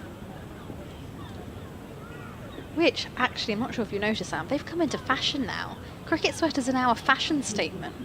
As in runs Casey Aldridge, and the swing and a miss from John Simpson. When you say you're not sure if I've noticed, is that a comment on my sartorial? No, it's got nothing to do with your sense of fashion, but the amount of times I've popped into the shops over the last few months or recently, I've seen so many cricket sweaters in the store. People are styling cricket sweaters. Oh, wow. Yeah, who would have thought? There we go. All those years of wearing them cable knits, and now you can say you were a trendsetter. Yeah, we started it. Yeah, nothing about your fashion sense. I'm not one to speak. As here's Casey Aldridge now, and again it's a play and a miss from John Simpson. This one, just the angle goes away from him as Aldridge is staying right arm over to the left-hander. The only thing about a wool cricket jumper, a nightmare to wash. Dry clean only, really, isn't it? Yeah, and then the price of dry cleaning is not exactly cheap. I've had a few which I've risked in the washing machine and have come out looking like they might fit my my 3-year-old son rather than myself. Casey Aldridge into Simpson now, and this time he does get bat on ball and guides it down to third. We'll take the single.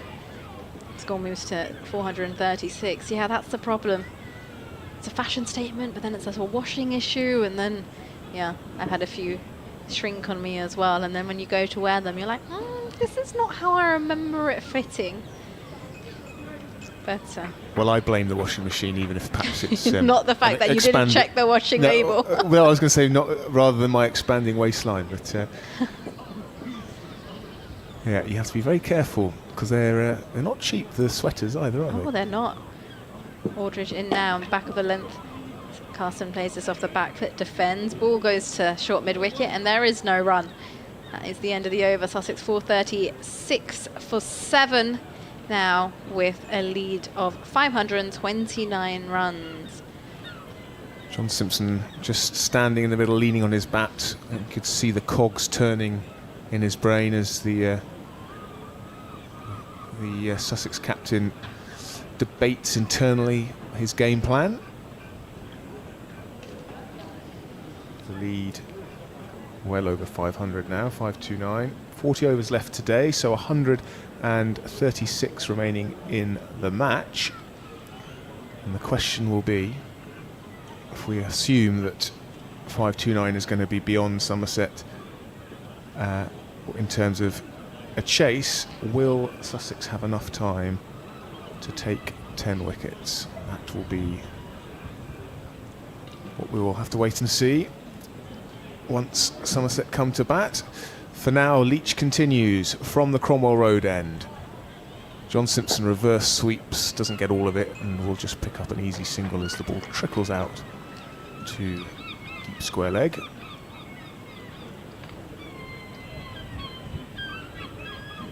And the Seagulls are gathering post-lunch as various cardboard receptacles with the remnants of people's burger and chips are deposited into the bins around the First Central County ground. Leach in bowls, floated up, and Carson drills this down out to long on for a single.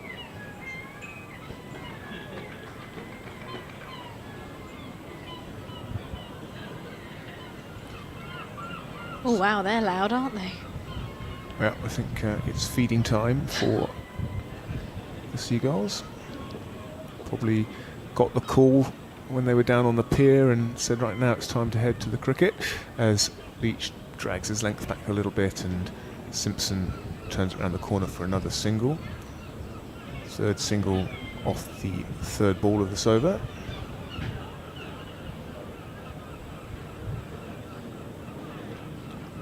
And Leach with his field spread, just the four men in the ring. As he's in bowls, and Carson looks to hoik that over cow corner, but he set it straight up in the air, and I'm afraid to say from a Somerset point of view it is dropped. Not an easy chance, because the fielder at mid-wicket had to run backwards, so it was over his shoulder, and he wasn't able to take the catch. Went very high from Carson. Yeah, not an easy catch, especially when you're having to run backwards, keep your balance, judge the height of the catch, and given the weather conditions, that went up pretty steep, so the ball's always curving in the air, so you're not really have a right judgment of where it is. So a single off that drop catch, followed by a dot as John Simpson faces up to Jack Leach.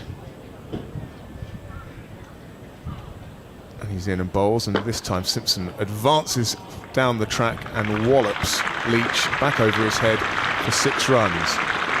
So with the 4 singles and that 10 off the over, as well as that tough chance that was dropped, Sussex move on to 446 for 7. It just shows, though, doesn't it, Nicky, that when Sussex have tried to manufacture slogs and things like that, the ball has tended to go up in the air. So maybe, I dare say, Somerset won't be playing too many aggressive shots off the bat, yeah. But nevertheless, not that easy when you're looking at Sussex's view of or rate of scoring. It hasn't been that easy to score quickly, as we've been saying. Oh wow! Apologies, we've got some rather hungry seagulls flying around the ground. Hangry, perhaps, as Casey Aldridge has ball in hand from the CN, runs away from us now, and off the back foot Carson just opens the face and runs this down towards deep backward point. Single taken, and the score moves on to 447 for 7. A lot of people don't like seagulls, but I actually I don't. They're quite terrifying. I think they're sort of cheeky chappies. I like their mischievous nature. No, it's not like a cute mischief, is it? It's like a I'm annoyed with you mischief. No, I don't mind them. Like I like a monkey. They're quite cute. They're like oh cheeky mischief. But seagulls now they're there with a vengeance. As here's Casey Aldridge, and this one's gone down the ground into the southwest stand. John Simpson has found this in the slot. Long levers. Yeah, cleared the front leg, and gave that everything, and John Simpson on the charge now. He moves on to 84. I don't see a declaration coming anytime soon now. I wonder if the declaration might even come at tee, so they Maybe. don't lose any overs. He's ready to go again as Aldridge is in, and this time cut away, and this is in the air but over Cover's head, and it runs down towards the boundary once again. Sussex lead by 550 now. He's taking it on.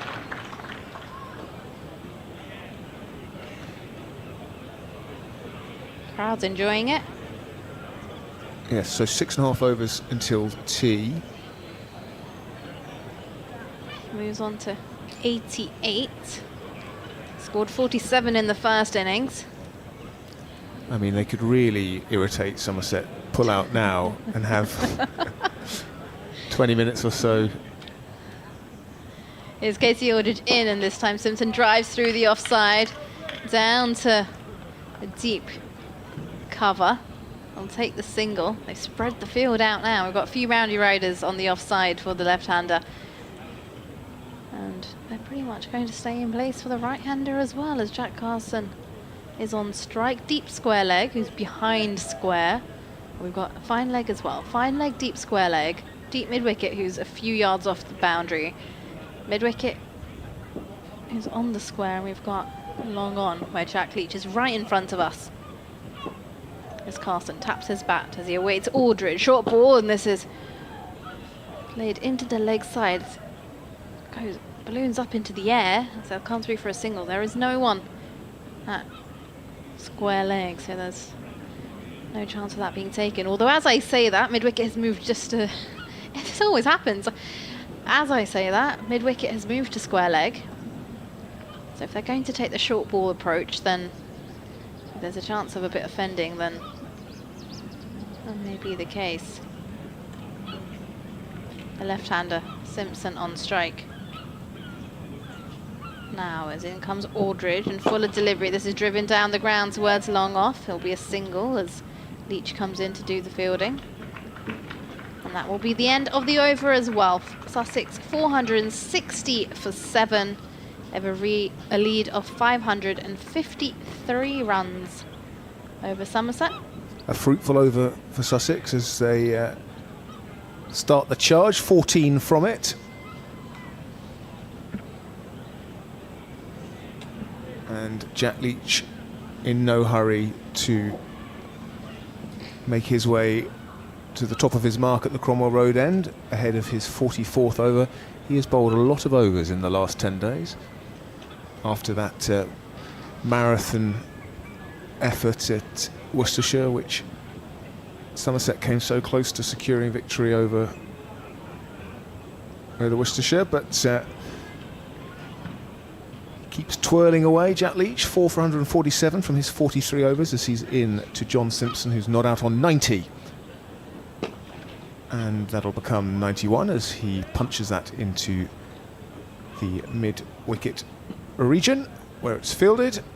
Bring Jack Carson on strike. And John Simpson adding to his phenomenal average as captain for Sussex. Going past the 80-odd that Anthony had told us was his average since becoming Sussex's captain. As Carson takes a step down the wicket and rather agriculturally hoiks this one into the onside. It brings him 1 run as the man at long on does the fielding.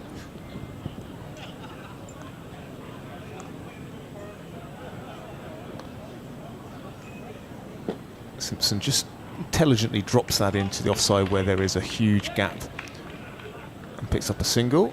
Still with his cricket smarts about him, even as the onslaught begins, seeing an easy single and dropping and running.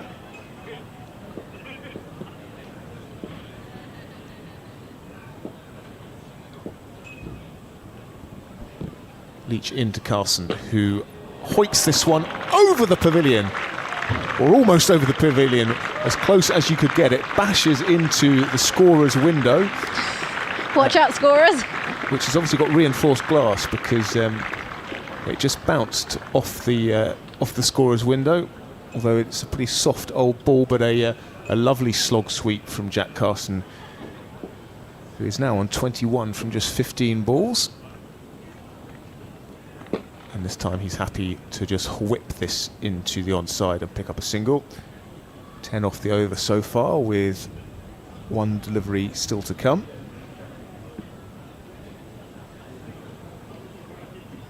The more I think about it, the more declaring at tee makes sense. Because then you're not losing time, you get a good amount of overs to still bowl at. Well, it's just an extra 2 overs that you wouldn't get otherwise, isn't it? So, as Leach completes his over with a dot ball and a rather frustrated throw to James Rue behind the stumps, who whips the bells off and indeed knocks middle stump out as well, when then appeals to the umpire at square leg for a run out. But I don't think there was really any real hope for that. And that is a 50 partnership for Jack Carson and John Simpson for the 8th wicket. You say it's just a gap of, it's just an extra 2 overs, but on day one, those 2 overs were absolutely critical when Finn Hudson-Prentice came into the attack and he picked up a 2-for in 1 and then completely turned the game on its head. So anything can happen. Just wondering when Sussex might declare. With Simpson on 92, 37 overs left in the game. Day 3, we'll go for tea when we have 32, so just 5 overs left now until we break for tea. Here's Casey Aldridge to Carson, who's gotten himself into a position to dink it and misses it. Scoop it, there we go. It's all these new shots, trying to figure out the variations. It goes to scoop it, that misses the bat and goes through to Rue with the gloves. Well, Carson's getting innovative with the bat and his shot selection as he taps his bat and looks up to see Casey Aldridge approaching him. And this one off the front foot is played down to long on. That is a single. 471 for 7. Simpson on strike, as he just decides to do a little bit of gardening. Oh, left-hander. He's got the short leg side boundary to him now. Casey Aldridge is going to stay over the wicket. Right arm over. It's taking the ball across from Simpson. And so you've got a packed offside field. This one fuller delivery, which is driven through the offside. They want to take on the second run. Deep cover comes into field. The second run is denied. 472 for 7. Score moves on to.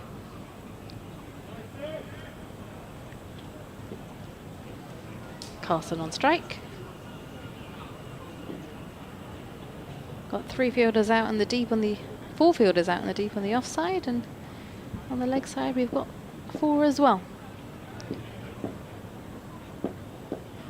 As here's Casey Aldridge now to Carson, who takes his front foot out the way, opens the face of the bat and plays this to the deep point. Just carves that one through.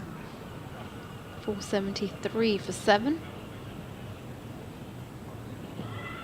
The only people who are in and not on the boundary is Casey Aldridge, the bowler himself, Rue with the gloves, and a backward a backward point for the left-handed Simpson. Everybody else is on the boundary. As Aldridge turns and runs in towards Simpson now. And this one's slashed through to third. And just the angle helps him because it's going across from him. From Simpson, you can just open the face slightly and that will go down to third, and that's exactly what he did there. Carson comes back onto strike. Sussex 474 for 7, lead of 567 now.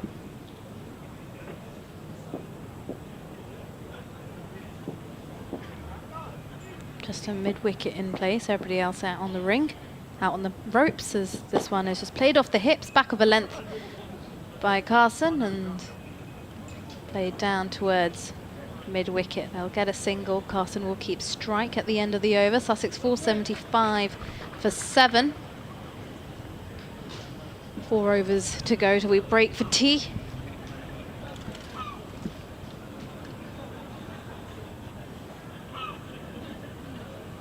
Yep, the sun just about winning the battle against the clouds for the moment here at Hove, where Sussex hold all the aces as it stands. It's going to be a test of Somerset's ability to bat long when it comes to their second innings, the 4th innings of the match, because they will be chasing a nominal score or something between, or something approaching 600 runs, you'd imagine. The highest successful chase against Sussex in their history coming in 1993 against Essex here at Hove, when Essex successfully chased 411 in the 4th innings, doing it with the loss of only 3 wickets. So you'd have to add a few more onto that for Somerset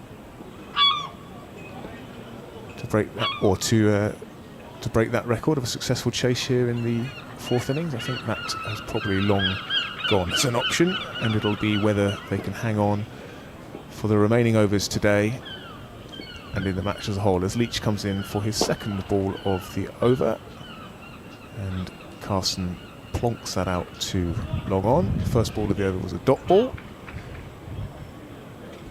Carson picks up another single, and John Simpson comes back onto strike. He's on 94 from 111 balls, within sight of yet another Sussex century.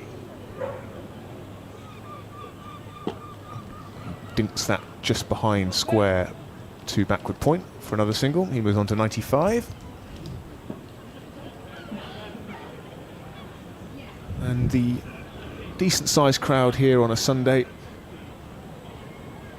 not showing any signs of thinning out yet. I think everyone waiting for the moment when Sussex will have the ball in hand, see if they can make some early inroads. This time Carson leans back and drives uppishly down to long on for another single.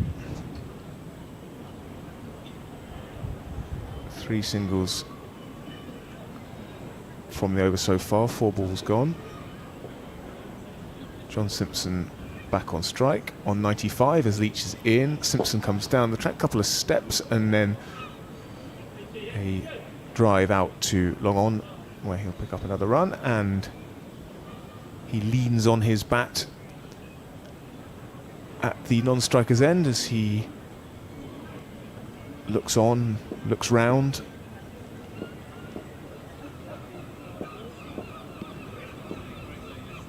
Leach in, bowls.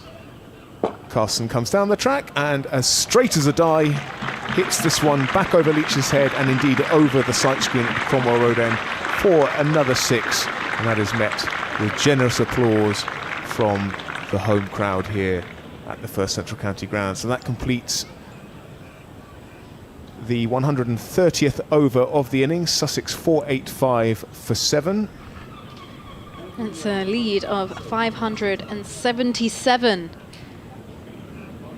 as John Simpson will keep strike. Will have strike. He's on 96. He scored 181 against Warwickshire last week in the first innings. 181 not out. 22 in the second innings. 47 in this game's first innings, and now he's on 96 at the moment.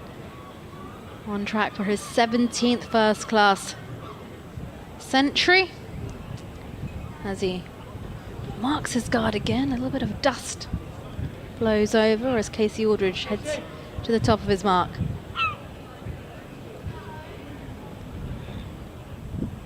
Turns and is ready to go as Simpson taps his bat, looks up and sees Aldridge charging towards him. And this one, he's launched this down the ground. Is it going to be taken? Oh, it isn't. It's a fabulous effort That's gone all the way to 6, and that brings up John Simpson's century, his 17th first-class century, and he's brought it up in style. From 114 balls, 102 runs scored, with 5 fours and 4 sixes. He's played a brilliant knock.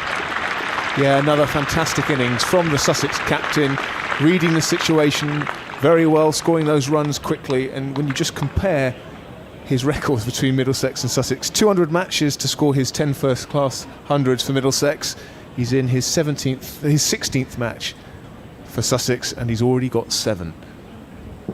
And this one he's launched again. Has he got everything on it? He has, and this has gone into the southwest stand.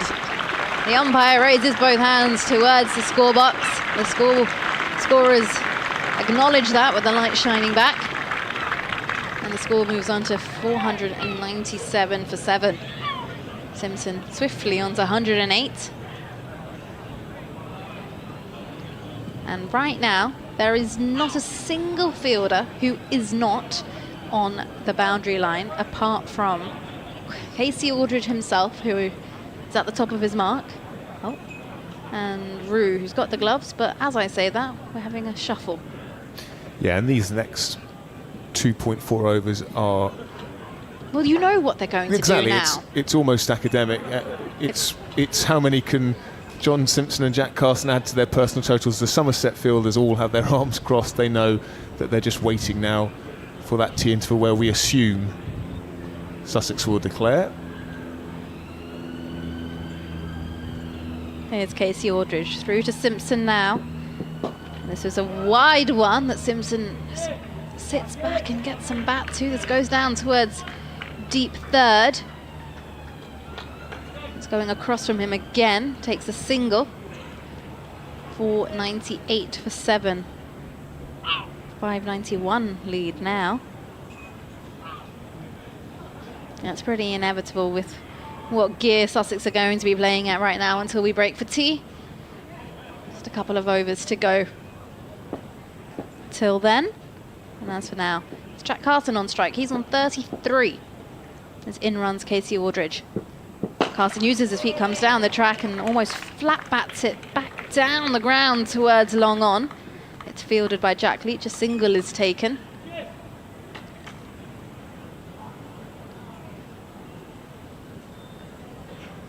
Casey Aldridge almost, and so just you can sense the exhaustion in him as he's walking back towards the top of his mark. He's ready to go again. 2 sixes in this over so far as Simpson slashes this one through down towards third. And that brings up 500 on the board for Sussex, 500 for 7. And there's a round of applause from the spectators here at Hove.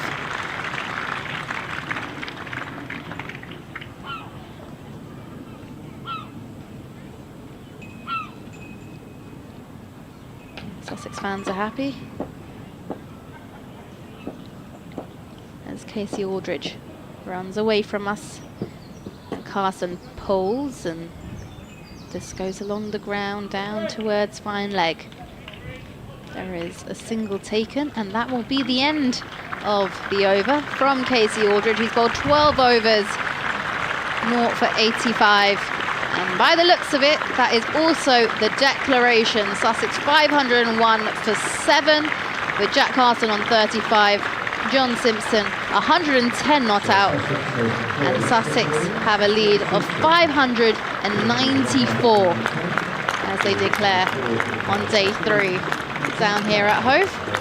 Yeah, well, John Simpson could be very pleased with his efforts as he has taken Sussex to a mammoth third innings score, and one which would require something miraculous from Somerset in order for anything other than a draw or a Sussex win. Sussex leading, as Nicky said, by 594. John Simpson not out on 110 from 117 deliveries. Jack Carson not out 35 from 26. Useful contribution from Jack Carson as well. And I'm assuming we'll be taking tea with that as well. Yes, indeed. So Sussex deciding to pull out 2 overs before what would have been the tea break. So do the maths. What time are we coming back? 4:10. So we shall pause and see you after the break when Somerset will begin their rearguard action in order to see if they can get something out of this game. We'll see you in 20 minutes' time.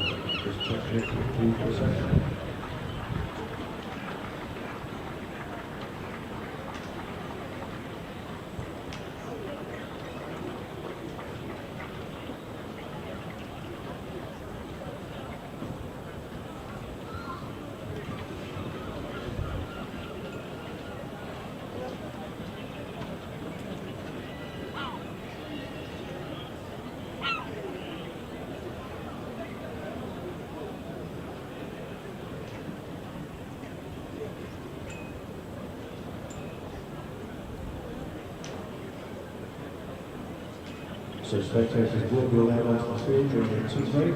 Please be aware of professional footballers coming up to practice and watch what they're doing at all times. So please be careful with that. Keep off the square at all times and don't bring any food or drink onto the field if you don't mind. Thank you. But please be aware of any pros coming up to practice before the Somerset second innings.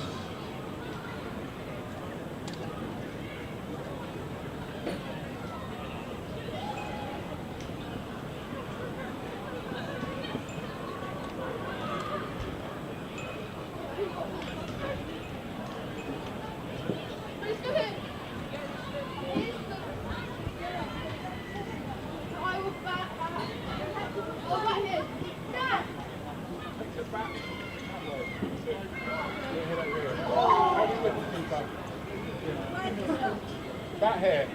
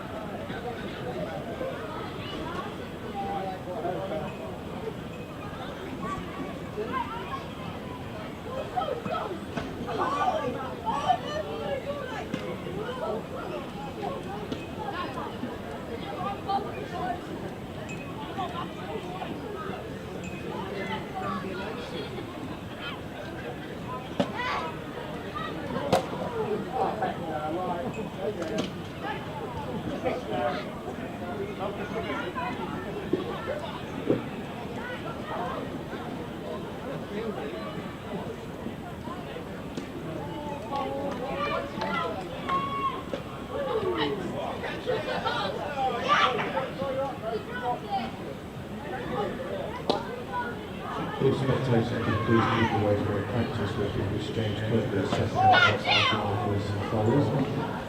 We appreciate that. So anybody close to that practice with the nearest to the pavilion, please move away, otherwise the marker will be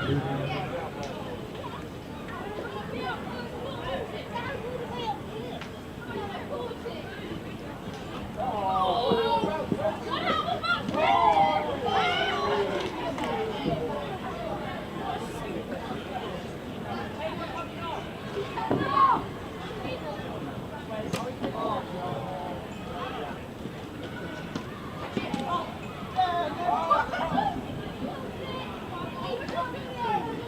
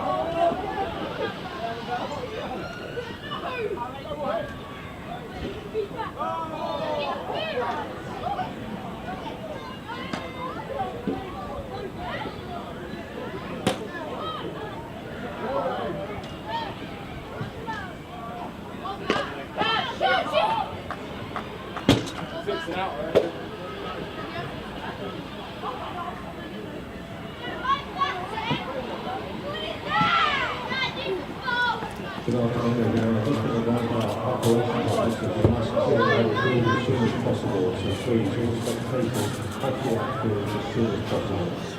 The players want to be able to practice when practice is clear and very, very good. So please, as safely and as quickly as you can, please leave the outfield.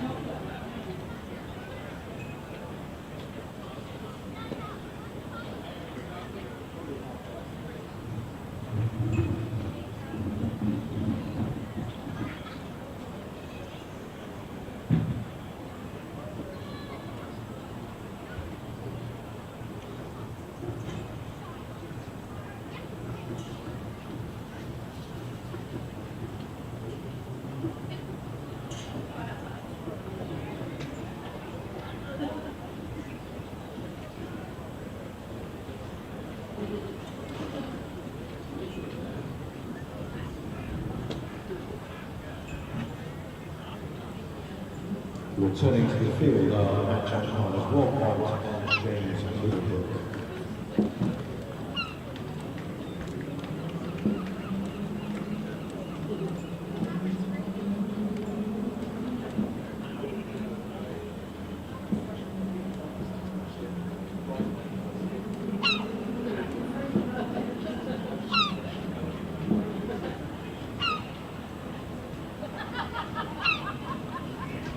Well, welcome back to the First Central County Ground at Hove, where the umpires have just come out of the pavilion for the evening session of day 3 of this Rothesay County Championship Division 1 game between Sussex and Somerset. The match situation is that Sussex declared their second innings closed at 501 for 7. John Simpson making a rapid, powerful 110 not out from just 117 deliveries, with 5 fours and 5 big sixes, which means that Somerset have the little matter of 595 runs to score to win this game in 130 overs minimum.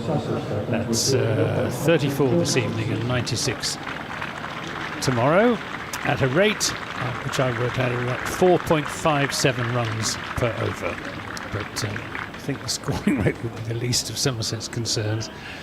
They've simply got to bat through 130 overs to avoid defeat. I'm Anthony Gibson. With me is Sam Keir from BBC Radio Sussex. So the serious cricket of the day, Sam, is about to begin. Yeah, we've had the warm-up act, I suppose, and now we're going to see or get an idea of Somerset's ability to resist Sussex's bowling attack. I suppose I suppose the one thing that Somerset no longer have to give too much thought to is scoring runs. It's it's all about crease occupation now, isn't it? Yeah, it is. But I think you will find that they will play their natural games. I don't think they will just try and block everything. They're not that sort of a batting side. Sean Dixon could go into his shell. He's more than capable of playing long, obdurate innings. But no, I think they've just got to bat really well on a pitch which I think is starting to show signs of wear. A little bit of help for both seam and spin.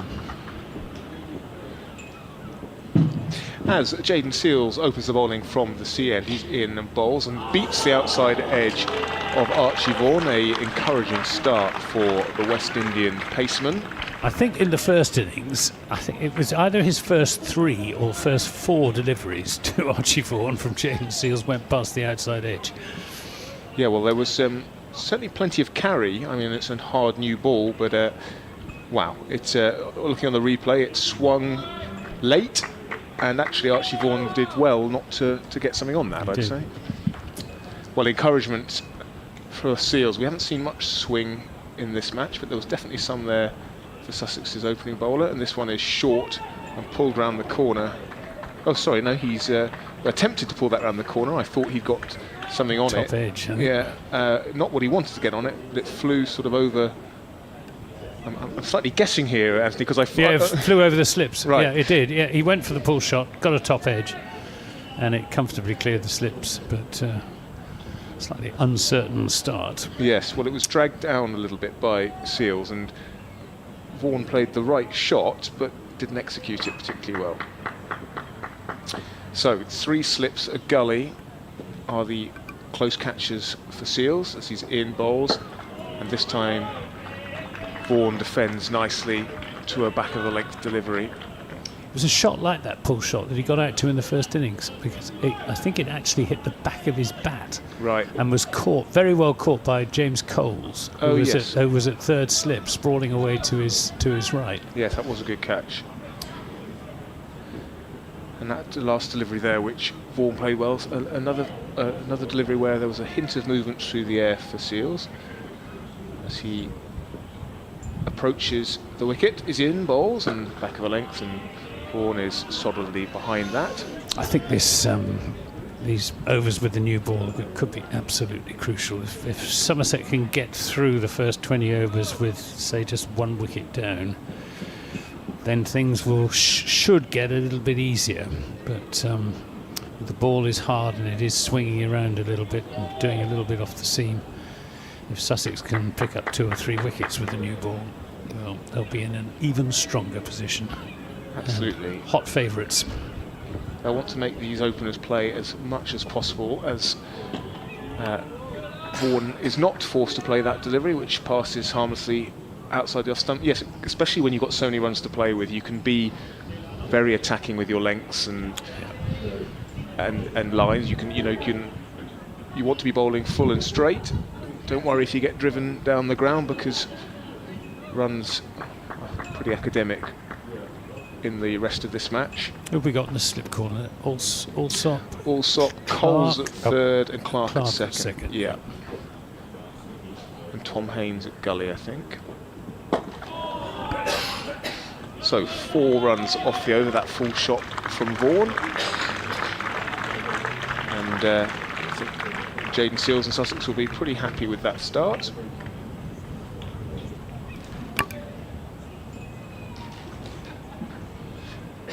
And to open the ball for Sussex from the Cromwell Road, wearing number 21, we welcome Sean Hunt. Fresh from his 5-wicket haul, his maiden 5-wicket haul in the first innings. It'll be Sean Hunt to open the bowling from the Cromwell Road end. Yes, left-hander. Known, I've just discovered, thanks to Steve Fittard, as a cuddy wifter. Have you ever heard of that, cuddy wifter? Apparently it's a North Country or Scottish expression for a left-hander. He's coming down the hill to Dixon down the leg side, and Steve's given me all sorts of information about successful left-hand seam bowlers against Somerset, the most prolific of whom in recent years is Ryan Sidebottom, who took 61 wickets at 23.8, and Wasim Akram took 36 at 17.88. Sean Hunt early in his career will be very happy to be mentioned in the same breath as those two. He's in and bowls to Dixon. There's one down the leg side, 1 too wide outside the off stump. Just getting a little bit carried away, perhaps, as Sean Hunt. But he bowled well, particularly yesterday morning when he picked up all 5 of those wickets. Somerset 5 down overnight, and Sean Hunt mopped up the other 5, bowling Somerset out for 201. 4 slips for Hunt in bowls 2. Oh, and he's caught, he's gone, he's caught by Tom Haynes at 4th slip, and that is the end of Sean Dixon. The worst possible start for Somerset. He pushed at a ball that was maybe a little bit wide for the shot, got a thick outside edge, and a straightforward catch to Tom Haynes at 4th slip. It was a good piece of bowling actually from Sean Hunt. I don't think we should blame Sean Dixon too much for that. He probably had to play at it. It was just outside his off stump, and a good piece of bowling by Sean Hunt, and the worst possible start, as I've just said, for Somerset. Yes, 4 for 1. A lovely bit of bowling from Sean Hunt. That left arm pushing it across the right-handed Dixon, forcing him to play. And like you say, I think not a huge amount that Dixon could have done other than have a bit of luck with the ball whizzing past the outside edge. Yeah. Oh well. A long way to go yet, Anthony. Well, I often say if you're going to lose, it's better to lose quickly than to lose slowly. Well, you said that the new ball will be important in this Somerset 4th innings, and so far Sussex have made good use of it. And I think Sean Hunt will like the opportunity, or the licence to bowl that attacking line. Poor old Sean Dixon, he's having such a rough time of it. And it means that Tom Lammonby is in the 2nd over. He turns this down to long leg, where Danny Lamb fields. He's off the mark straight away. Lammonby He started batting. He had been opening before last season, Tom Lammonby. Doing pretty well. He had a wonderful season back in the COVID year of 2020, his breakthrough season. But he did really well batting at number 3 last year, scoring nearly 1,000 runs, topping the averages, even though he was in the first half dozen overs more often than not. As Hunt is in and bowls, good ball, dug out by Archie Vaughan. Full-length delivery.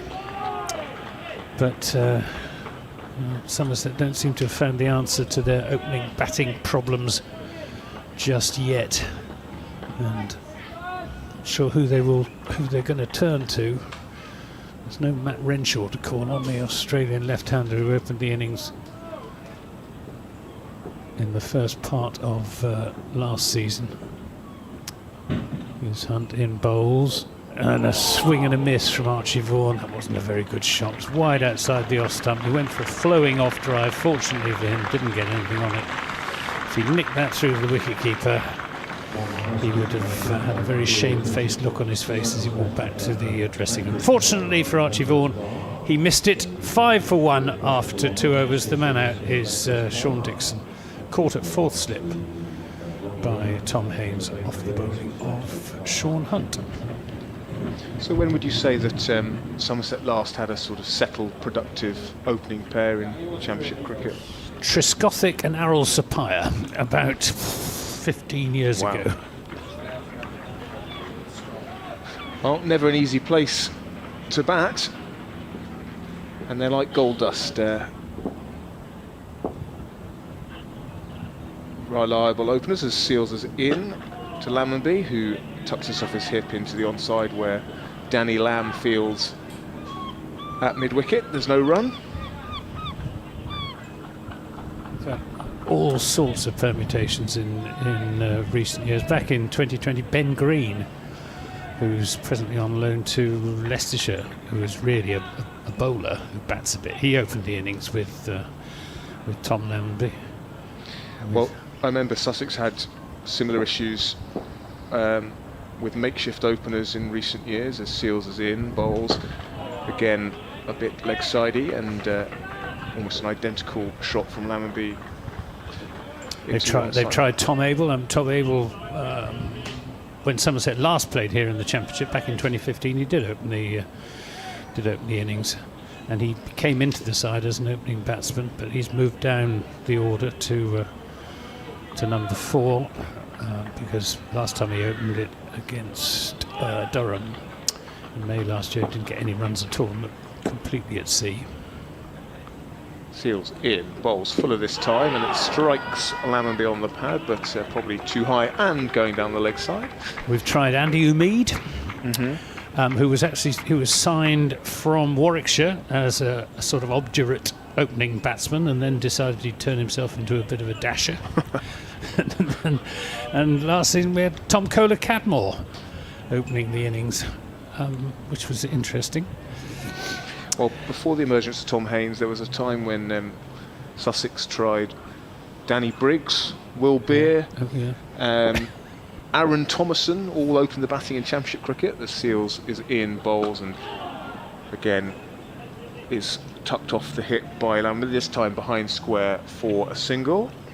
It's a tough place to bat. Yeah.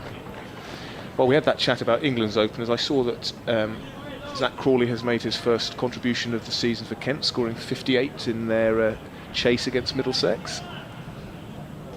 So he'll be relieved. He will. So I don't know what the answer is. I suppose Andy Mead might come into the side. People on the live stream saying Thomas Roos should be given a go. I don't know where he normally bats, but well, he's at school at the moment, so I don't think he'll be. He's got to do his A-levels first. Yeah, get that out of the way. Sorry. Well, he won't be at school at the moment because, of course, it's the Easter holidays. Yes.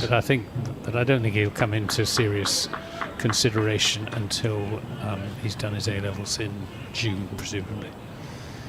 And then, well, as I've said already, I think if he does come into the side, he should keep wicket and promote elder brother James to open the innings.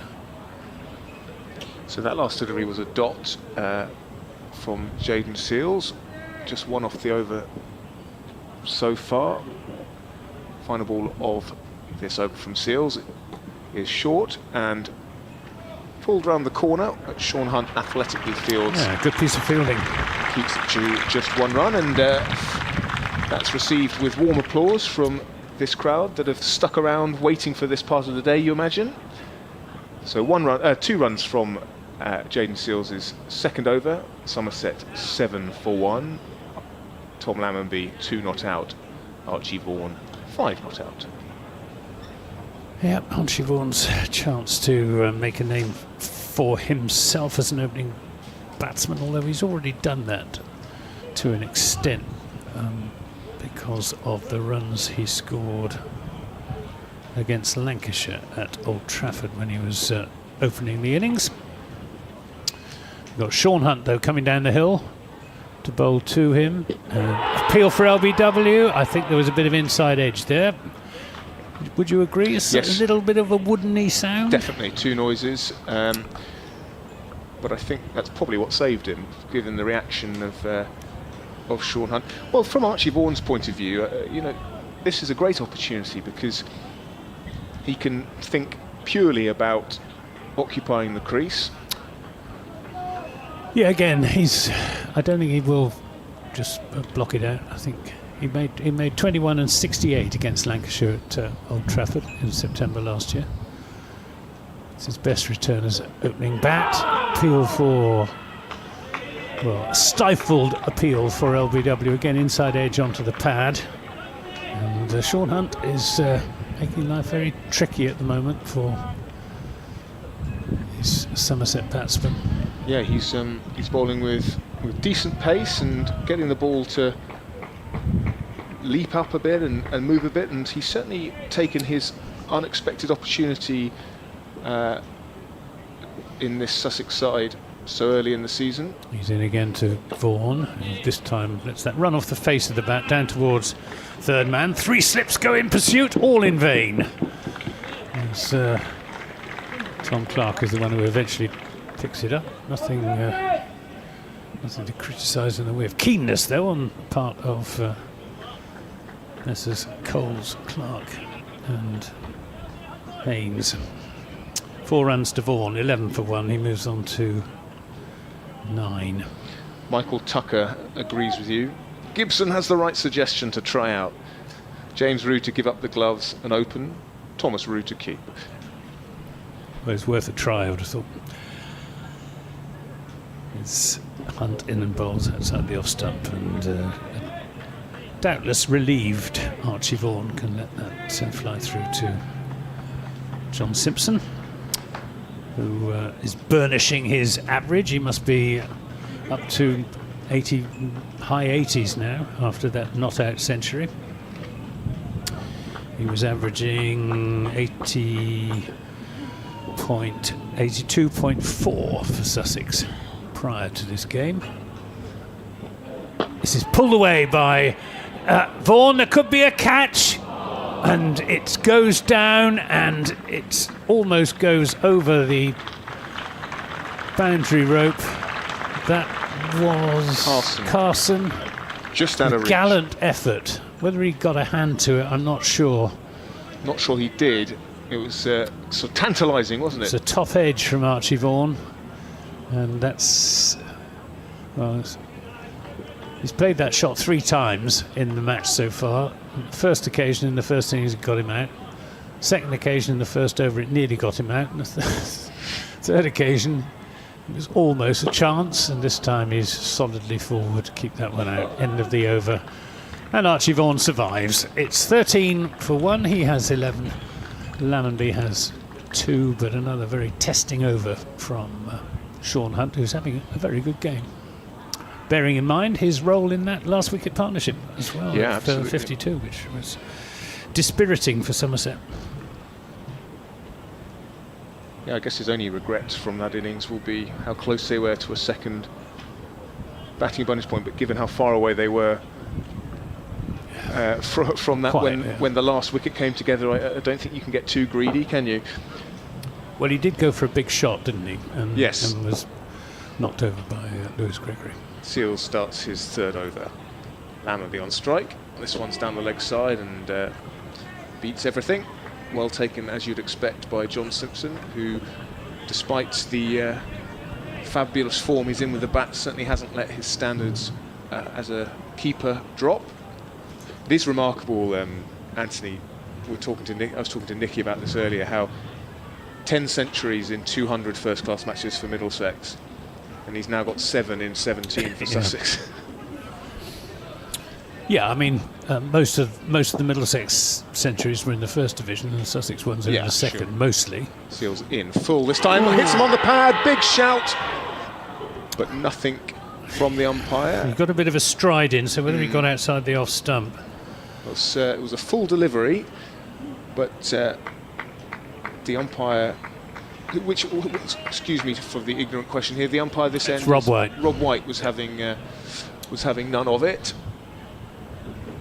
I've just missed the replay, but It was a pretty good shout, if you ask me. yeah.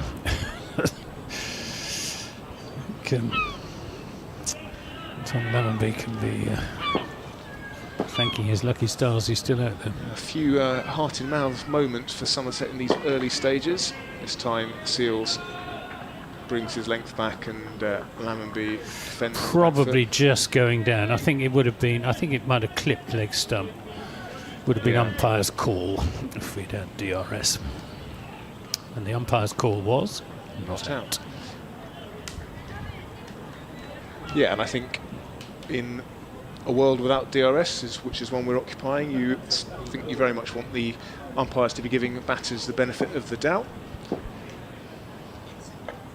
As Seals charges in, this time bowls of good length on off stump, and it is played with the requisite respect by Lammonby, who defends into the offside for no run. Yes, he's sort of both of these umpires are in the middle of the LBW table. Oh wow!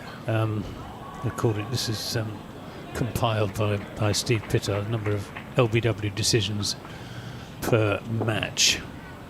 With Seals in, bowls fuller this time, and that allows Lammonby to lean on this delivery, but it's well fielded at mid-wicket by Danny Lamb. He gives 6.2 LBWs per match, Rob White, and James Middlebrook 6.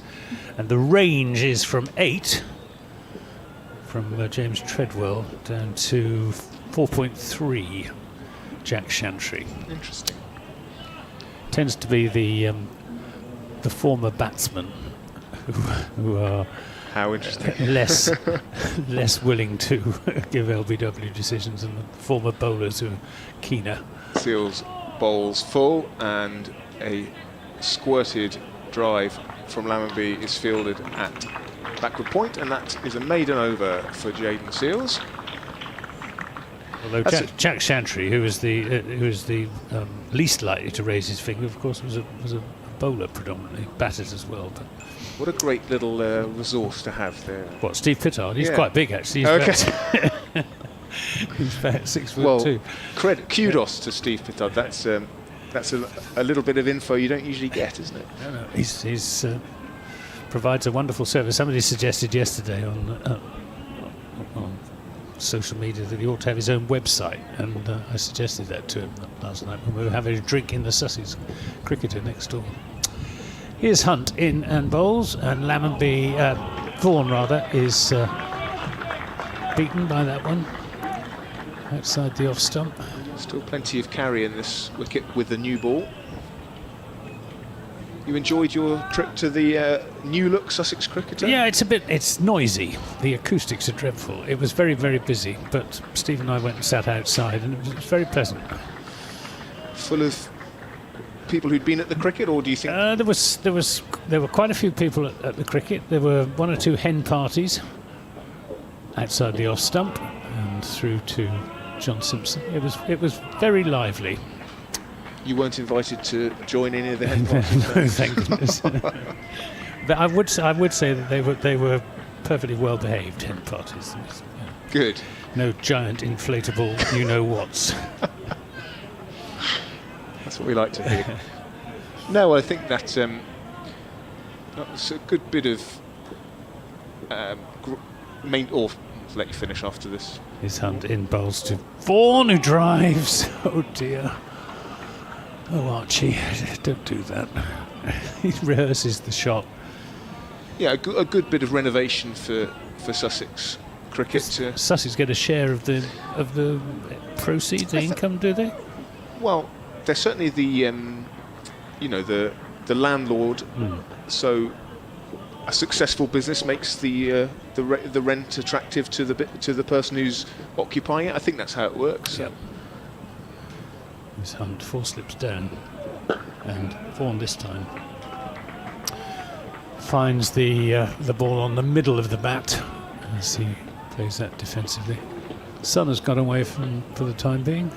Yeah. Just sort of high misty sort of cloud.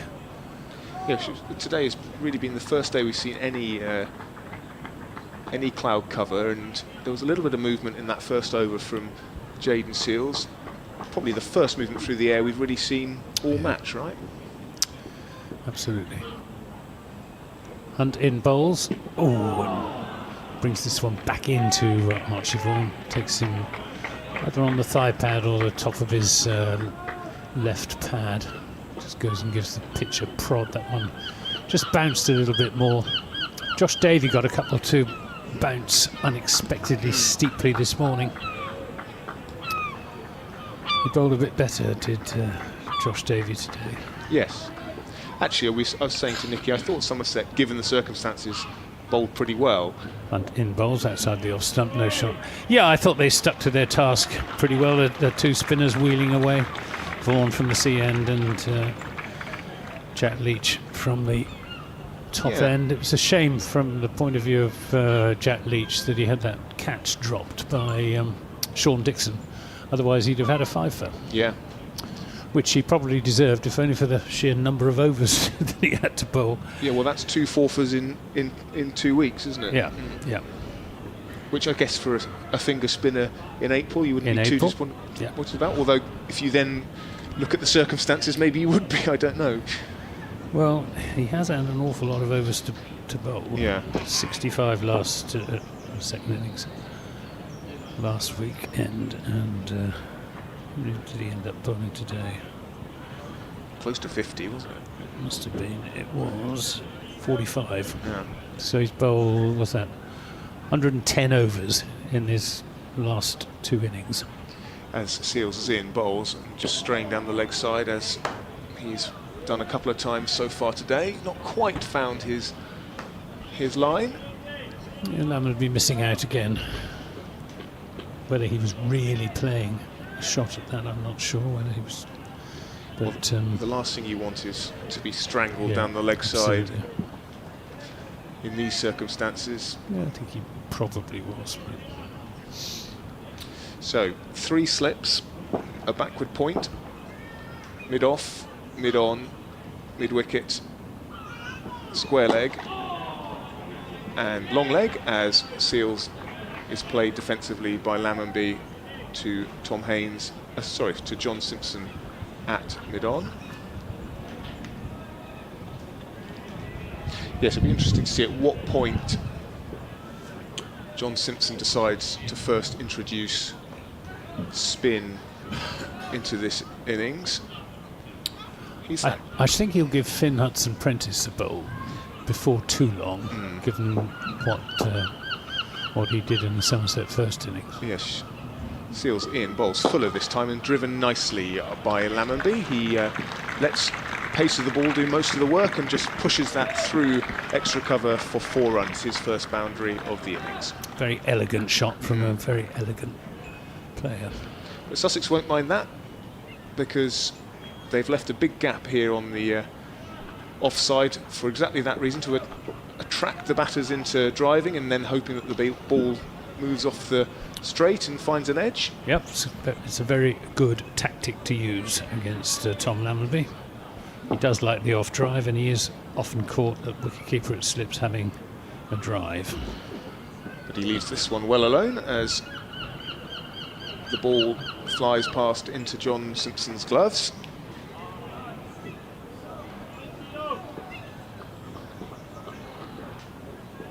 Yes, just, well, when you discount the slip cordon in which there are 3 men, just the 2 men on the offside.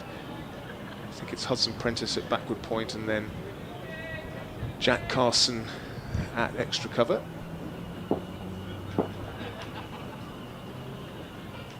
Seals in, bowls, leg sidey, tucked off the hip, straight to... Well, you can understand John Simpson not wanting to be too aggressive because he's only got 578 runs to play with. Well, he has. I mean, he's got 5 saving 1, for goodness sake.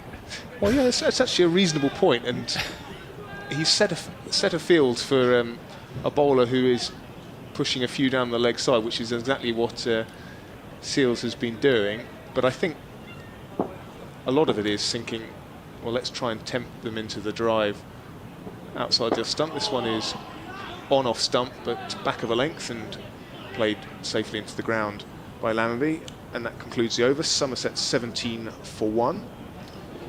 What it suggests is that the ball isn't actually doing very much, and John Simpson doesn't think there's much point in posting 4 slips and a forward short leg. And in fact, we're only going to have 3. Oh, I don't know. Tom Haynes might come back to 4th slip. I think he probably will. So we'll have 3 slips and a gully, or 4 slips for Sean Hunt, who will be angling the ball across the right-hander, bowling left arm over the wicket is Hunt. Hence the additional slip. He's in bowls to Vaughan, who comes half forward, back angled down. Plays it out into the offside. So we've got those 4 slips. We've got a backward point, forward square leg, mid on, mid off, and a long leg. I don't know why captains these days post long legs as opposed to third men, given the number of runs that are scored down to third man. As Vaughan defends, and really, you know, if you've got decent opening attack, they oughtn't to be firing it down the leg side. They ought to be able to bowl one side of the wicket. Yeah, you're certainly right that you hear it all the time, don't you? People bemoaning the lack of a third man as runs.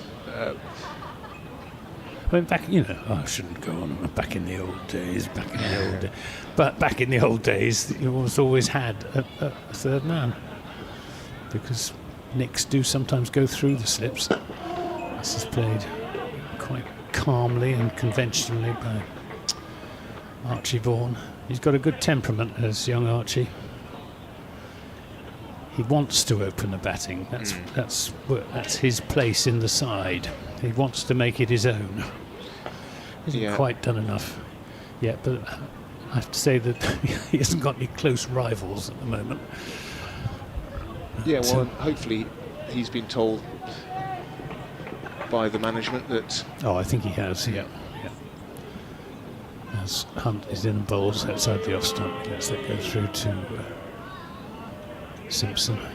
Yeah, I mean, unless it's a complete disaster, which I'd be very surprised about, then he will get an extended run at opening the innings. I think there's a question mark over who he will open it with. Yes.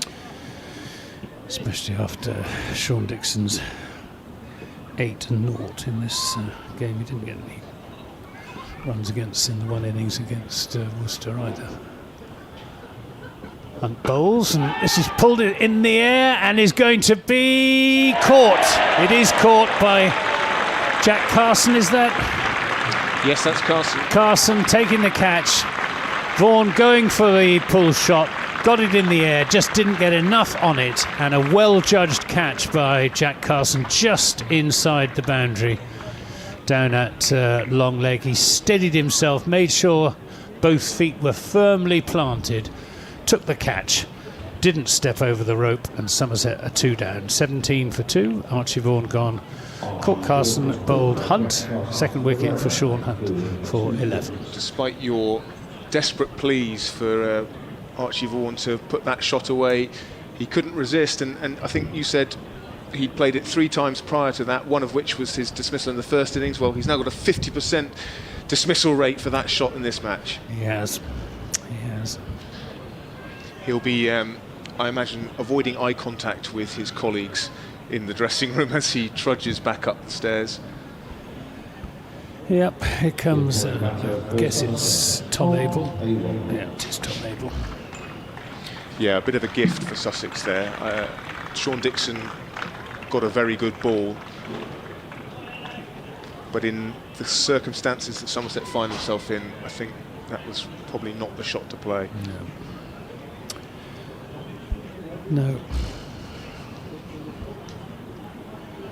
Right, Tom Abel, he got 50 in the only innings against Worcester, but got first baller in the first innings here. Been WW by Finn Hudson-Prentice as Sam Keir makes way for Nicky Chowdhury. And things not looking good for Somerset. Here comes Hunt then to bowl to Abel. He's in, bowls, and Abel is off the mark straight away, so no pair for Tom Abel. And even though he is a very experienced cricketer, there will no doubt be some relief. And the applause you can hear is for Sean Hunt, who has 2 for 8 in 4 overs. And one of them, the wicket of Sean Dixon, who nicked a good ball on off stump to full slip, and the other, Archie Vaughan, top edging a pull shot. Yeah, good here from Hunt. Picks up a fifer in the first innings, and now here he's got 2 to his name. Can he repeat? We shall see. Jayden Seales has ball in hand. He's got an awfully long run up from the C end, as he's ready to go. 4 slips in place as he's into Abel. Now, back of a length, played off the hips. Into the leg side, they'll look for 2 as square leg is on the pursuit. And they should come back for 3, actually. It's a big leg side boundary for the right-hander here. And it is 3, well run. Somerset move on to 21 for 2. I've had a tweet from Simon White who says, in the 2 second innings we at Somerset have bowled so far this season, we, Somerset, have taken 16 wickets for 986 runs. Which doesn't say much for the penetrative qualities of Somerset's bowling attack. It's a lot of runs. Jayden Seales in to Lammonby. It's forward and drives through the offside, finds the gap between point and cover. Will the ball go all the way? It just does. 2 fielders on the floor trying to crawl it back. Unfortunately, ball wins. And Somerset move on to 25 for 2.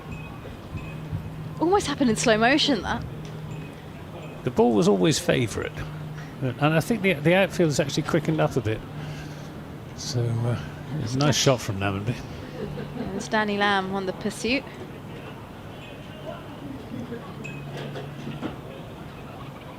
And Lammonby just decides to do a little bit of gardening as the ball makes its way back to Jayden Seales. Just going to make sure he doesn't bowl it too full.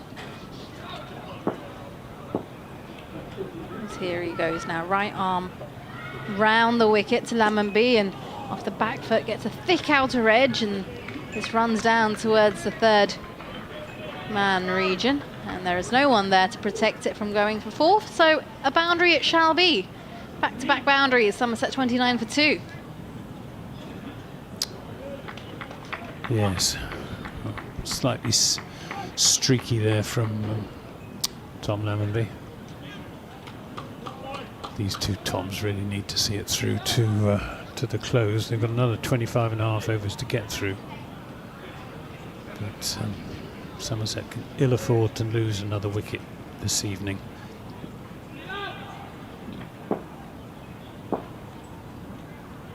Here we go, Jayden Seales to Lammonby, who decides to not play this one. It's signalled a no ball as that goes through to Simpson with the gloves.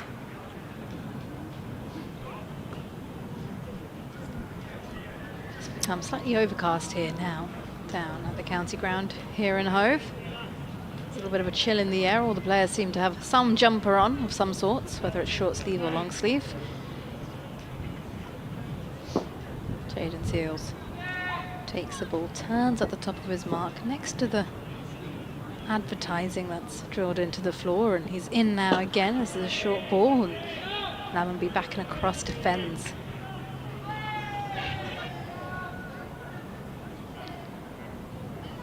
Two enthusiastic supporters.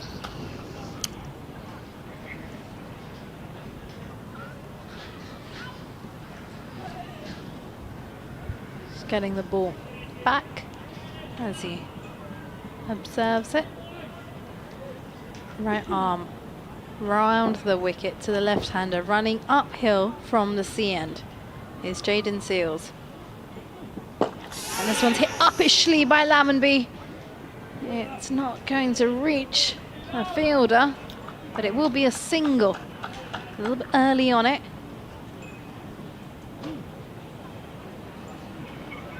It's gone into the offside. Just short of a mid-off. And brings the right-handed Tom Abel on to strike.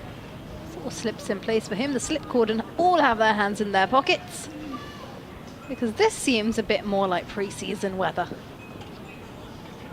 There's Jaden Seals, right arm over the wicket now, and this is a beautiful delivery as that beats the bat and goes through to Simpson, and that will conclude the over as well. End of the 9th over, Somerset 32 for 2, and oh, that had a bit of whip in that. Yeah, he's gone past the outside edge several times as Jaden Seals. But it's Sean Hunt that's been doing the damage. He's taken the last 7 Somerset wickets to fall. Last 5 in the first innings and the first 2 in the second. He's going to be bowling to the left-handed Lammonby, but he's going to continue to bowl over the wicket. Have you ever heard the expression cuddy wifter? Huh? Cuddy wifter for a left-hander. Never heard the expression. No. What does that mean? This is turned. In fact, it's gone back to the bowler. He was looking to turn that into the. Oh, it did turn it into the onside. It's gone for 4. Didn't see that. Nobody seemed to know where that ball had gone. In fact, it fairly flashed across the outfield down to deep backward square leg. 4 more to Tom Lammonby. He moves on to 19. Origin obscure, but apparently it's used in the north of England and Scotland as a term for anyone who's left-handed or cack-handed, as sometimes said. Cuddy wifter. Hunts in and bowls, and Lammonby will pick up runs here through the offside, just one of them, as he steers that really into the covers. Moves on to 20, 37 for 2. Would you mind repeating the phrase for me? Cuddy wifter. Cuddy wifter. Wow. Every day's a school day. Yeah, I did look it up in Google, and it does exist. It's Steve Pittard uses it, and in his disquisition on success of left-arm seam bowlers against Somerset. This one goes past Tom Abel's outside edge from the left-arm seamer, who is Sean Hunt. Ryan Sidebottom has been the most successful left-armer against Somerset in recent years. So would you say he's been the most successful cuddy wifter? Exactly, yeah, Is that how it works? That's Is right, that how you drop it in? That's exactly right. Talk about all these Gen Z terms we're having to learn these days. What about this? I think this is a long time before. This is definitely. What gen would you call this? Ancient, probably. Hunt in and bowls outside the off stump, and Tom Abel lifts his bat well out of the way of that. 37 for 2, with Sussex having declared their second innings closed. 501 for 7, setting Somerset a little matter of 595 runs to win the game. 495, well, that would be eminently gettable. But Hunt in bowls, too wide. No shot from Abel. Decent amount of carry coming through as well. Yes, he's... Jaden Seals has got the wind more with him than Sean Hunt. There isn't much breeze. What there is sort of coming across. The crowd seems to have their layers on now. Hoodies are on and some hats. And it was very pleasant earlier on in the afternoon, sitting up on top. There's Hunt to Abel, who will pick up a run here as he turns that into the onside. Carson picks up end of that over. Abel on to 5, 38 for 2. We have had 10 overs in the innings, 24 remain in the day. Somerset have lost Sean Dixon without scoring, and Archie Vaughan for 11. Dixon caught at full slip by Tom Haynes, and Archie Vaughan well caught on the long leg boundary by Jack Carson, top edging a hook. Jaden Seals at the top of his mark receives the ball. Number 14 printed on his shirt as he makes his way through to Tom Abel. He's on 5, ready in his stance now, and beats the bat. He pulled that one. I think he may have pulled his bat inside the line of that one, giving the benefit of the doubt. Beautiful here from Jaden Seals. Jack Carson just doing... No, it's not. It's Danny Lamb who's doing some bowling rehearsals. Yeah, I've seen Finn Hudson-Prentice warm up as well, and we did see them both coming in as a change. Maybe it might be else soon. We might not have to wait for long to see that. 4 slips in place as in comes Seals now, back of the length. This one's left alone by Abel and goes through to Simpson with the gloves.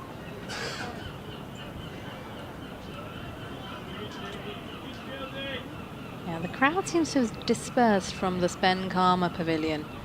A few people left, but I wonder what proportion of wickets have been taken with the bowling from the Cromwell Road end in this game, because certainly the 2 in this innings from that end, the 5 that Sean Hunt took in Somerset first innings were all from that end. Jack Leach took his wickets from that end. this one driven by Abel through the offside. It might not have the legs to go all the way, it doesn't, but they'll pick up a couple. Fuller delivery there from Jaden Seals. Score moves on to 40 for 2. Slightly against that background, I'm slightly surprised that Jaden Seals hasn't been given a go from the top end.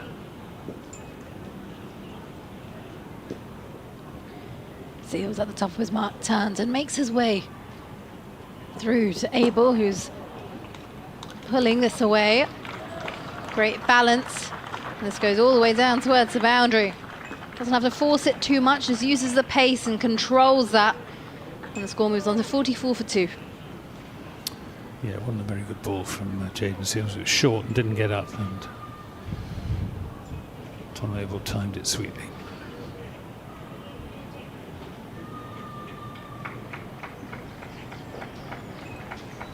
Good from him. Seals at the top of his mark is ready to go again. He's still waiting for the ball to be delivered back to him. 4 slips, point. Cover in place as this one is clipped away down towards long leg, and it's going to be well out of reach for long leg. It's another boundary for Somerset. They move on to 48 for 2.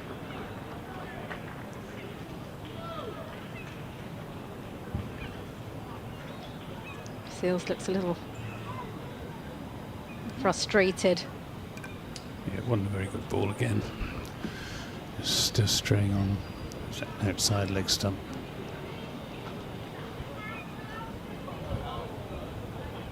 Looks a bit downcast as Jaden Seals. Yeah, seems a little bit flat.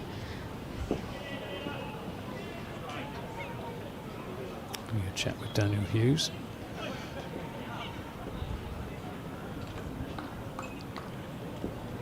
ready to go again. And he comes to Abel now, who's forward and lets this one go through. Extravagant leave to conclude the over. Somerset 48 for 2. And that may conclude the spell. Although he's only got a short sleeve sweater on, so. But, Danny Lamb looked as if he was warming up, preparing to bowl. And he came on, it was Lamb who came on its first change from this end in the first innings, and we are going to have a change at the Cromwell Road end with Finn Hudson-Prentice, Somerset's first innings destroyer, coming into the attack. Well, he's going to be bowling to the left-handed Lammonby downhill. He caused carnage on day one coming down the hill. 4 for 31 they took in 8 overs. Moving the ball both ways. Yes, they were all down. All of those wickets were from the Cromwell Road They end as were. well, so that's at least 9 in the Somerset first innings from that end. So that's definitely the end to bowl from. He's going to be bowling to Tom Lammonby with 3 slips. He's there and bowls. And Lammonby gets one that bounces on him, and he controls it well, keeps it down into the onside. Hughes fields it backward square leg. Hobbling a little Single is bit. taken. It's the way he finished his action there, he just hobbled. So you're right, yeah, he's just feeling the back of his left ankle. But looks okay. Just a twinge in his Achilles. It's getting a little bit gloomier. It here. is. Somerset did their best to slow their over rate down, but even so, they were well up with the. I think they finished at +9. As Hudson-Prentice is in a bowls, and that's in the air as Abel drives. It was the shot that Lewis Gregory got out to, albeit that was played to Sean Hunt, caught by Jaden Seals, bringing to an end that profitable partnership for Somerset in their first innings. It was the only seriously profitable partnership of 110 with James Rue. Hudson-Prentice in bowls to Abel. Gets into line, very correct. Batsman is Tom Abel, plays very straight. You'll never see Tom Abel slogging the ball, even in white ball cricket. Maintains He his. plays sort of supercharged conventional shots and runs very well between the wickets, and is a very effective white ball player. Hudson-Prentice in a bowls outside the off stump. No shot from Tom Abel. I think his T20 strike rate is around about 136, 138, something like that, which is a lot more than you would expect of a batsman of his nature. And he's got a very different task on his hands here. Somerset need a big innings from their former captain. Outside the off stump. Again, no need for Abel to have anything to do with it. It's not been his best over this so far. Hudson-Prentice only conceded a 1 run, but not making the batsman play, and you do need to make the batsman play with a new ball. It's only in its 12th over, so still hard and shiny. Sussex have picked up 2 wickets with it already, but they would dearly love a 3rd and a 4th, as that again is a long way outside the off stump, and Abel can let it go through to Simpson. End of that over, 49 for 2, 15 to Tom Abel and 21 to Tom Lammonby.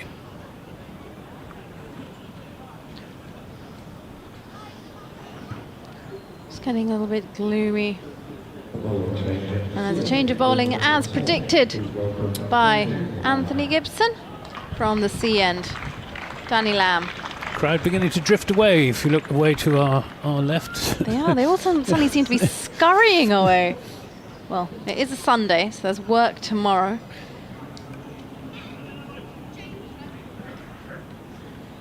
Danny Lamb will be bowling to the left-handed Lammonby.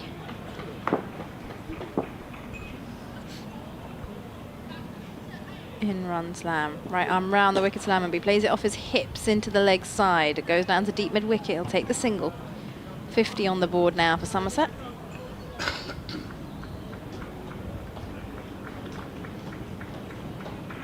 Somebody's applauding. There's still quite a few Somerset supporters here, I should say. They've come up for the duration. That's It's nice. It's one of the most favoured trips, and it's a long time since Somerset have been able to come up here for a championship match.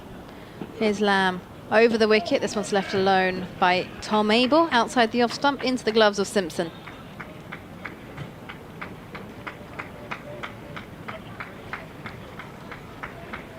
Oh, someone's clapping enthusiastically in the crowd.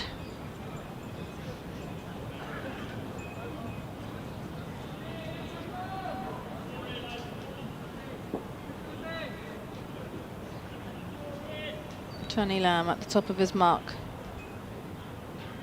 Makes his way through, and this time is played by Tom Abel off the front foot, pushed to mid-off. Yeah, a little bit airborne again.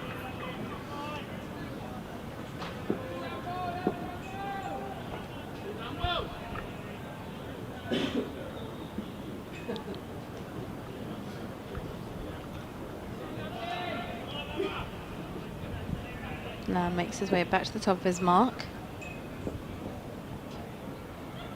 He's ready to go again. 3 slips in place. This one again left alone by Abel. Swiftly taken by Simpson with the gloves.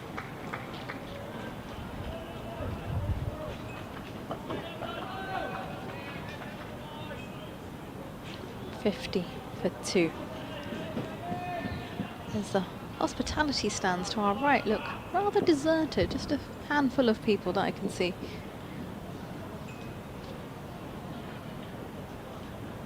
Lamb in, and this one played off the hips of Abel. Downsworth's long leg will take the single. 51 for 2. Plenty of time for these two.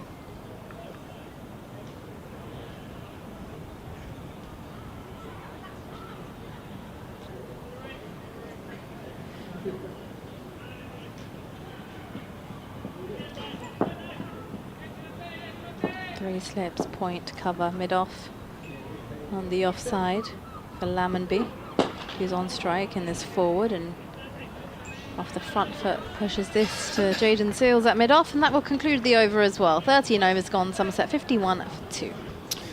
Elsewhere, Durham against Warwickshire. Durham 198 for 6. They're 260 runs ahead with 4 wickets remaining.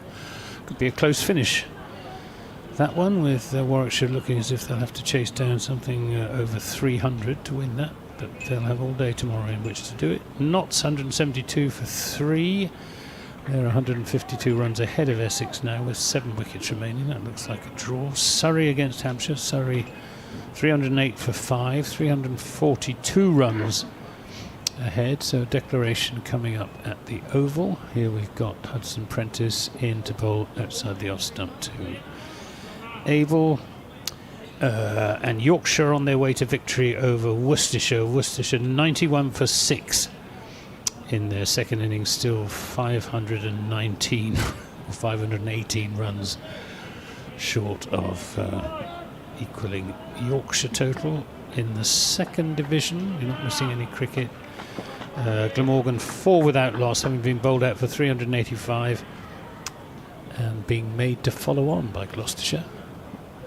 As this comes off the outside edge of Tom Abel's bat down towards the third man boundary, and again we've got 3 slips in hot pursuit, and the ball wins. Tom Clark managed to get a hand to it, but he didn't wasn't able to get enough force onto the ball to stop it from continuing in its inexorable path towards the rope. And he banged his hand down into the turf in frustration. But I don't think Sussex ought to worry too much about the odd boundary. They do have quite a few runs to play with. Somerset still need another 640 to win. 55 for 2. 4 runs to Abel. Moves on to 20. Hudson Prentice in bowls, and Abel defends. Yeah, so going back to Gloucester against Glamorgan. Glamorgan are 157 runs behind, so they need 158 to make Gloucestershire bat again. Kent going well against Middlesex. They need another 105 runs to win with 8 wickets remaining. They're on 212 for 2 with Ben Compton 75 not out and Tawanda Moyeye on 70 not out. So it'll be a jolly good win for Kent if they can pull it off, but still some way to go. And Lancashire against Northants. Lancs 82 for 1 against Northants. They're still 186 runs behind as Hudson Prentice bowls and Tom Abel plays that into the onside. And finally, Leicestershire 253 for 7. They're 344 runs ahead of Derbyshire, still with 3 wickets remaining. Could go either way, that one. So most of the games in both divisions of the county championship look as if they will reach a positive conclusion one way or the other.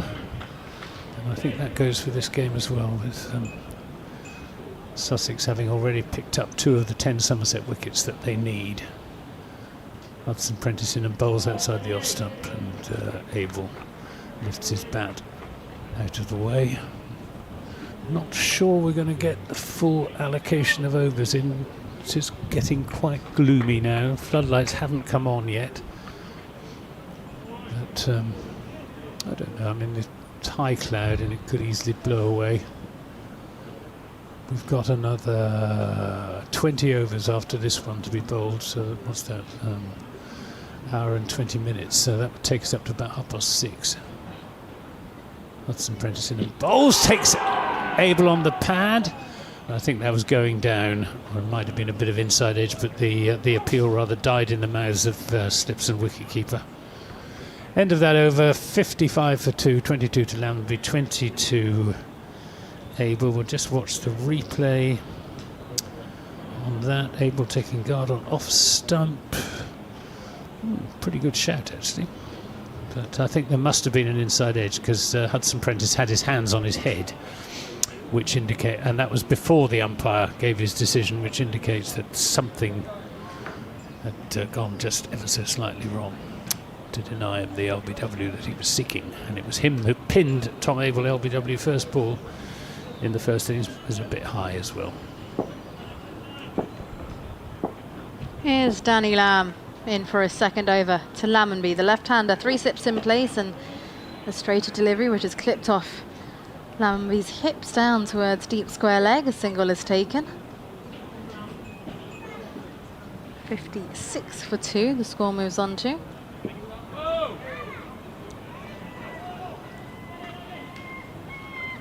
The Seagulls are back. Jaden Seals has hand warmers in his hand at mid-off. You can see. Not that cold. Oh, it is.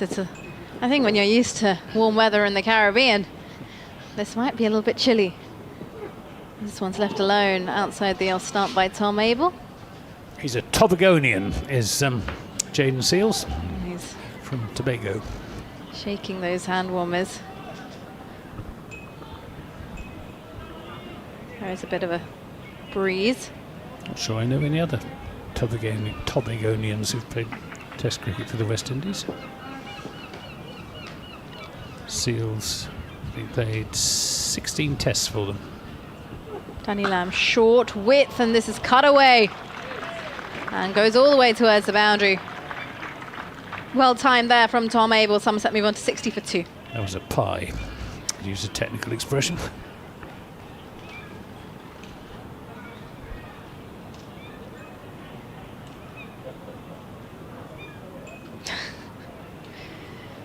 Yeah, that's not where he wants to bowl.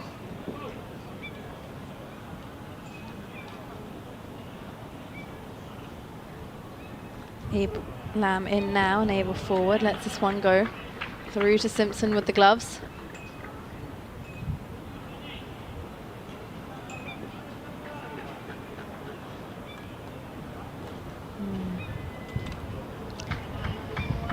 Starting to get a little quiet.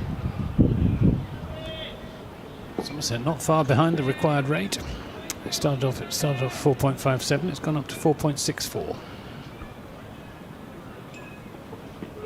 Lamb in now and Abel far forward and watches this one pass through again.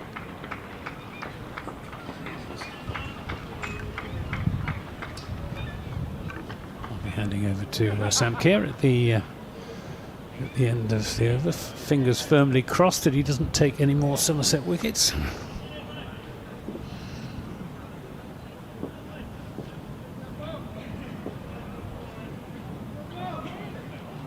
Here's Lamb in past the umpire from the C end, and again Abel forward and watches this one go through to conclude the end of the over. 15 overs gone. Somerset are 60 for 2. Tom Abel on 24 and Lammonby with 23 to his name, and there's going to be a change in the commentary box as well. I'm going to give Anthony Gibson a well-deserved break. And welcome back, as he gets set up, Sam Kerr. Hello, Nikki. Hello, hello. Yeah, as you'd have guessed from Anthony's recent comment, he's here with BBC Somerset. We're live on BBC Sussex, BBC Radio Sussex, BBC Somerset, on the BBC Sport app and website, and of course on the Sussex Cricket live stream. As Finn Hudson-Prentice begins his third over of the innings, he's in and bowls, and that's nicely cut away by Tom Lammonby for 4.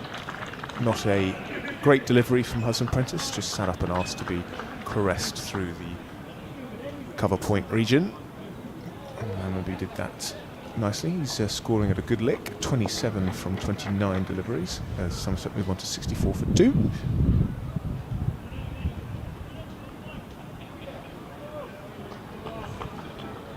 Well, the clouds are very high in the sky, certainly not offering any huge assistance to the bowlers, as Finn Hudson-Prentice finds a better line and is defended back by Lammonby. And tomorrow, similar conditions to today, I think, sort of sunny spells with a bit of cloud around and temperatures in the low double figures. So I don't think weather will play any part in holding up Sussex. It's whether Somerset can.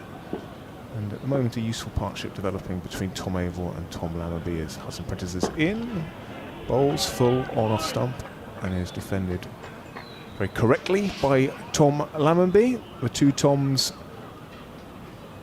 have now put on 47 for the third wicket. They'll need to add a few more as the day enters its final chapter.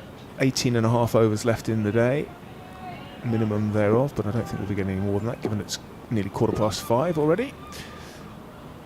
Hudson-Prentice in bowls, and in a repeat of the previous delivery, it's defended by Tom Lammonby.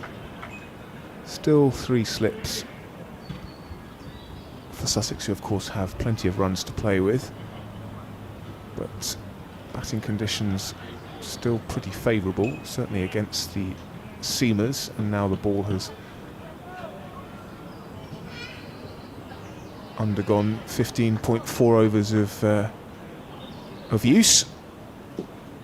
Hudson-Prentice past the umpire in bowls, and this one's left alone by Lammonby.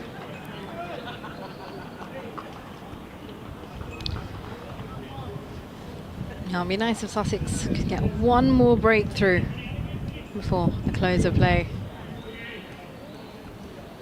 For Well, a Sussex fan, that's what you'd like. From Somerset's point of view, if they can get through to the close without further loss, then the way that Worcestershire batted all day last week against them, they were 5 down overnight, then Somerset will certainly talk themselves into feeling they have a chance of doing the same, as Hudson Prentice is clipped into the onside by Tom Lammonby, who will retain the strike, having taken a single off that last ball of the over.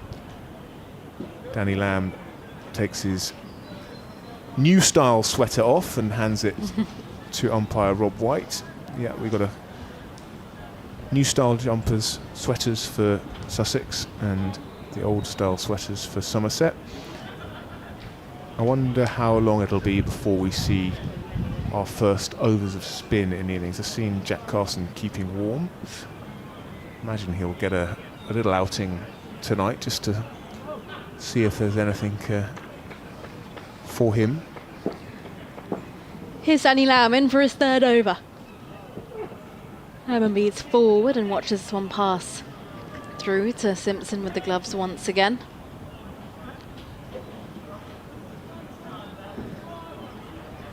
Yeah, starting to look a bit deserted towards our left on the southwest stand. Maybe it's getting cold. Not everyone's lucky like us to sit inside.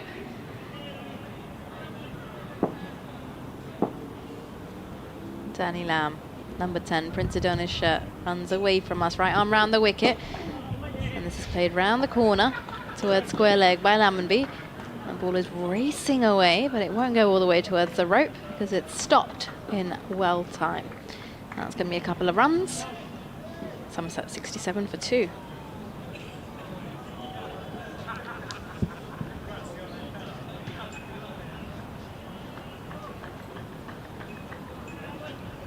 Quickly back to his mark, and he's ready to go again.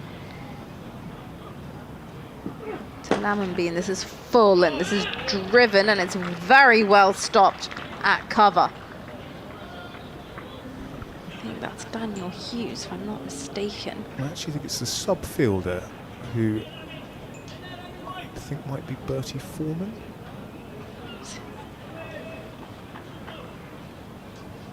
It's a bit hard when they're not facing us, but it was firmly driven and stopped at cover. Yeah, it's if I'm not oh no, I am mistaken. Who's the fielder that's off the pitch currently? Which has allowed the sub on. I can't see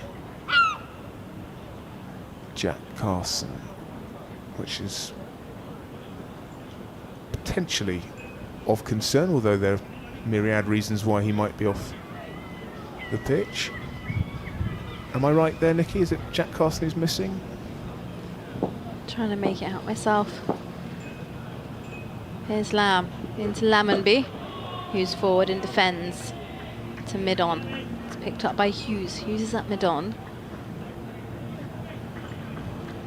Tom Haynes is at mid-wicket.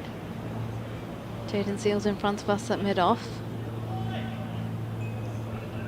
Yeah, looking up at the players' balcony, I can see Jack Carson up there. So it is he who is off the pitch, although he looks like he's about to return. Lamb into Lammonby's forward and places right under his eyes. The ball rolls over to Lamb. Possibly just a comfort break or grabbing a hand warmer or something ahead of his spell. But he's now making his way back down the dressing room steps.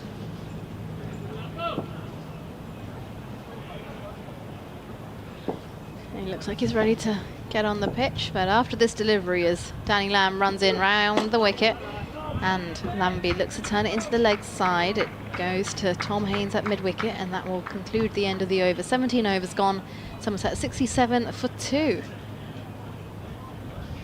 Yeah, Jack Carson making his way back onto the field as he taps hands, taps palms with the sub-fielder, who I think was Bertie Foreman.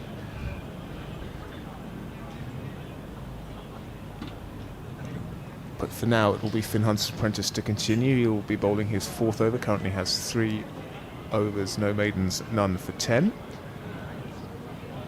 The partnership now worth 50 between Tom Abel and Tom Lammonby. 67 for 2. The last wicket was the second wicket, which fell with the score on 17. That was Archie Vaughan caught at deep square leg.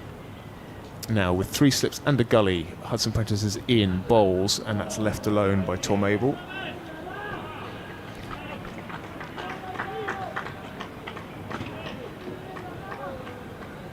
Yeah, he was brilliant on day one. Hopefully he can make a breakthrough here as well. Conditions would be helping him as well.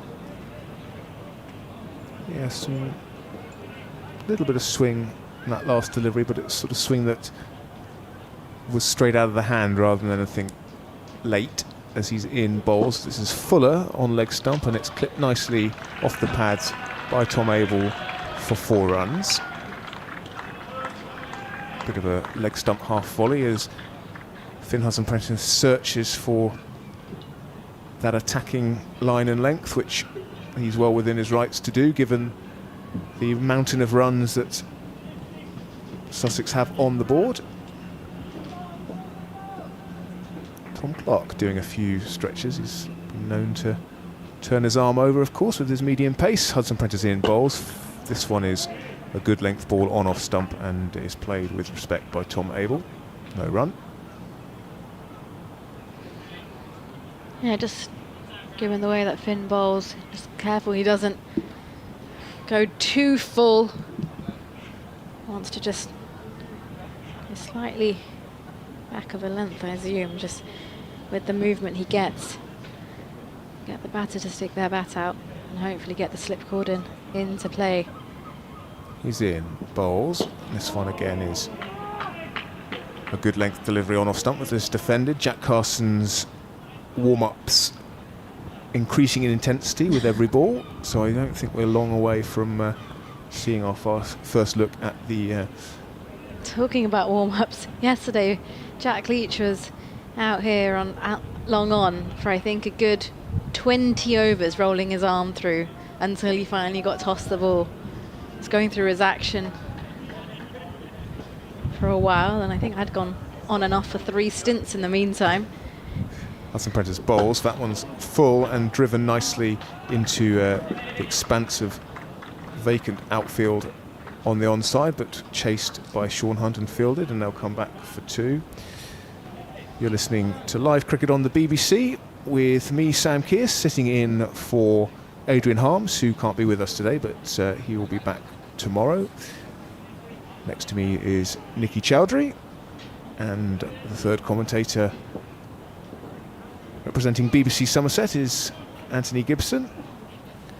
And we're also going out on the Sussex Cricket live stream as Hudson Prentice is in for his final ball of the over, which is another good length delivery on off stump that is defended, and that concludes Hudson Prentice's 4th over. 6 from it, boundary and 2. And just a note on tomorrow that tickets for that day 4 of this match, the final day, will be available for half price either online or on the gate. So if you're around tomorrow and want to see the conclusion of this match, then Sussex Cricket reducing entry to half price. And that also includes another day of free use of the Sixes facility here. Nikki, have you had a go over the weekend? No, I haven't yet.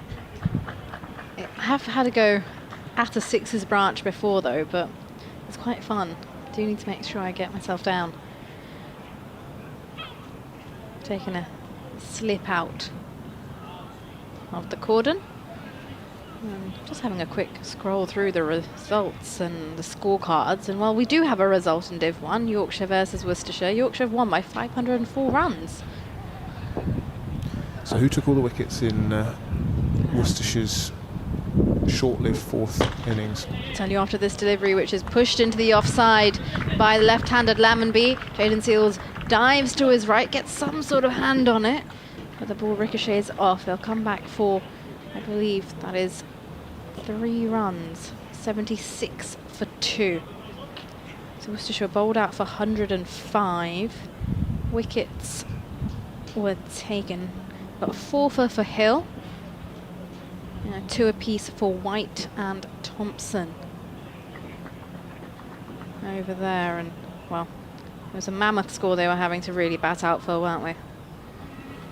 Worcestershire all out for 105. Oh dear. As here comes Danny Lamb. This one's left alone outside the off stump by Tom Abel. And just looking at the succession in which these wickets fell as well, which I'll get to in a second. Encouragement around the pitch.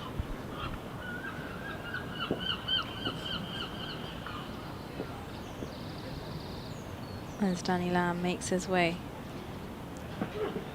3 slips in place, and this one's defended into the leg side. It's picked up at short mid wicket. Just to note that Simpson is now stood up to the stumps. Abel and Lammonby looking pretty comfortable since they came together, and since that second wicket fell, Sussex not looked too threatening with the ball. This one clipped away, fine, there's no one out there. That's going all the way for 4. That's not the line you want to be bowling for Danny Lamb with that field. Unfortunately, Somerset move on to 80 for 2. Looking at the fall of wickets, as you just inquired about, Sam, so the first wicket was lost at 28 for 1. And then 42 for 2, quick scurry, 72 for 3, 77 for 4, 88 for 5. Seems like every time they added 10 runs, a wicket fell. 90 for 6, 91 for 7, 91 for 8, 91 for 9. So it looks like potentially there was a hat trick involved as well. We'll have to check.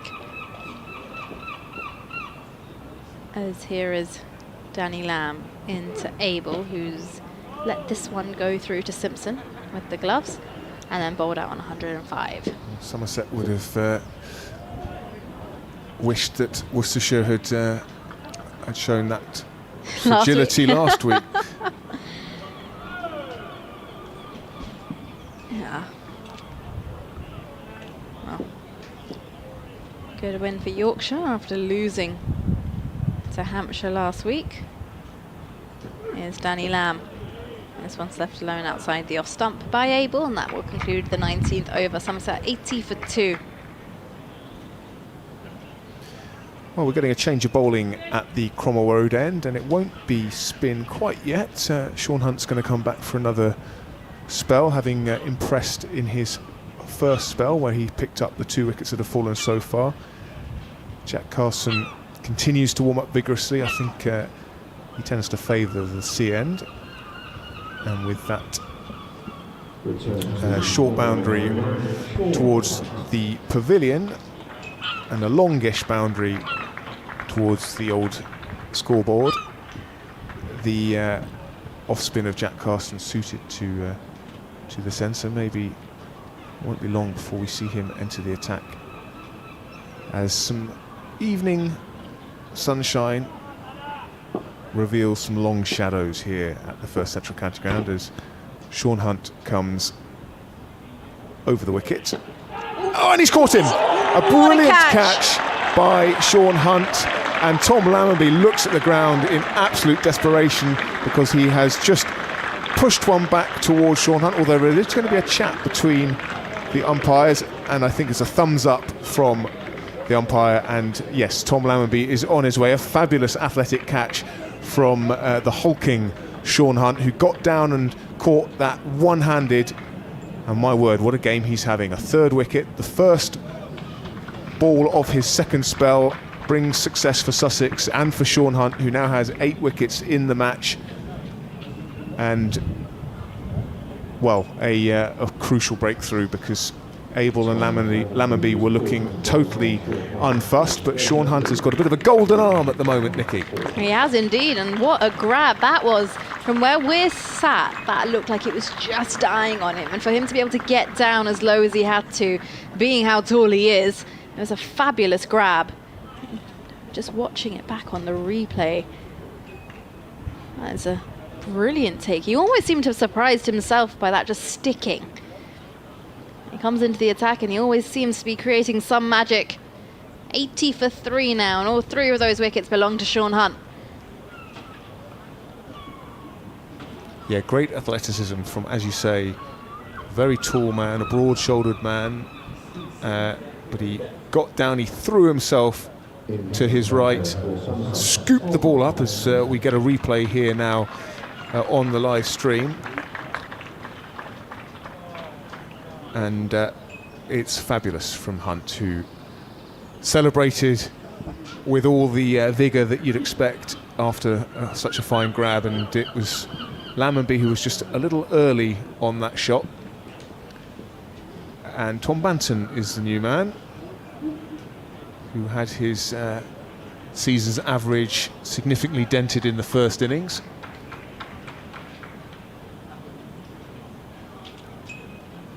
What a brilliant grab. That's just going to lift the spirits even further for Sussex.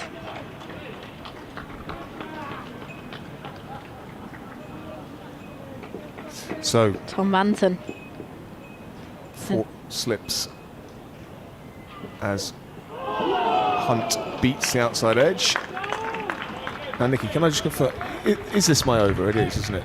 I've got confused. I think this is, yeah, this is your over. Good, just checking. It can get confusing, can't it? Especially with the rotor and then having to adjust the rotor. But it is yours. Well, Sean Hunt picking up where he left off in his first spell. Tom Banton's outside edge beaten. A nervy time for the Somerset batters. This time the ball keeps a little low, and Banton looks to defend it, but again the ball beats the outside edge, and Sean Hunt really making the most of these angles as a left armour. Coming across the right-handed Banton, yeah. As we have another look at this on the replay, it's a hard one for the right-hander as well, because it just disrupts your alignment as well. You have to really figure out if that's a play ball or a leave ball. And yeah, well, he's really manipulating it well. This time a little straighter from Hunt, and it's pushed into the onside by Tom Banton for no run, although bat on ball will be a welcome sensation for the new man. Somerset 80 for 3. Chasing a fairly academic 595 for victory. As Hunt is in with 4 slips waiting. This one is wide of the off stump, and Tom Banton is able to let that go through without needing to play a shot.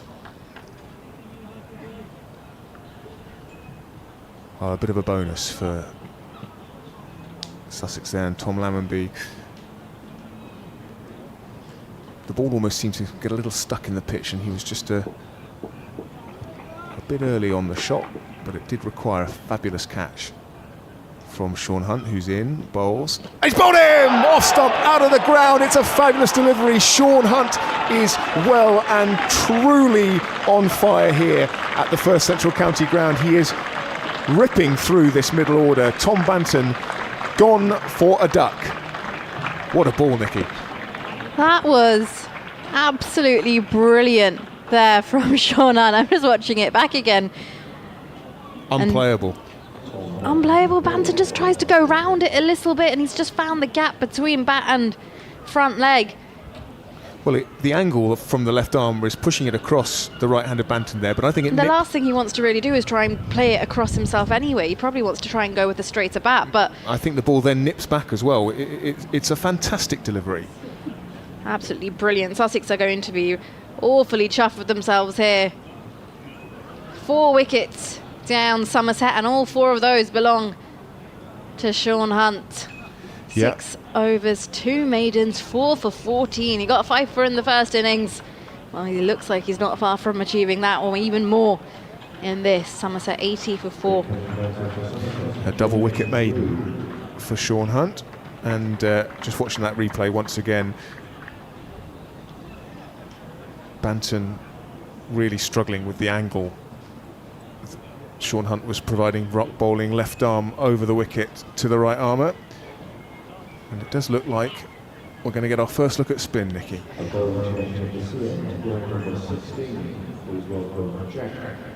We are indeed. The PA announcement has been made. Jack Carson is being welcomed from the sea end.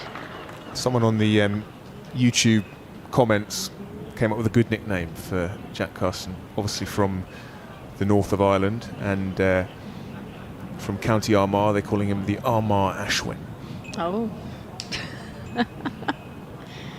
Do you love the stream and what people come up with sometimes? Well, Carson just adjusting his field. Abel and Rue out there in the middle. Rue, the new batter.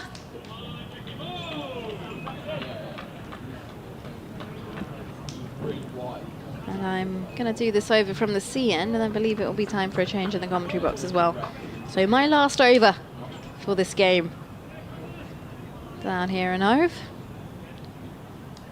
As we have a short leg in play. And a slip for Carson, who's into Abel, who's forward and takes his front foot across the line and plays this to short mid-wicket. There is no run. You're not here tomorrow, Nikki? I'm not here tomorrow. Oh. No. What do you got planned? Oh, I've got lots of life admin to sort out tomorrow. I've got to go to the Indian High Commission and sort things out, as this one is a short ball. It's dragged down and Abel plays this off the back foot, makes space down towards 45, and the ball actually races away down towards the boundary. Quick outfield. Somerset move on to 84 for 4. Yeah, I've just had to renew my passport, and that means I have to sort out all the other documents that go with it. So tomorrow is a life admin day. But I'll be listening. Are you here tomorrow? No, just a one-day wonder for me for this game. Adrian will be back tomorrow with Anthony. Here's Carson into Abel, who's forward and defends. Ball just rolls in front of short leg. Well, with Sussex getting another couple of wickets, we claim the extra half an hour tonight. Could all be done. I'm being a little bit unkind there. Glass half full kind of guy. As Carson is in, tosses this up. Bit of flight to tempt Abel, and again defended into the leg side, picked up at short mid wicket. He's looking at the field, so you've got a slip, backward point, deep cover, mid off, leg side, long on, short mid wicket, cow, and a 45 as this one's played round towards square leg. A single is taken, and of course the short leg as well. 85 for 4. Should be the last ball of the over, as Carson decides to come right arm round the wicket to the left-hander, Rue. The first ball he's going to be facing. He scored 80 in the first innings, 80 not out, for 83 deliveries. Batted well alongside his skipper, Gregory. And this time Carson's in, and there's a nick, and he's been taken! Sussex are celebrating. They can't believe it's not been given. Umpire's not interested.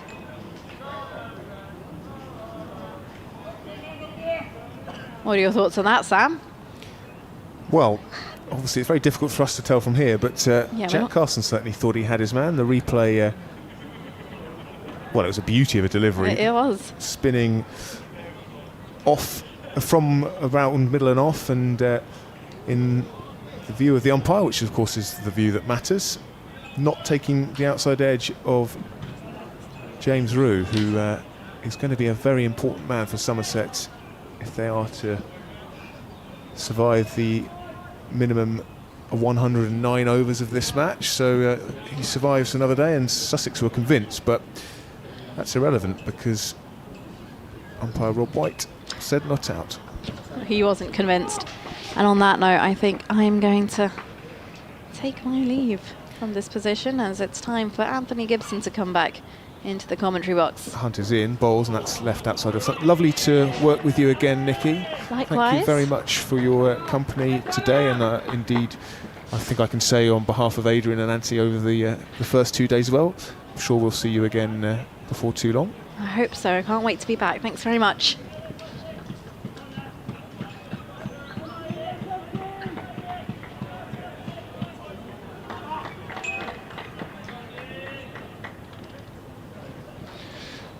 So Sean Hunt, after his double wicket maiden in his previous over, is bowling to Tom Abel, who's 39 off 51 deliveries. He lets that one go outside the off stump.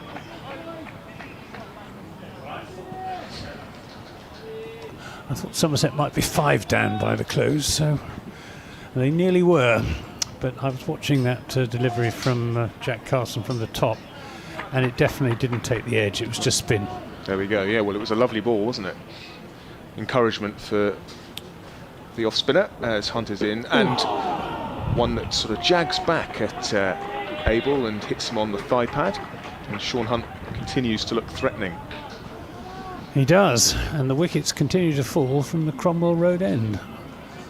Oh, yeah, I hadn't quite noticed that. So has that been throughout the match? Yep. Well, all of Sean Hunt's 9 wickets have been taken from that end.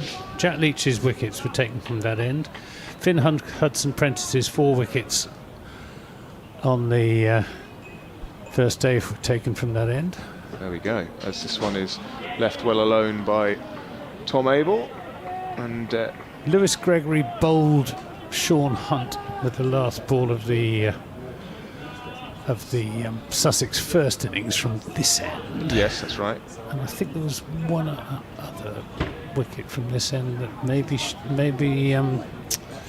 Jack Leach. Oh, and Archie Vaughan, of course, picked up a couple of wickets, didn't he? So there have been 3 or 4 from this end, but the vast majority from the top end. Hunt in, bowls, that's full on leg stump and dealt with accordingly by Tom Abel. He flicks that over to the square leg boundary for 4 runs. He moves on to 43. Somerset going down in flames, but Tom Abel batting as if he hadn't got a care in the world. Well, it was looking reasonably comfortable when Lammonby and Abel were together. Yeah, absolutely. Yeah. And then that leading edge from Tom Lammonby, good catch. Great catch, yeah. From Sean Hunt. James Middlebrook just had a look at where Sean Hunt was following through as he bowls again on leg stump, and it's tucked into the onside and well fielded by Jack Carson, just a single. So Sean Hunt will have to be a little careful about where he's following through. I don't think he was given an official warning at that stage, but that concludes that over as Somerset move on to 90 for 4. The run's coming at a decent lick, but it's the number after the hyphen they'll be more concerned about. Yeah, Somerset keeping up with the required rate, which was 4.57, it's now 4.68. But losing 4 wickets in the process. Not, I should say, apart from Archie Vaughan's through extravagant stroke play. But, some good bowling from Sussex. Carson's going to bowl to Abel. Turns this away into the onside. But it's Tom Alsop under the lid at forward short leg. Yeah, he fields it. Very much Sussex's man, who usually goes under the lid, of course, experienced as a wicket keeper. Carson to Abel.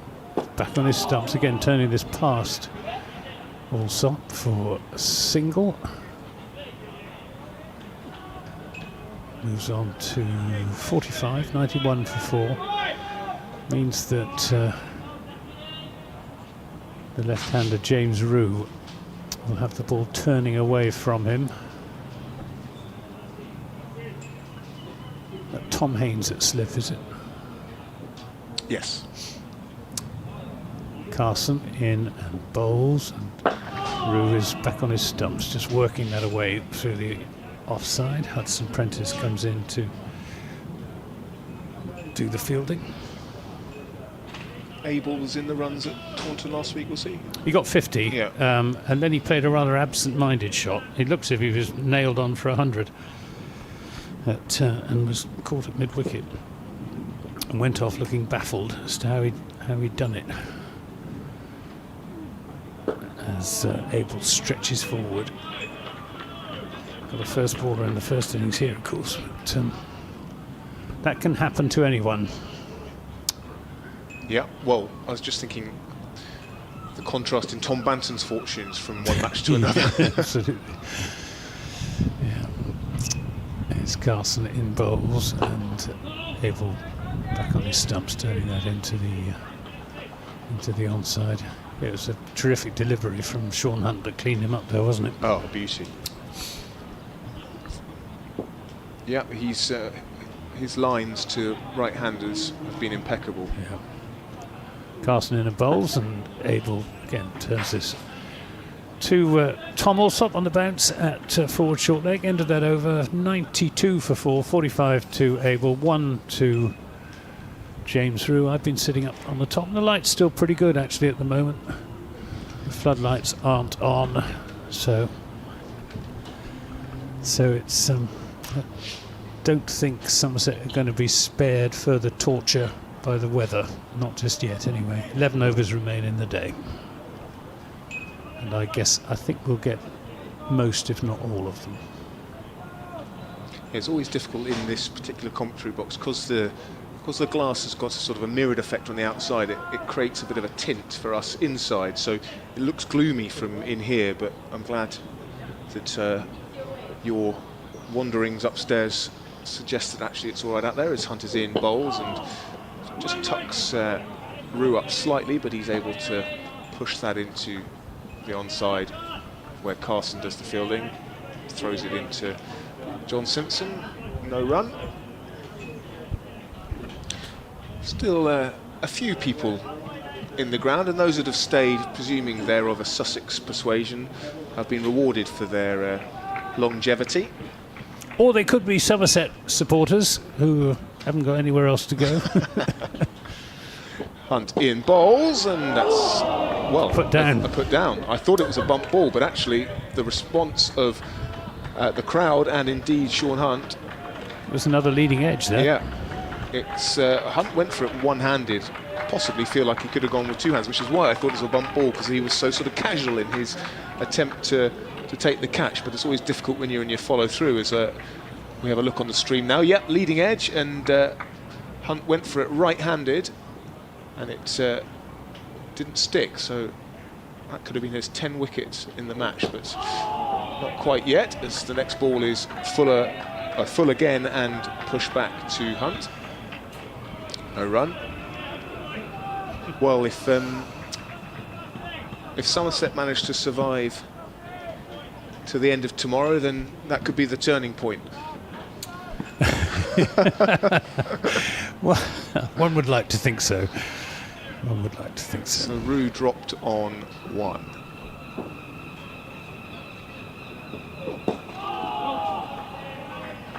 I've had a tweet from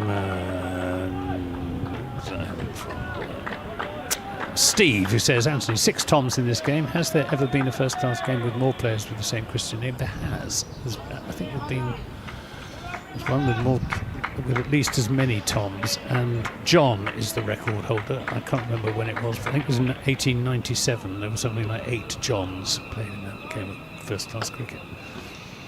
As Hunt is in bowls and hits Rue on the pad, a huge appeal, which I think was more out of optimism than true What were they belief. appealing for? Well, I think LBW. Why do you think there was? Well, they all seem.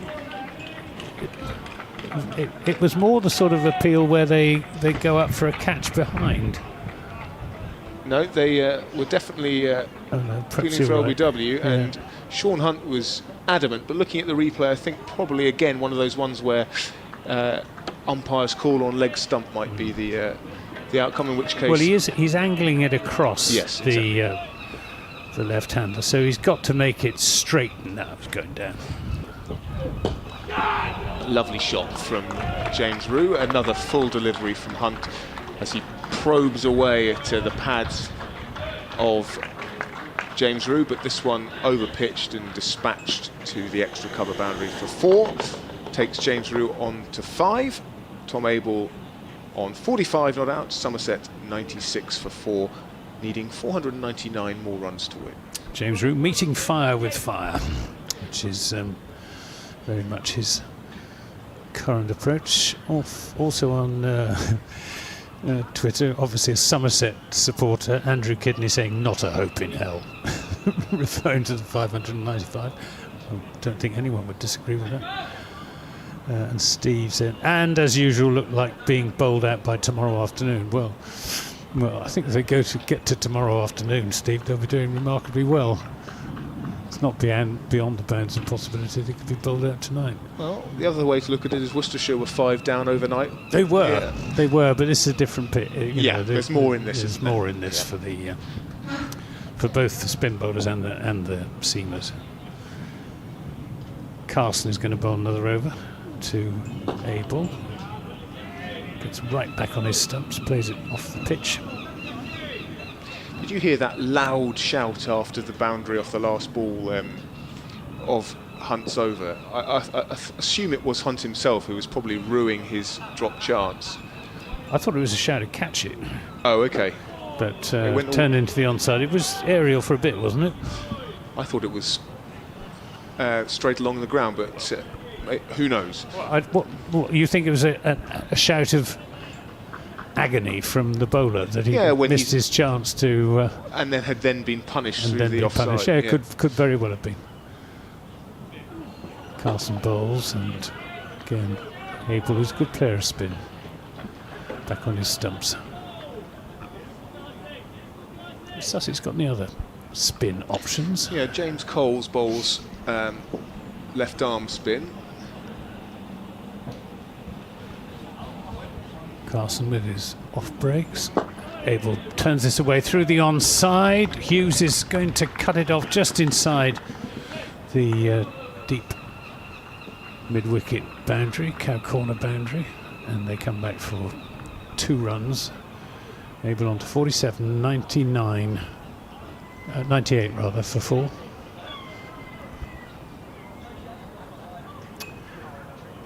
The 98 is good, the 4 not so good. Carson to Abel. Turns this past all sorts of excitement. Oh, wasn't actually very near also. Fielded by Lamb at short fine leg.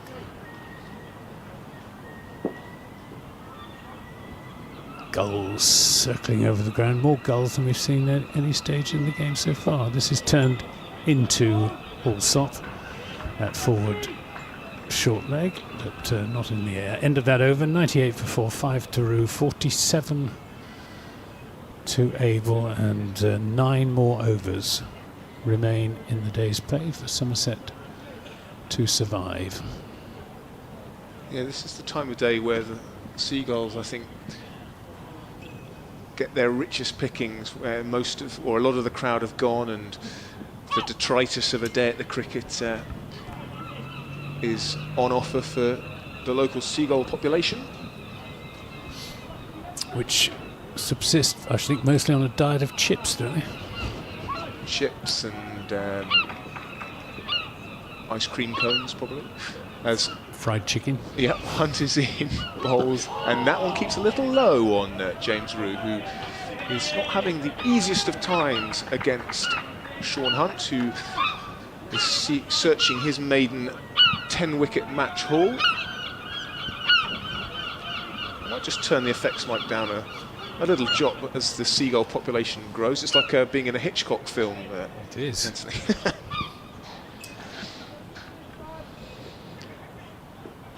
Sean Hunt in. That one is just back of the leg. Poor shot, James Roux. That was very poor. It was a tennis ball bounce back of a length, and James Roux looking to... Didn't need to play at that at all. Looking to cut it, and it ends up just all very wafting. well prodding at the pitch, but that was miles outside the off stump.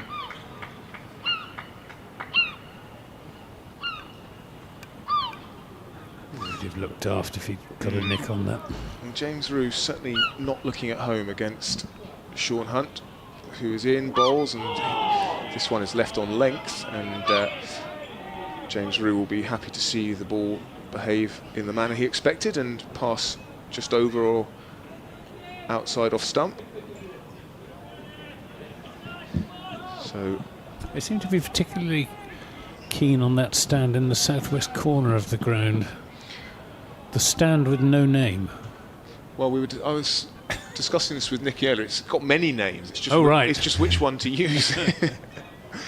Hunt in, bowls, and hits Roux on the pad, but he's got a good stride in, and I think it's probably quite high.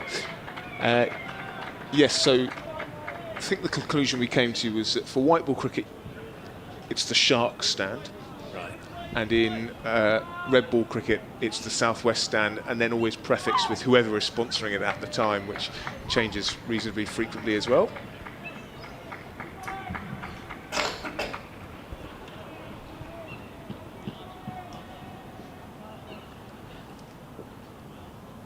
Hunt with 4 dots so far this over is in bowls, and Roux is forward and defends, and every ball being accompanied by a chorus of oohs and ahs from the Sussex fielders who, if you had no commentary and just the sound of the fielding side, you'd know we're on top by their positive energy that they are exuding in the final throes of day 3 of this county championship match, as Sussex hunt their first win in Division 1 for a decade. And Sean Hunt is in bowls, and that again is left outside the off stump by James Roux, who survives the over. A maiden over for Sean Hunt, who has 4 for 23 from his 9 overs in this innings, to go with his 5 wickets in the first innings. Somerset 98 for 4.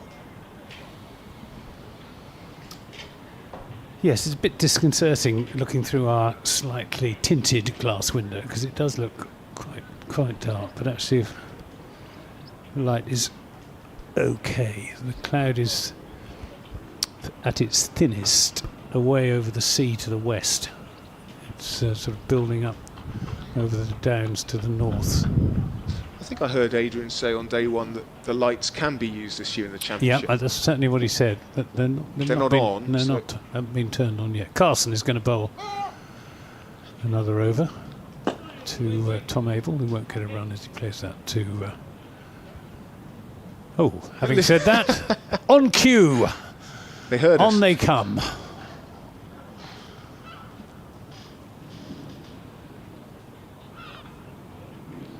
Yeah. So Slightly Carson to bowl. a bit old-fashioned, these lights.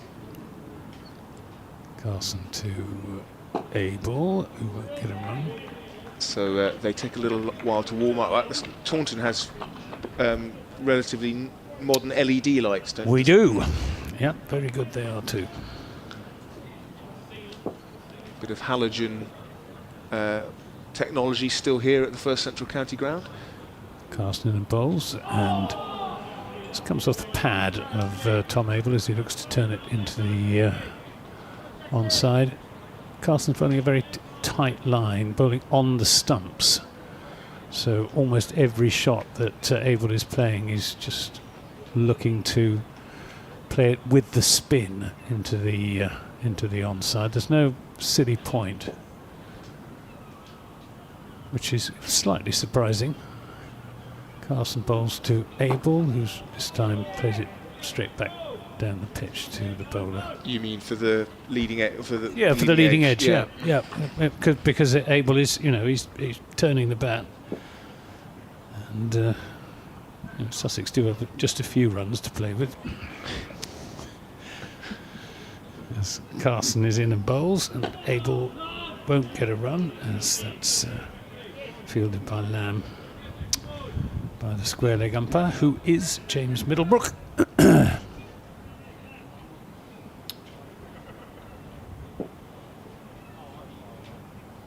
Carson, lights gradually building up to full power. This is short and comes off the pad and over through the hands of Allsop at forward short leg. Some in the crowd thought that was a catch. It wasn't. It was off the pad. It's a maiden over though for Jack Carson. 4 overs, 1 maiden, no wicket for 9. 98 for 4. The score remains. Abel on 47, James Roux on 5. 7 overs remain in the day's play. Yeah, back-to-back maidens for Sussex, just applying the pressure in these final few overs of the day. Not that Abel or Roux will be too bothered about scoring runs. Their minds firmly focused on survival to the close of play as Hunt comes in, bowls, and Roux lets that go outside the off stump as a few more hardy souls depart the ground after was turned into an action-filled final session. Certainly had to wait a little bit for their rewards. Yeah, I mean, the crowd would have enjoyed some of the hitting towards the end of the afternoon session when John Simpson was whacking it down the ground. But the real cricket has all been in this last session. Hunt bounds in, bowls. This one zips past Roux's outside edge, and he plays and misses. And once again, the oohs and ahs resonate from behind the stumps. He's not playing with soft hands either, James Roux, so if he does get an edge, it will fly. Possibly over the slip cordon, I suppose, but more likely into it. Yeah, if you're being generous to Roux there, I think he played inside the line, covering his off stump and allowing the ball to go past. And that's Fuller from Hunt and driven by Roux out to Daniel Hughes at extra cover. No run. And that's another dot ball. Sussex stringing them together at the moment, and James Roux just doing his very best to make sure he lives to fight another day on the final day of this match as Hunt is in, bowls a bouncer this time, and there's an appeal for caught behind. It was a very balloon-like bounce, tennis ball bounce on the ball. I don't think Roux was anywhere near it really. Well, he shouldn't have been playing the shot. It's not his greatest strength. He does have a weakness against the short ball, and if I was Sean Hunt, I'd give him a few more pitched halfway down. Could easily have got a top edge to that. And we've got Danny Lamb waiting for it down here at long leg.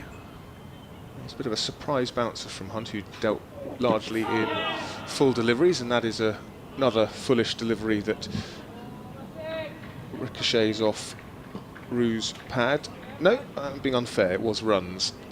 So 1 run off the 5th ball of the over. He's living a little bit of a charmed life at the moment, is James Roux. He'll be, if he can get through to the close, I think he'll be jolly glad to have done so. Yeah, well, he'll be pleased to be down at the other end for now, because he's had to face plenty of Sean Hunt since he's come to the crease, and not always particularly comfortably, as Hunt is in for the final ball of the over. This one is full on leg stump and dealt with by Tom Abel, who goes to 50 with a boundary. 51 from 73 balls. And he salutes the well-populated Somerset dressing room balcony, who are out in their tracksuits clapping the former captain. Yeah, lovely innings.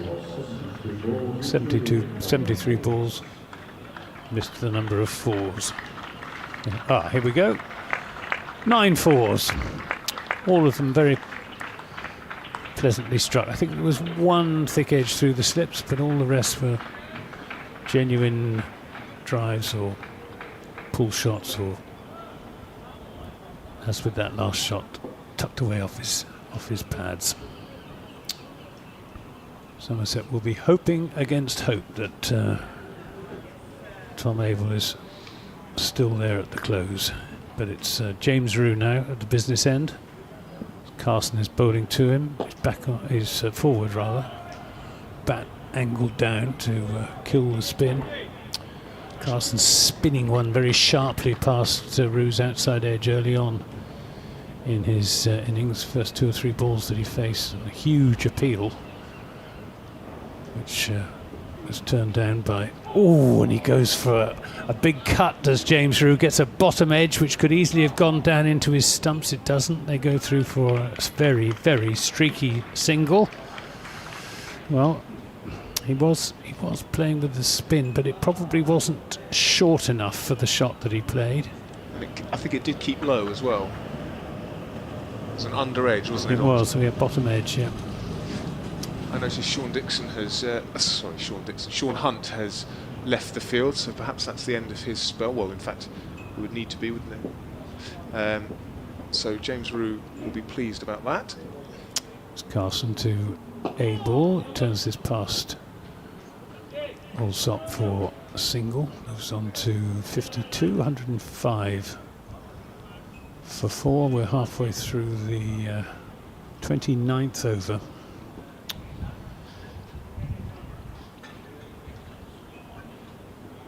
Carson to Roux, back on his stumps, plays it to Allsop, who's got helmet and fielding pads on, and forward short leg. Tom Haynes at slip, the other close catcher. And Sussex not over-attacking. Carson, which is driven by Roux. Nice shot away through the offside. That will go for... It's very well saved, in fact, by Tom Clark, and they come back for 3 runs. Good piece of fielding. I'd given that up as far as the fielders were concerned. I thought that was going to go for 4, but it didn't. Yeah. James Coles was the initial... Coles, I beg your pardon. Yes, it was Coles. Sorry. Not Clark. James Coles in his wide-brimmed hat. Not needed now, but that's his choice. Carson to Abel. Turns this on the bounce to Allsop, the forward short leg. So that 3 took James Roux on to 10, and Somerset on to 108 for 4, and 5 overs now remain in the day's play. Well, that 3 also put James Roux back on strike here at the CN, but he won't be facing Sean Hunt, who'd been causing him a bit of bother in the previous few overs, because Jaden Seals will come back for his second spell, a final burst for him down the hill on day 3. I wonder if the umpires will... it doesn't look as if they're too bothered at the advent of Jaden Seals. Jaden Seals 6 overs so far, none for 34, a little expensive. Just struggled to find his line, which he has done actually throughout the match. Just been a little bit leg-sidey, but as we were saying earlier, Anthony, sometimes takes a game or two for the overseas fast bowlers to find their rhythm.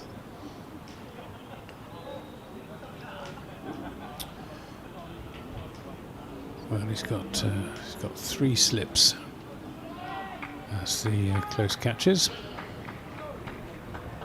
Yep, Sussex can afford to be as attacking as they like with the target they've set Somerset, as Seals comes in over the wicket and hurries James Roux, who has to tuck himself up in order to play that ball off his right hip. Yeah, in his innings of 80 not out in the first innings, he looked to have all the time in the world to play shots, but he certainly didn't then. That was a good piece of bowling. Acknowledged as such by James Roux as well, with a nod of the head back to the bowler, which is good to see. Yeah, this will be a short burst from Jaden Seals, so he can really ramp things up as he's in bowls. That's full, and Roux plays that nicely. A defensive shot for no run. He's got to bowl some short stuff at Roux. Jason Holder, who I'm sure would have captained Seals in the West Indies Test team, really gave James Roux a going over at Kidderminster last April.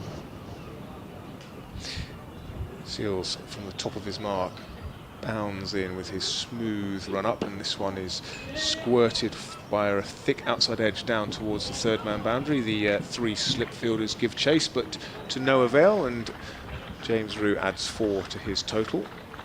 Why do you think it takes 3 of them? 2 one can understand. But what is, Youthful exuberance. Yeah. It's a foot race, bit of fun, I think, which I'm all for, it's show willing. Keeps them warm on what's become a bit of a chilly it is evening. quite chilly out there, actually. Yeah. If you're sitting outside now, you need a coat. In comes Seals, full outside the off stump, left well alone by James Roux. Still plenty of encouragement from the Sussex fielders. I think James Cole's doing plenty of cheerleading from third slip. Is he the noisiest of the Sussex fielders then? I certainly didn't have him down as a, particularly chirpy fielder.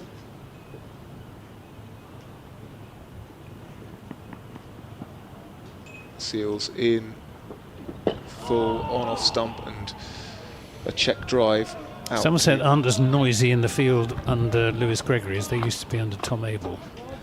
Back in the COVID year, when there were no crowds in, it was the Somerset fielders who sort of provided the running commentary on what was going on in the middle.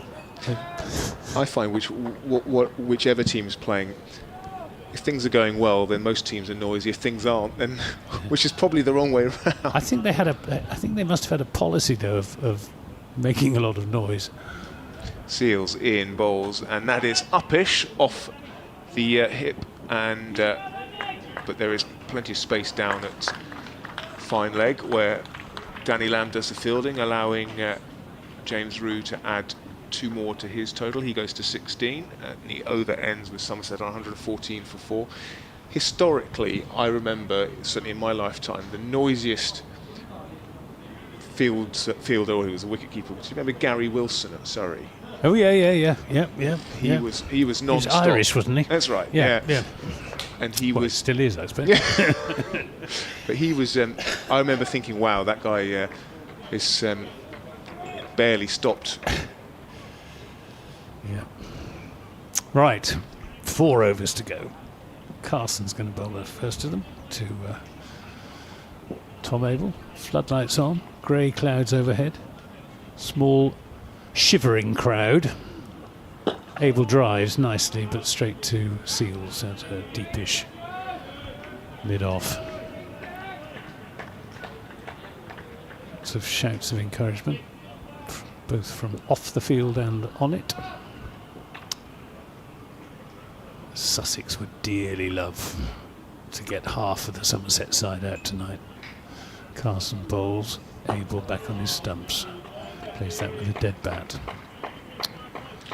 Yeah, no signs of any dramatic turn, apart from that one that... Yeah, just that one, wasn't it? Really took off.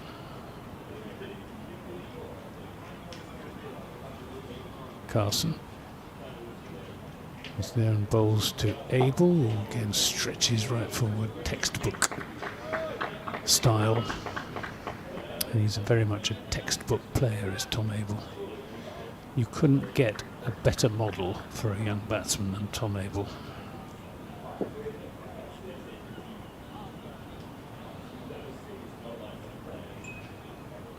Carson bowls to him. This time he's back on his stumps, turning it round the corner to Lamb. Won't get a run. If he has a weakness, Abel, is there a dismissal he's prone to? Or? I think he can sometimes pick the bat up towards gully, which means it's coming down crooked. So his weakness is nicking off into the slips, probably. Okay.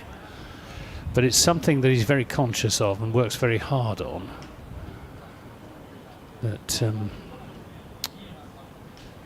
That's really his own. He's good against spin. He's good against seam bowling. He's not fazed by fast bowling. And he's got all the shots. The helmet has come onto the pitch. Oh, we've got a leg slip. Yeah. He's close in with that helmet on. Carson to Abel, who plays that He back up the onside. knowing he had that man catching, he immediately adjusted the way he played that. He did, Abel. didn't He went back and across rather than tucking it off his legs, which shows good intelligence. Who is the leg slip? Good question. I shall come back to you on that. Carson Bowles and Abel again. Tom Clark. Tom Clark at leg slip. That's the end of that over, which was a maiden. So Carson 6 overs, 2 maidens, number 14, 114 for 4, 52 to Abel, 16 to Rue, 3 overs remain. As I mentioned earlier, if you are available with nothing to do else to do on a Monday, then tickets are half price for tomorrow. You can get those online or on the gate. And well, odds on for Sussex's first Division 1 victory since 2015, although Somerset will be doing their very best to deny them that, as Jaden Seals enters the second over of this late burst from him down the hill from the sea end. He still has 3 slips and a gully. He's in bowls, and that is clipped off the legs by Rue, and the subfielder Bertie Foreman, who's on for Sean Hunt, who I dare say his day is done, is the man who does the fielding, and they take a single. Bertie Foreman, new name to me. Yeah, and I can't remember if he's made his first-class debut.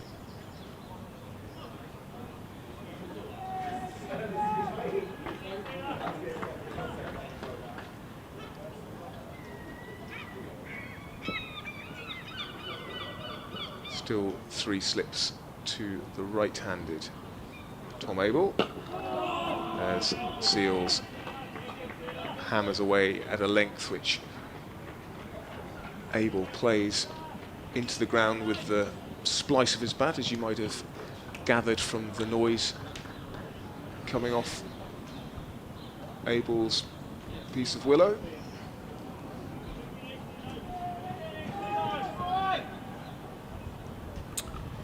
Well, bear in mind, if Sussex can break this partnership, they'll be through to the all-rounders. And then they really will be odds on. Seals in bowls and defended by Abel, and because of how well Banton and his colleagues in the top order batted last week, and because of how things went in the first innings here, haven't had the sort of chance to score too many, or haven't scored too many runs themselves so far. Yeah. No. Gregory looked pretty good in the, true. First innings here. Yeah. He got a few runs at the end of that innings against Worcestershire. Thanks to Bob on the live stream, who confirms that Bertie Foreman has played 1 first-class match as Seals is in bowls. This is on leg stump and clipped away to square leg to allow Abel to take a single. That scoreboard is so fast that if you don't look instantly, Absolutely. it can throw you. He's not very tall, Bertie Foreman, is he? No. Diminutive. Yeah, that's right. But he made a good stop earlier this over. He looks keen. Yes, absolutely. Well, As you would be at that age. Seals in bowls, full and driven down the ground, not timed by Rue, but he'll get 2 runs. No, 1 run for that. Tom Abel sends him back and ensures that he will face the final ball of Seals's over. He's 20 years old, is Bertie Foreman. Yeah, he's another product of the Sussex Academy, which has done a good job in recent years of providing first-team cricketers for the county, and the missing piece of the jigsaw is some experienced pros to go alongside them, which is now in place as Seals is in bowls, and that's full-ish and beats the outside edge of Tom Abel, who was squared up, and it was a bit of a unedifying position he ended up in. Oh, that must have been close. He's been batting really quite comfortably, Tom Abel, but good ball from Jayden Seals almost spelt his downfall. Yeah, not much foot movement from Abel. He didn't really need to play at it either. It was a little Just flirt. Just a momentary loss of concentration, I think, as much as anything. I think that's right. Somerset desperately need him to hang in there until tomorrow. And then for an unexpected depression to arrive from the southwest. And wash out the entire day's play. That would be a perfect scenario. So Carson will bowl his final over. I see Carson, I always think of Downton Abbey. Oh yeah, he's the sort of head butler, is he? That's right. Yeah. And the actor, whose name I can't remember, is a great cricket follower. I met him at Headingley. Carson is in and bowls, and Rue turns that into the onside. He was interviewed by dear old Dave Callaghan, late Dave Callaghan. Oh yes. Late and much lamented.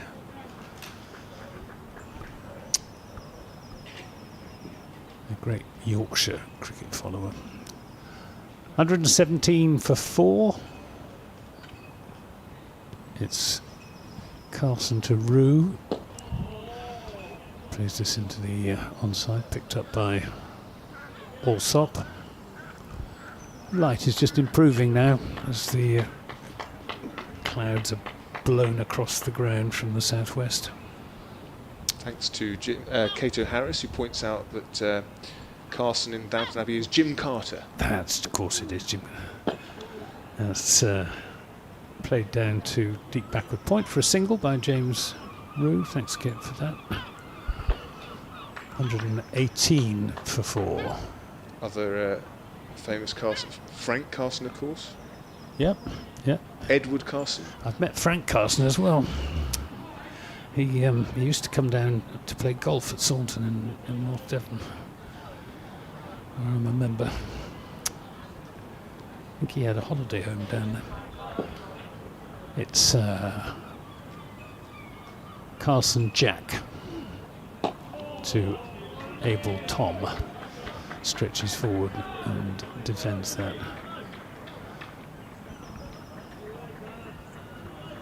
Sussex pressing for this 5th wicket. Abel and Rue defending as if their lives depended on it. And Abel right back on his stumps again. Forward and then back. So that he's playing the ball off the pitch. Bob suggests Willie Carson. Have you met Willie Carson? No, I haven't. Okay. No, I haven't met Willie Carson. Here's Jack Carson in and bowls. This is shorter and turned away into the onside. There might be 2 runs, but they'll settle for 1 as James Colesfield's out in the deep. 119 for 4. It means that Abel will keep the strike and be on strike for the final over of the day, which will be bowled by Jayden Seals. Yes, well, And Somerset, they've got the requirement down to below 500. They only need 476 runs to win from now on. psychological milestone. Yeah, absolutely. and the required rate is still below 5, 4.91. See where you are at tea. That's the On the bus back to Taunton, I okay, suspect. well, I don't know. I'm not. It's not a done deal as we saw last week. But yeah, Sussex will go into day 4, regardless of what happens in this final over, feeling pretty confident about their chances. Seals is in bowls, and that is just shepherded into the offside where the subfielder Bertie Foreman cleans up, and there is no run. I think Seals will want to make Somerset batters play every ball in this over as a bit of late, or late evening sunshine graces the county ground here at Hove. The shadows pretty long now with the sun low in the sky. 3 slips and a gully as Seals is in bowls, and that's left alone by Tom Abel. A ball just back of a length outside the off stump.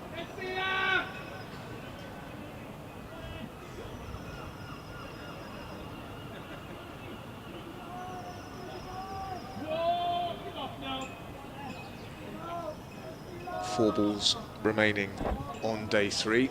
Adrian Harms will be back tomorrow, resuming his role as the voice of Sussex cricket alongside Anthony Gibson, the voice of Somerset cricket. Seals in bowls, forces able to come forward and defend. No run.